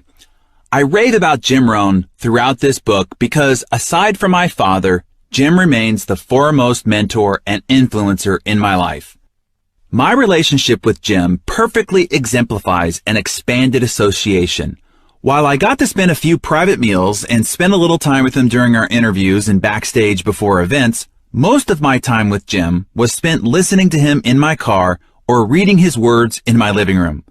I've spent more than 1,000 hours getting direct instruction from Jim, and 99% of that was through books and audio programs. What's exciting about this is no matter where you are in your life, maybe busy at home with small children or caretaking aging parents, working long hours with people with whom you have little in common, or living out in the country far from the nearest office building, you too have almost any mentor you want. If he or she has gathered their best thoughts, stories, and ideas into books, CDs, DVDs, and podcasts, you have an unlimited bounty from which to draw. Take advantage of it. Now, if you want to have a better, deeper, more meaningful relationship, ask yourself, who has the type of relationship that I want? How can I spend more time with that person? Who can I meet who can positively influence me? Let their glow rub off on you. Befriend the person you think is the biggest, baddest, most successful person in your field. What do they read? Where do they go for lunch? How can that association influence you? You can build these expanded associations by joining networking groups, Toastmasters, and similar organizations. Go out and find the charity organizations or symphony groups or country clubs where the people you want to emulate gather. Find a peak performance partner. Another way to increase your exposure to expanded associations is by teaming up with a peak performance partner, someone as equally committed to study and personal growth as you. This person should be someone you trust, someone bold enough to tell you what they really think about you, your attitudes, and your performance. It could be that this person is a longtime friend, but he or she may be someone who doesn't know you well at all. The point is to get and give an unbiased, honest, outside perspective. My current accountability partner is my good friend Landon Taylor. As mentioned before, we have a 30-minute call every Friday to discuss our weekly wins, losses, fixes, and ahas, and where we are on our growth plans. Just the anticipation of this call coming up on Friday and knowing that I have to be accountable to Landon keeps me extra committed throughout the week. I make a record of Landon's losses or any feedback that he needs and make sure to ask him about it the next week. He does the same for me. That way we hold each other accountable. He might say, okay, you screwed up here last week and admitted it and committed to change. What did you do about it this week? Life is life. We're both busy executives, but it's amazing to me that we actually end up doing this every week without fail. It's not easy. Sometimes I'll be flying through my day and think, oh, crud, I have to do this. But often in the middle of the call, I think, I'm so glad we're having this conversation. Even in preparing for it and thinking of my big wins or losses for the week, I learn about myself. Recently, I told Landon, I'm in the middle of so many things. I'm writing my book. I'm having lots of realizations, so many ahas, but not one thing is really compelling. He said, let this be the last week you don't come to the table with an aha. Huh. Don't shortchange me, he said. Point taken. In reality, I was also shortchanging myself by not identifying one thing memorable enough to share. All right, I have a real challenge for you, if you're up to it. You want real feedback? Find people who care enough about you who will be honest with you when you ask them this. How do I show up to you? What are my strengths? Where can I improve? Where do you think I sabotage myself? What's the one thing I could stop doing that would benefit me the most? Ask those questions, get real feedback, and that will be the seed of great growth. Invest in mentorship. As you've already heard, Paul J. Meyer is another man who served as a mentor to me. Paul passed away in 2009 at age 81. Whenever I thought I was really doing things, really playing at a high level, I'd get around Paul. He was always my reality check. What he did before lunch was mind-boggling to me. I got to spend a lot of time with him. Paul bought one of my companies, and I did a turnaround for one of his companies. He was a very powerful spirit in my life. After spending a couple of hours with Paul, hearing about all his plans and ventures and activities, my head would spin. Just trying to make sense of all he had going on exhausted me. After time with Paul, I'd want to go and take a nap, but my association with him raised my game. His walking pace was my running pace. It expanded my ideas about how big I could play and how ambitious I could be. You have to get around people like that. You're never too good for a mentor. During my interview with Harvey McKay, he told me, I have 20 coaches, if you can believe it. I have a speech coach, I have a writing coach, I have a humor coach, I've got a language coach, and on and on. I have always found it interesting that the most successful people, the truly top performers, are the ones willing to hire and pay for the best coaches and trainers there are. It pays to invest in your improved performance. Finding and engaging a mentor doesn't have to be a mysterious or intimidating process either. When I sat down with Ken Blanchard, he explained the simplicity of engaging a mentor. He said, the first thing you want to remember with a mentor is that it doesn't need to take a lot of their time. The best advice I've ever gotten is in short clips, having lunch or breakfast with somebody, just telling them what I was working on and asking their advice and all. You will be amazed how successful business people are willing to be mentors to people when it's not taking a lot of their time. John Wooden reinforced the point that others desire to be mentors. He said, mentoring is your true legacy. It's the greatest inheritance you can give to others, and it should never end. It's why you get up every day, to teach and to be taught. He went on to explain that mentorship is also a two-way street. An individual needs to be open to being mentored. It's our responsibility to be willing to allow our lives and our minds to be touched, molded, and strengthened by the people who surround us. Develop your own personal board of advisors. As part of my plan to be wiser, more strategic, and operate more effectively, as well as to expand the time and interaction that I have with high-minded leaders, I've been developing a board of advisors in my personal life. I've hand-selected a dozen people because of their areas of expertise, creative thinking ability, and/or my great respect for who they are. Once a week, I reach out to a few of them and solicit ideas, run thoughts by them, and ask for feedback and input. Having started this process, I can tell you the benefits I've already received have been profound, far more than I anticipated. It's surprising the genius people are willing to share when you show sincere interest. So, who should be on your personal board of advisors? Seek out positive people who have achieved the success you want to create in your own life. Remember this adage, never ask advice of someone with whom you wouldn't want to trade places. Influence number 3, environment. Changing your view changes your perspective. When I was in real estate, working in the East Bay of San Francisco, I lived and worked within a very limited demographic. I saw the same kinds of people operating at the same level over and over. I knew that I needed to find an elevated circle of associations in order to go where I wanted to go. I started driving across the bay to one of the richest and most beautiful spots on the planet, Tiburon in Marin County, north of San Francisco. If you've ever been to Monaco, that's what Tiburon looks like, but far quainter. It's a spectacular spot. I would go to a delightful seafood restaurant called Sam's on the Wharf. The food was great, but more importantly, the restaurant was popular with the area's most affluent residents. Aside from going to Sam's to expand my associations, I'd also sit on the wharf and look up at the hillside. I was mesmerized by the multi-million-dollar houses that just hung off the cliffs. One in particular always caught my eye, a blue 4-story home with an elevator and a whale lightning rod at the top. While I sat there and looked up at this hillside, I used to ask myself all the time, which would be the perfect house? If someone could just give me one of them, which one would I pick? The answer was always the same, this big, beautiful blue one. It was in the perfect spot with a bright vista, the best of the bunch. On my way home from brunch one morning, I saw an open house sign and thought it would be fun to check it out. One sign led to another as I followed them zigzagging up the cliffs along the narrow streets.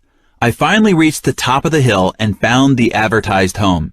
As I entered and walked up to a spectacular bay window, the world opened up in front of me. From the peninsula tip of Tiburon, Angel Island across the bay, Berkeley and the East Bay, the Bay Bridge, and the entire San Francisco skyline over to the Golden Gate Bridge in a 300-degree expanse. I walked out onto the balcony and looked around. Suddenly, I realized that this was the very house I had been looking at for years. This was the blue house. I signed the contract on the spot. My dream house was now mine.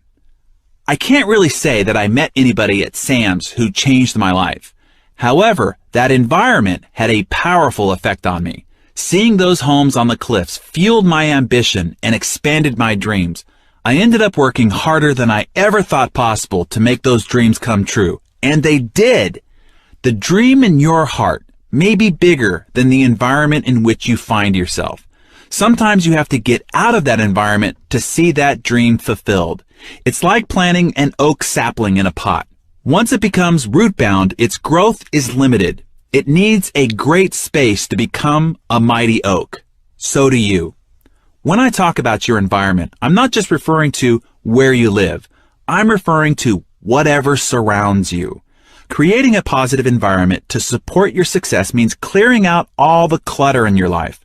Not just the physical clutter that makes it hard for you to work productively and efficiently, although that's important too, but also the psychic clutter of whatever around you isn't working, whatever's broken, whatever makes you cringe. Each and every incomplete thing in your life exerts a draining force on you, sucking the energy of accomplishment and success right out of you as surely as a vampire stealing your blood. Every incomplete promise, commitment, and agreement saps your strength because it blocks your momentum and inhibits your ability to move forward. Incomplete tasks keep calling you back to the past to take care of them. So think about what you can complete today. Additionally, when you're creating an environment to support your goals, remember that you get in life what you tolerate. This is true in every area of your life, particularly within your relationships with family, friends, and colleagues. What you have decided to tolerate is also reflected in the situations and circumstances of your life right now. Put another way, you will get in life what you accept and expect you are worthy of. If you tolerate disrespect, you will be disrespected. If you tolerate people being late and making you wait, people will show up late for you. If you tolerate being underpaid and overworked, that will continue for you. If you tolerate your body being overweight, tired, and perpetually sick, it will be. It is amazing how life will organize around the standards you set for yourself. Some people think that they are victims of other people's behavior, but in actuality, we have control over how people treat us. Be sure to protect your emotional, mental, and physical space so you can live with peace, rather than in the chaos and stress the world will hurl upon you. Okay, I have to arc off here and share with you one of the greatest secrets to the success of the multi-billion-dollar producer Paul J. Meyer. He revealed it in one of our recorded interviews. Here's what he said verbatim. I'm kind of what you would call an inverted paranoid. I just believe everybody in the world is out to get me and out to help me do whatever I want to do. I think everybody wants to be my partner. Everybody wants to be my customer. When I walk up to a door, I visualize a big red carpet rolled out and 2 trumpeters standing on each side, and the person inside is wanting to do business with me because he not only wants to buy from me, he wants to be my friend. You know, there is an amazing power in positive expectancy, and I saw this mindset played out in Paul's life over and over again. I have used this model for my own life with equally stunning results. I recommend it to you. Okay, back to the text. If you want to foster a disciplined routine of rhythms and consistency so that Big Mo not only pays a visit to your house, but moves in, you have to be sure your environment is welcoming and supportive of you becoming, doing, and performing at world-class levels. So, while we're on the topic of world class, in the next chapter, I want to help you take everything you've learned thus far and give you the secret to now accelerating your results. Getting greater results with only a little more effort may feel a little like cheating. It certainly is an unfair advantage. But who said life was fair? But hey, before you move on, be sure to go back to the book, look at the summary action steps, and apply those principles into your life so that you can get the results you desire.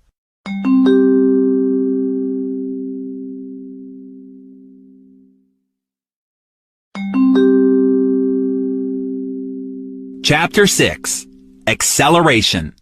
When I lived in La Jolla, California, for exercise and a test of will, I would regularly bike the 2 miles straight up Mount Soledad.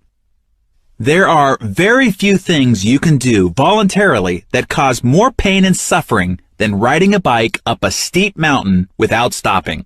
There's a point at which you hit the wall and come face to face with your true inner character. Suddenly, all the projections and ideas you had about yourself are stripped away and you're left with the naked truth. Your mind starts inventing all sorts of convenient alibis on why it's okay to stop. It is then when you are faced with one of life's greatest questions. Do you push through the pain and continue on, or will you crack like a walnut and give up? Lance Armstrong was the success cover feature in our June 2009 issue. I remember watching Lance during his first Tour de France victory. The Tour had entered the grueling mountain stages of the race. The other riders dismissed Lance because he'd never been a renowned climber. During the third mountain ascent through the freezing rains, mist, and then hail, Lance got separated from his team. He was left fighting the top climbers in the world alone. On the final ascent, 18 miles straight up the mountain, after 5.5 hours of climbing, every rider was suffering. Each needed to search the depths of his stamina and self-definition. Could they endure? It became a test of who could survive the hardships and find the strength to keep going. Who would crack and who wouldn't? With just 5 miles to go, Lance was 32 seconds behind the leaders, an eternity while climbing a mountain on a bike. During a curve, Lance stood up and surged ahead until he caught up to the 2 leaders, both established world-class climbers. Having expended almost everything he had in him, Lance then launched an attack and gained several lengths on the leaders. He later said in his book, It's Not About the Bike, My Journey Back to Life, when you open up a gap and your competitors don't respond, it tells you something. They're hurting. And when they're hurting, that's when you can take them. Completely exhausted, struggling to breathe, his legs and arms burning with fatigue, Lance kept pounding on the pedals. Some tried, but no one could catch him. They just didn't have it in them. At the finish line, with fists pumping in the air, the unexpected contender won the stage race and then ultimately won the Tour de France. In this chapter, I want to talk to you about those moments of truth and how the compound effect can help you break through to new and greater levels of success faster than you ever imagined possible. When you've prepared, practiced, studied, and consistently put in the required effort, sooner or later, you'll be presented with your own moment of truth. In that moment, you will define who you are and who you are becoming. It is in those moments where growth and improvement live, when we either step forward or shrink back, when we climb to the top of the podium and seize the medal, or we continue to applaud sullenly from the crowd for others' victories. We'll also look at how you can consistently deliver more than people expect, compounding your good fortune even further. Moments of truth. Lance said in his autobiography this, "There is a point in every race when a rider encounters his real opponent and understands that it's himself." He said, "In my most painful moments on the bike, I am at my most curious and wonder each and every time how I will respond. Will I discover my innermost weakness, or will I seek out my innermost strength?" When I was in real estate, I would hit the wall several times a day. While driving to an expired listing property after just getting pummeled by the last prospect, I'd start conjuring up all sorts of excuses to skip the sales call and head back to the office. While out canvassing a neighborhood, dogs would snarl at me, or it looked like it might start to rain. I'd be in the midst of money time, that's 5 to 9 p.m. cold calling, and frequently get chewed out for interrupting somebody's dinner or favorite TV show. I was sure at that point that I needed to take a break or go to the bathroom or get a glass of water. But instead of quitting, every time I hit one of those mental and emotional walls, I would recognize that my competitors were facing the same challenges. I knew that this was another moment that if I kept going, I would be strides ahead of them. These were the defining moments of success and progress. It wasn't difficult, painful, or challenging when I was just running with the herd, just keeping up, but not really getting ahead. It's not getting to the wall that counts, it's what you do after you hit it. Lou Holtz, the famous football coach, knew it was what you did after you did your best that created victories. In one game, his team was down 42-0 at halftime.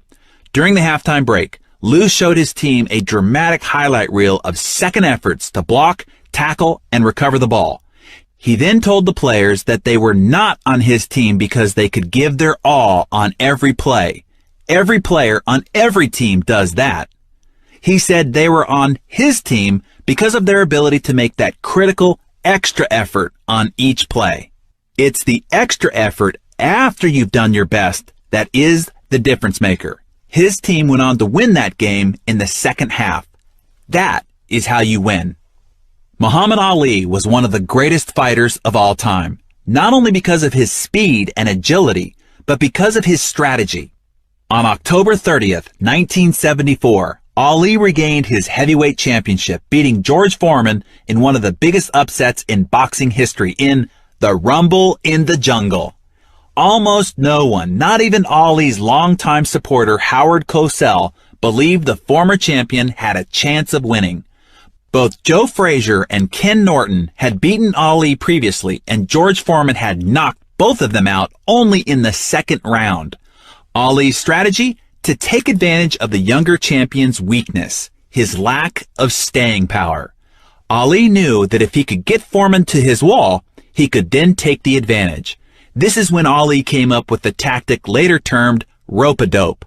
Ali would lean on the ropes, shielding his face, while Foreman threw hundreds of punches over 7 rounds. By the 8th round, Foreman was exhausted. He was at his wall.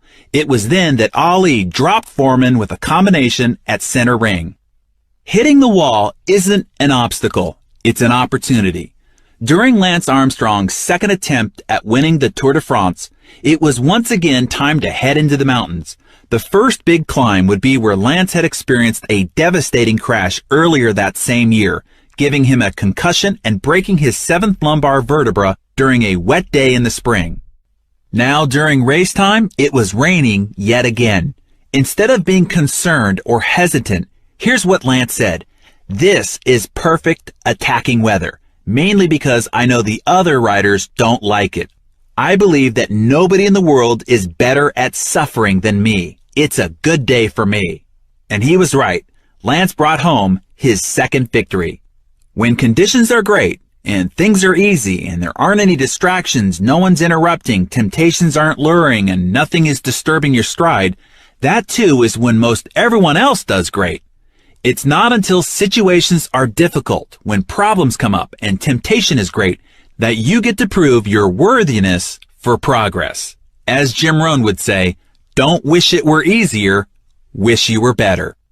When you hit the wall in your disciplines, routines, rhythms, and consistency, realize that is when you are separating yourself from your old self, scaling that wall, and finding your new, powerful, triumphant, and victorious self. Multiplying your results. I have an exciting opportunity for you. We've talked about how the simple disciplines and behaviors will compound over time, delivering amazingly powerful results for you. But what if you could speed up the process and multiply your results?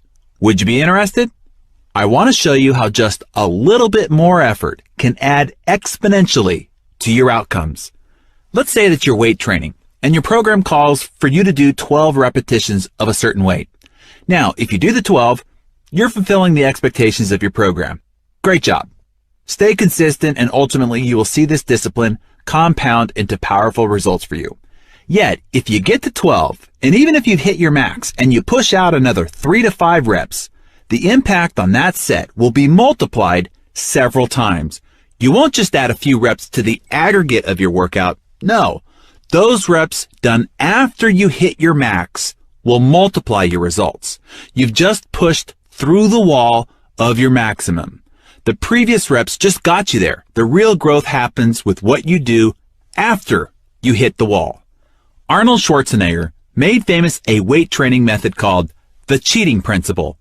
Arnold was a stickler for perfect technique. He contended that once you reached your maximum number of lifts in perfect form, adjusting your wrists or leaning back a little bit to recruit other muscles to assist the working muscles, cheating a little, would allow you to do 5 or 6 more reps, which would significantly improve the results of that set. You can also achieve this by having a workout partner who assists in those last few reps you couldn't have done on your own. If you're a runner, you know this experience. You get to the goal that you set for yourself that day and you're feeling the burn. You're at your wall, but you go a little farther, a little longer. This little longer is really a massive expansion of your limits. You have multiplied the results of that single run. Take the magic penny we talked about in chapter 1, the one that doubles in value each day, showing you the result of small compounded actions. If you just doubled that penny 1 extra time per week during the 31 days, the compounded penny would result in 171 million instead of just 10 million. Again, just a little extra effort in 4 days out of 31, and the result was many times greater. That's how the math of doing just a little bit more than expected works. Viewing yourself as your toughest competitor is one of the best ways to multiply your results. Go above and beyond when you hit the wall. Another way to multiply your results is pushing past what other people expect of you, doing more than enough. Beat the expectations. Oprah is famous for using this principle, blasting beyond anyone's expectations with her generosity and ability to live and work in a big way. Do you remember how she launched her 19th season in September of 2004? When it comes to Oprah, we know to expect some fanfare, but she blew everyone away. That season opener was all the media or anyone else talked about for days afterwards. Let's go back in time for a minute.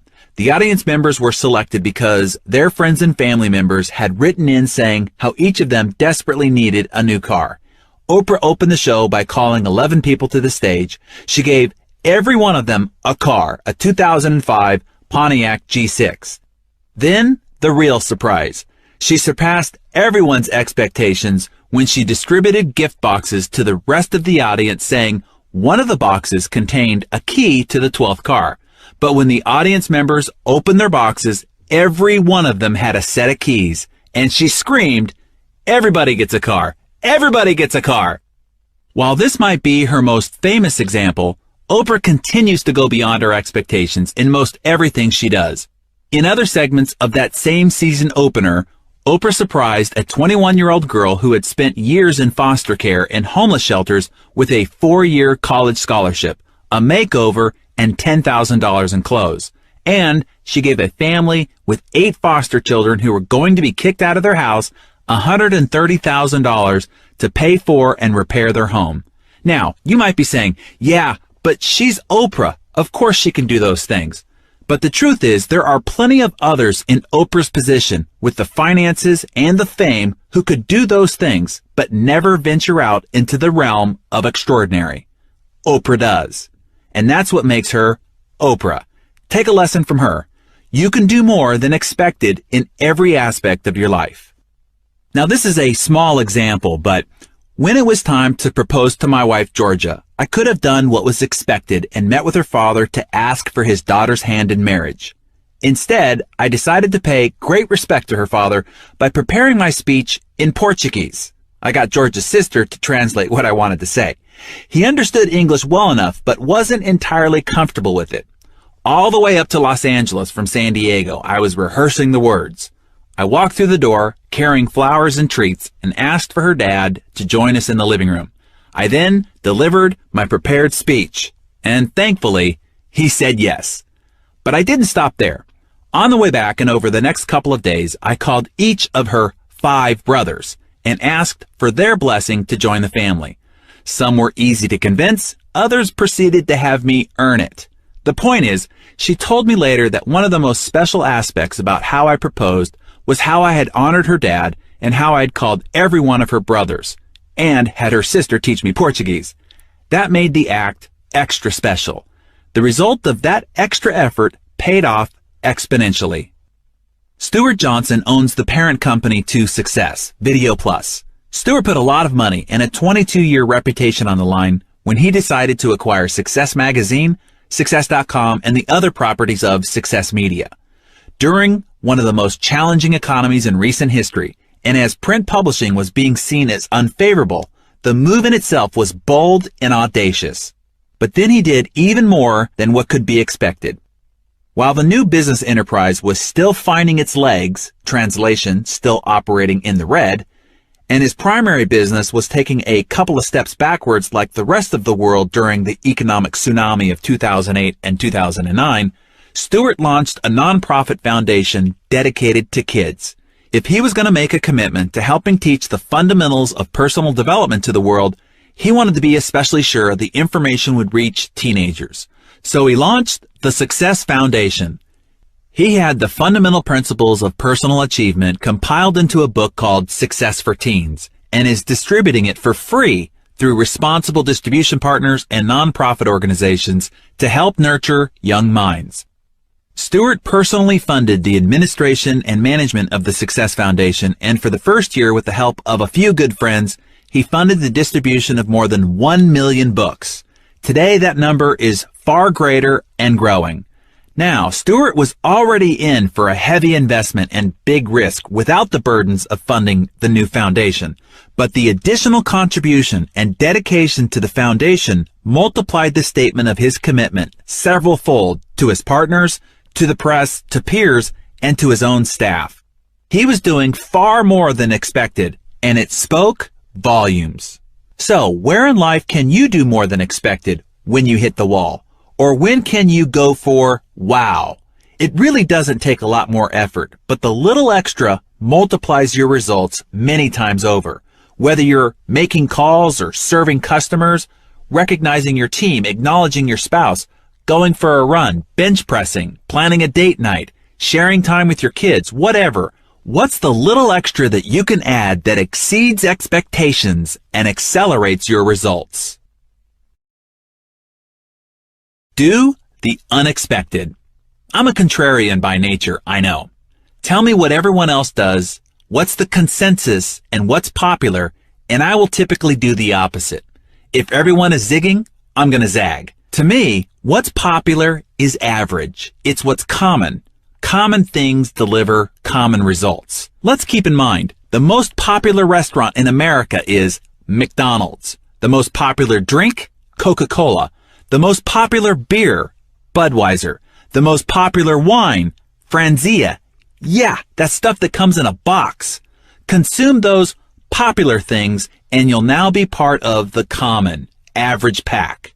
But that's ordinary. There's nothing wrong with being ordinary. I just prefer to shoot for extraordinary. Let me give you a small for instance. Everyone sends Christmas cards, but since everyone does it, it doesn't really have much emotional impact, in my opinion. So I choose to send Thanksgiving cards instead. How many Thanksgiving cards do you get? Exactly. It makes a statement. And instead of bulk printed, computer generated, best wishes cards, I handwrite personal sentiments expressing how grateful I am for my relationship with that person and what he or she means to me. Same effort, but a much greater impact. One of my favorite characters, Sir Richard Branson, built his career on doing the unexpected. I love to watch the guy launch a new company. Every stunt is bolder, scarier, and more unexpected than the last. Whether it's flying a hot air balloon around the globe or driving a tank down Fifth Avenue in New York City to introduce Virgin Cola to the United States, Richard always delivers the unexpected. Now, he could get by with the expected press release, a press conference or two, and some swanky party and call it a day. But instead, he goes for the astonishing. He probably spends as much money, and sometimes probably less, than other companies to launch a product. He just does it in unexpected style. The wow factor makes a statement and multiplies the impact of his efforts. More often than not, the extra effort doesn't cost that much more money or energy. When I was selling real estate, everyone else would call on expired listings when they came up. Instead, I got in my car and showed up on their doorstep and hand-delivered a sold sign. Take this, I'd say when they opened the door. You'll need it if you hire me to take over this listing. For the price it took to keep my gas tank full, I immediately and exponentially increased my chance of getting the listing. Recently, Alex, a friend of mine, was up for a big job. He lives in California and the job was in Boston. He was one of the final 12 candidates. They were going to interview the local candidates in person and those out of the area via video conferencing. He called me asking if I knew how to facilitate a webcam video conference. I asked him, "How badly do you want this job?" He said, "It's my dream job. It's everything I've spent 45 years preparing to do." "Then get on a plane and show up in person," I said. "No need," Alex said. "They'll be flying in the final 3 for the last interview." "Listen," I told him, "if you want to be in that final 3, you should separate yourself by doing the unexpected. Fly across the country on a moment's notice and show up in person. That's how you make a statement." If I set my sights on something, I'm going to ensure success by going all in and all out. I launch what I call shock and awe campaigns. During this same job hunt, I suggested to Alex that he pull out all the stops, attack from every possible front, and do it relentlessly. Research all the decision makers, I told him. Find out their interests, hobbies, their kids' hobbies, spouses' hobbies, neighbors' hobbies, etc. Send them books, articles, gifts, and other resources you think they might like. Is that over the top? Heck yes, that's the point.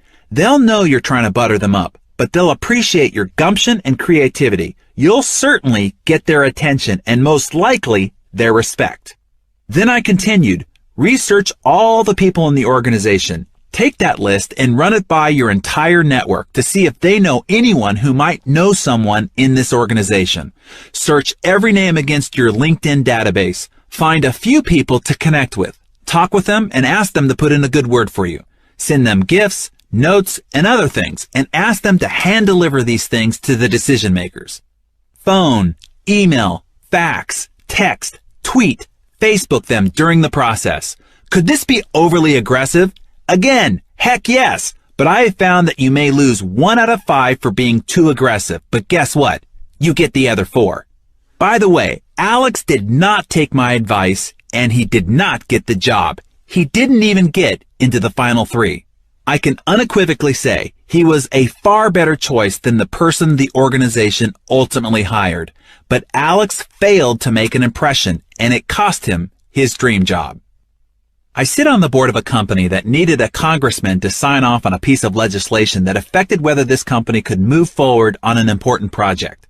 This guy wasn't budging, not because of the actual issue, but because of a political axe he was grinding against others who publicly favored the issue. Instead of making any more futile appeals to sway him, I suggested that we go above his head and talk to his boss, his wife. We went through our network until one person led us to someone who was friends with his wife. Then we waited for her outside following a church service that she attended, and her friend introduced us.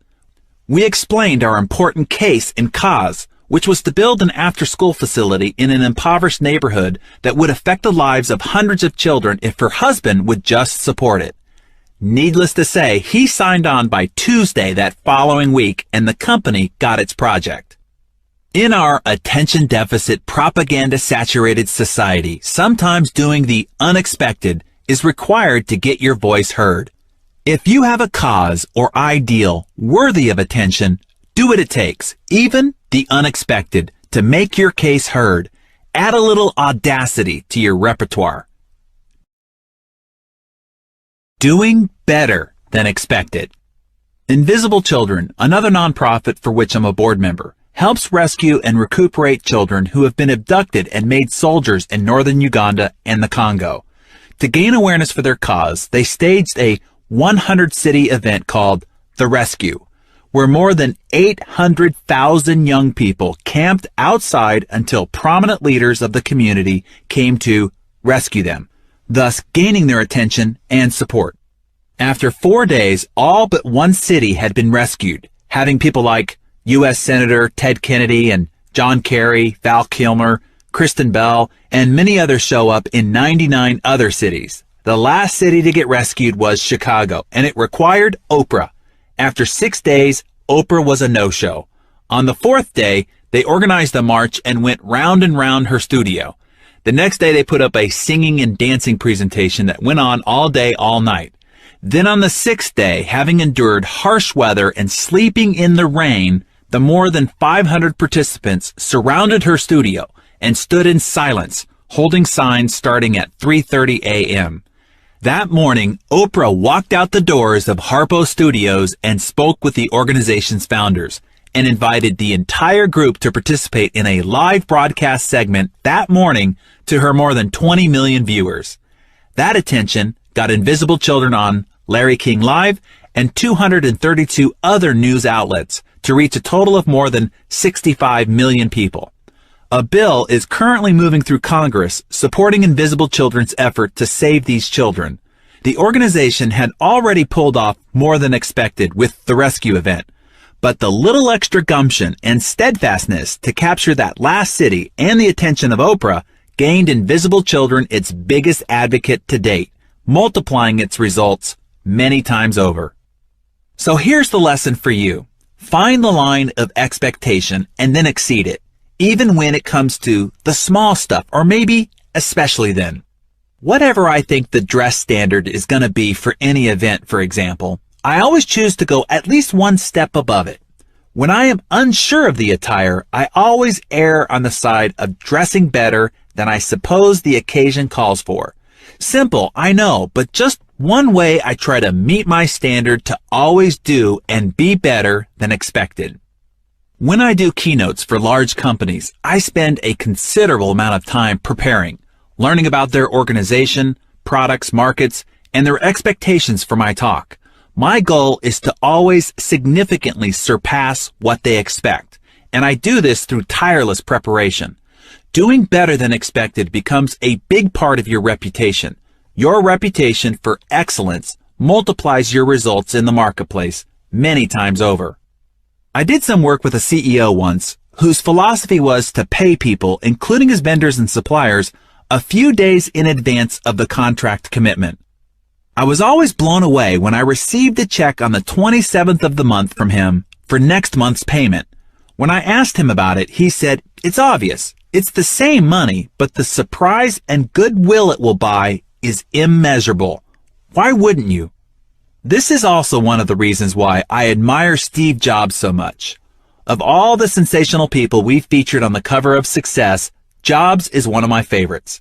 Whatever your expectations are about the next Apple product launch, Jobs always has a little, or a lot of, something extra to wow you. In the grand scheme of things, it might only be a minor addition, but even so, it's better than expected and multiplies the impression and response from his customers and deepens their loyalty. In a world where most things don't meet expectations, you can significantly accelerate your results and stand out from the pack by doing better than expected. I like the boldness of what Robert Schuller told us in his success feature. He said, "I say no idea is worthwhile if it doesn't start with wow." Nordstrom is famous for this standard. When it comes to customer service, they always strive to do better than expected. Nordstrom has been known to take back an item a customer bought more than a year ago without receipt, and in some cases purchased at a different store. Now, why would they do that? Because they know exceeding expectations builds trust and creates customer loyalty. As a result, they've developed an extraordinary reputation that continues to attract attention. After all, I'm reminding you of it here. The multiplier keeps growing. Now, I challenge you to adopt these philosophies in your own life, in your own daily habits, disciplines, and routines. Giving a little more time, energy, or thought to your efforts won't just improve your results, it will multiply them. It takes very little extra to be extraordinary. So, in all areas of your life, look for the multiplier opportunities where you can go a little further, push yourself a little harder, last a little longer, prepare a little better, and deliver a little bit more. Where can you do better and more than expected? When can you do the totally unexpected? Find as many opportunities for wow, and the level and speed of your accomplishments will astonish you and everyone else around you. And before we conclude, one last reminder to go back to the book and implement the action steps from Chapter 6 into your life.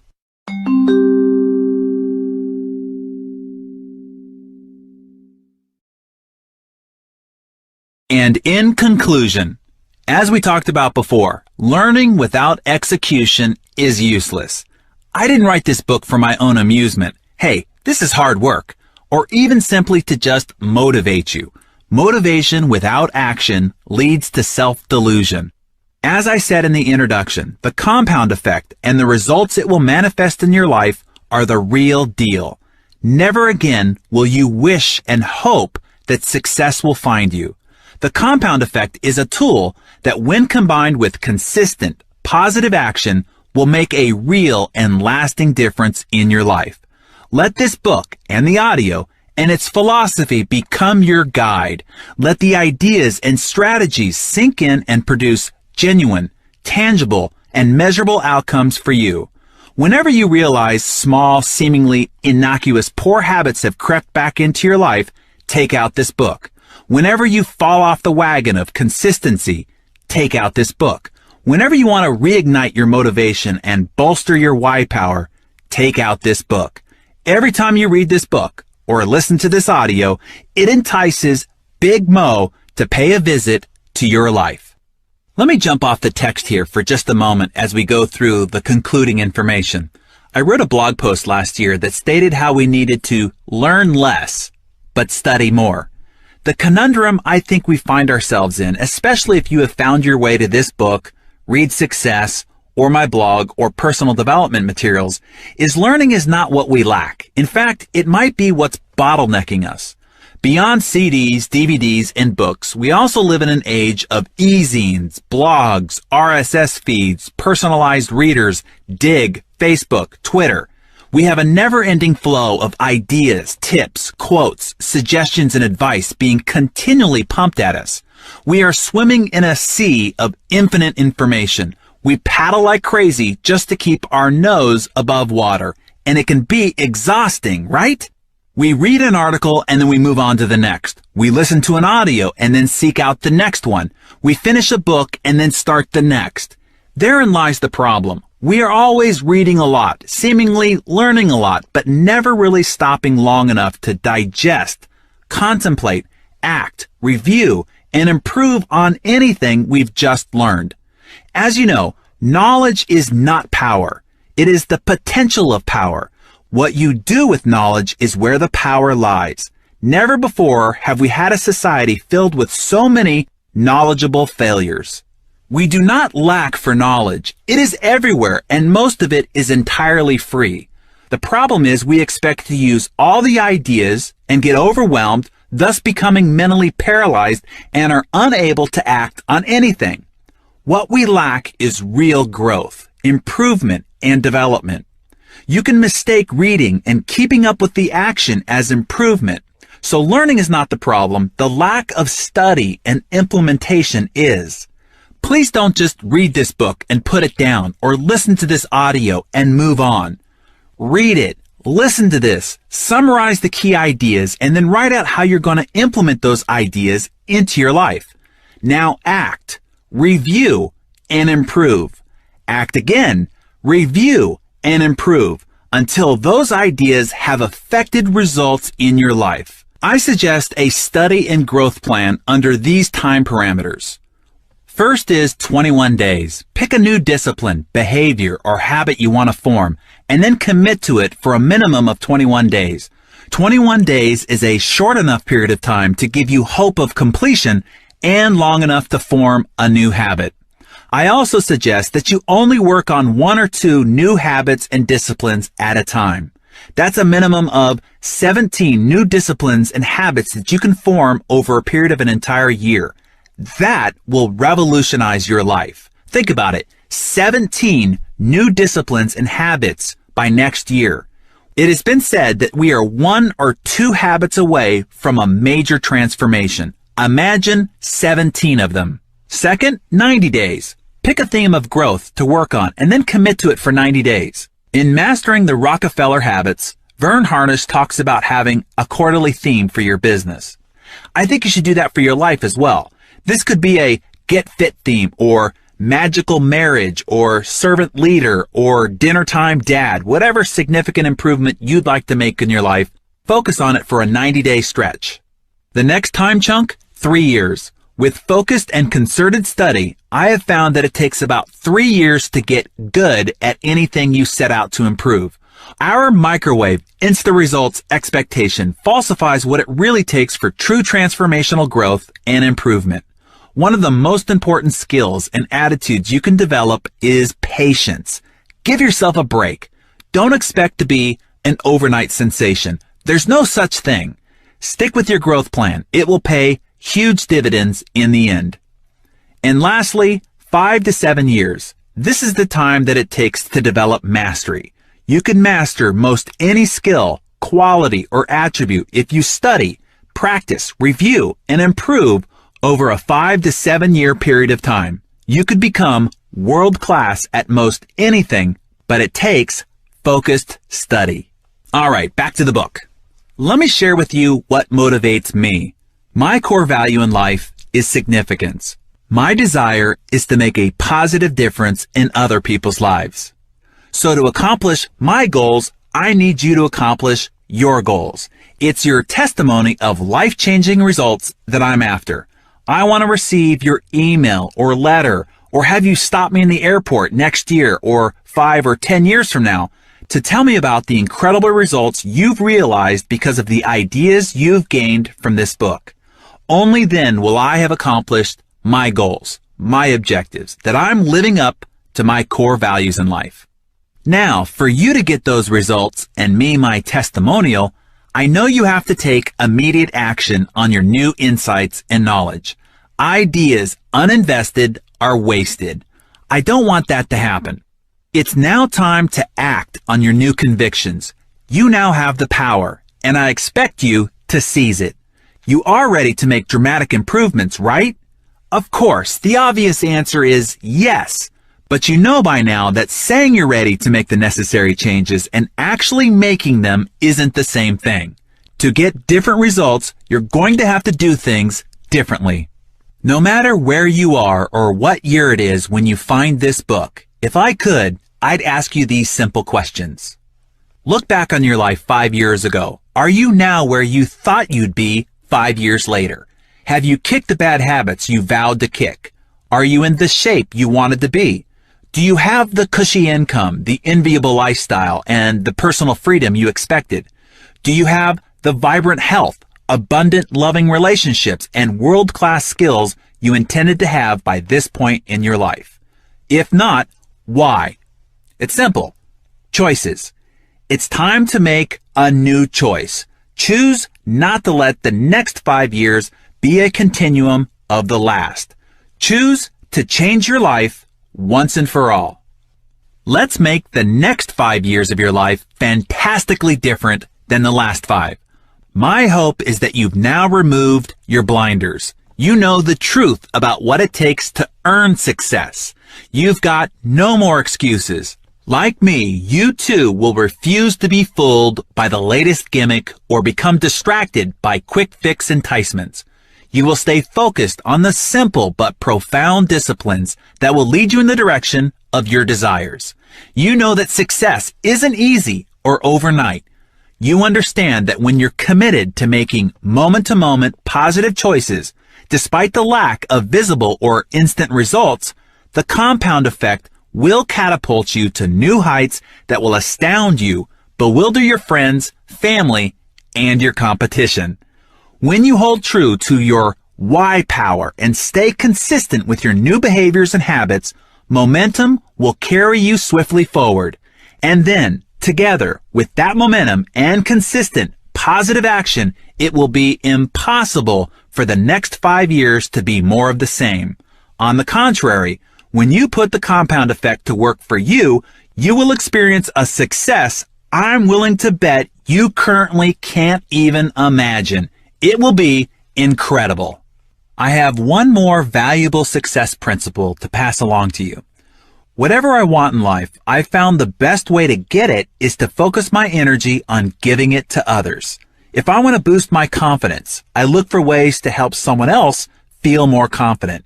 If I want to feel more hopeful, positive, and inspired, I try to infuse that in someone else's day. If I want more success for myself, the fastest way to get it is to go about helping someone else obtain it. The ripple effect of helping others and giving generously of your time and energy is that you become the biggest beneficiary of your personal philanthropy.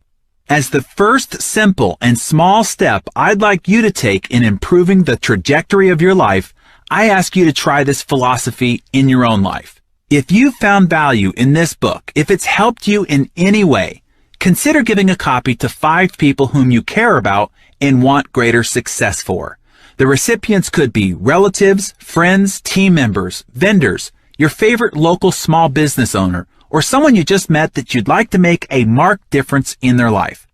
I know this sounds like it benefits me. It does. Remember, I'm after success testimonials. My goal is to make a difference in millions of people's lives. But to do that, I need your help. But I promise you this, ultimately, it will be you who benefits the most. Your helping someone else find the ideas to gain greater success is the first step towards you exercising them in your own life. At the same time, you could make a marked difference in the life of someone else. This book could forever alter the course of someone else's life, and it could be you who gives it to them. Without you, they might not ever find it. So, write down the 5 people you will give a copy of this book or audiobook to. And thank you for joining me in helping make a difference in the lives of others, practicing the compound effect. I'd like to extend my appreciation and thanks to my team at Success Media and Success Magazine, who supported me through this labor of blood, sweat, and almost tears, particularly my good friends and colleagues, Reed Bilbray and Stuart Johnson. To my writing muse and collaborator, Linda Sievertson, who helped pull out the stories and references from my past and give my process order and coherence. To the editing wizardry of Aaron Casey and the always genius touch of our Success Magazine editor, Lisa Acker, and to our editor-in-chief, Deborah Heiss. And to my oh-so-patient audio producer, Richard Del Maestro, who put up with my wild antics while recording this audiobook and made sure that I delivered at my highest possible level for you every step of the way. To the many brilliant personal development experts that I've worked with and learned from over the past 2 decades, all the CEOs, revolutionary entrepreneurs, and extraordinary achievers I've had the chance to interview and glean new insights, ideas, and wisdom from. To all the readers of Success Magazine, my blog, and my other works, whose enthusiastic and appreciative feedback inspires me to want to continue to pursue the zenith of my potential so I can better assist others to find theirs. And to my beautiful and wonderful wife, Georgia, who sacrificed many late nights and weekends without me while I worked to complete this book. And to you, for honoring me with your time and attention, and for joining me on this incredible journey. Now, let's go do something extraordinary.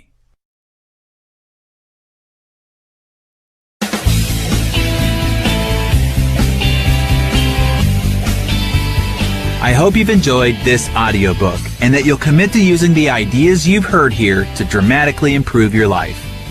Also, be sure to access the free resources available on thecompoundeffect.com to plan your path and chart your progress.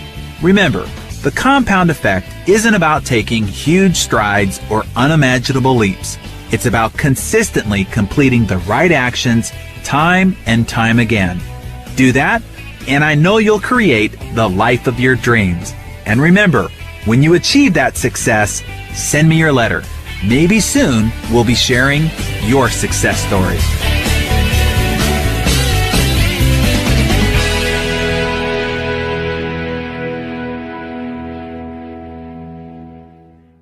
We hope you enjoyed this audiobook from Success Books.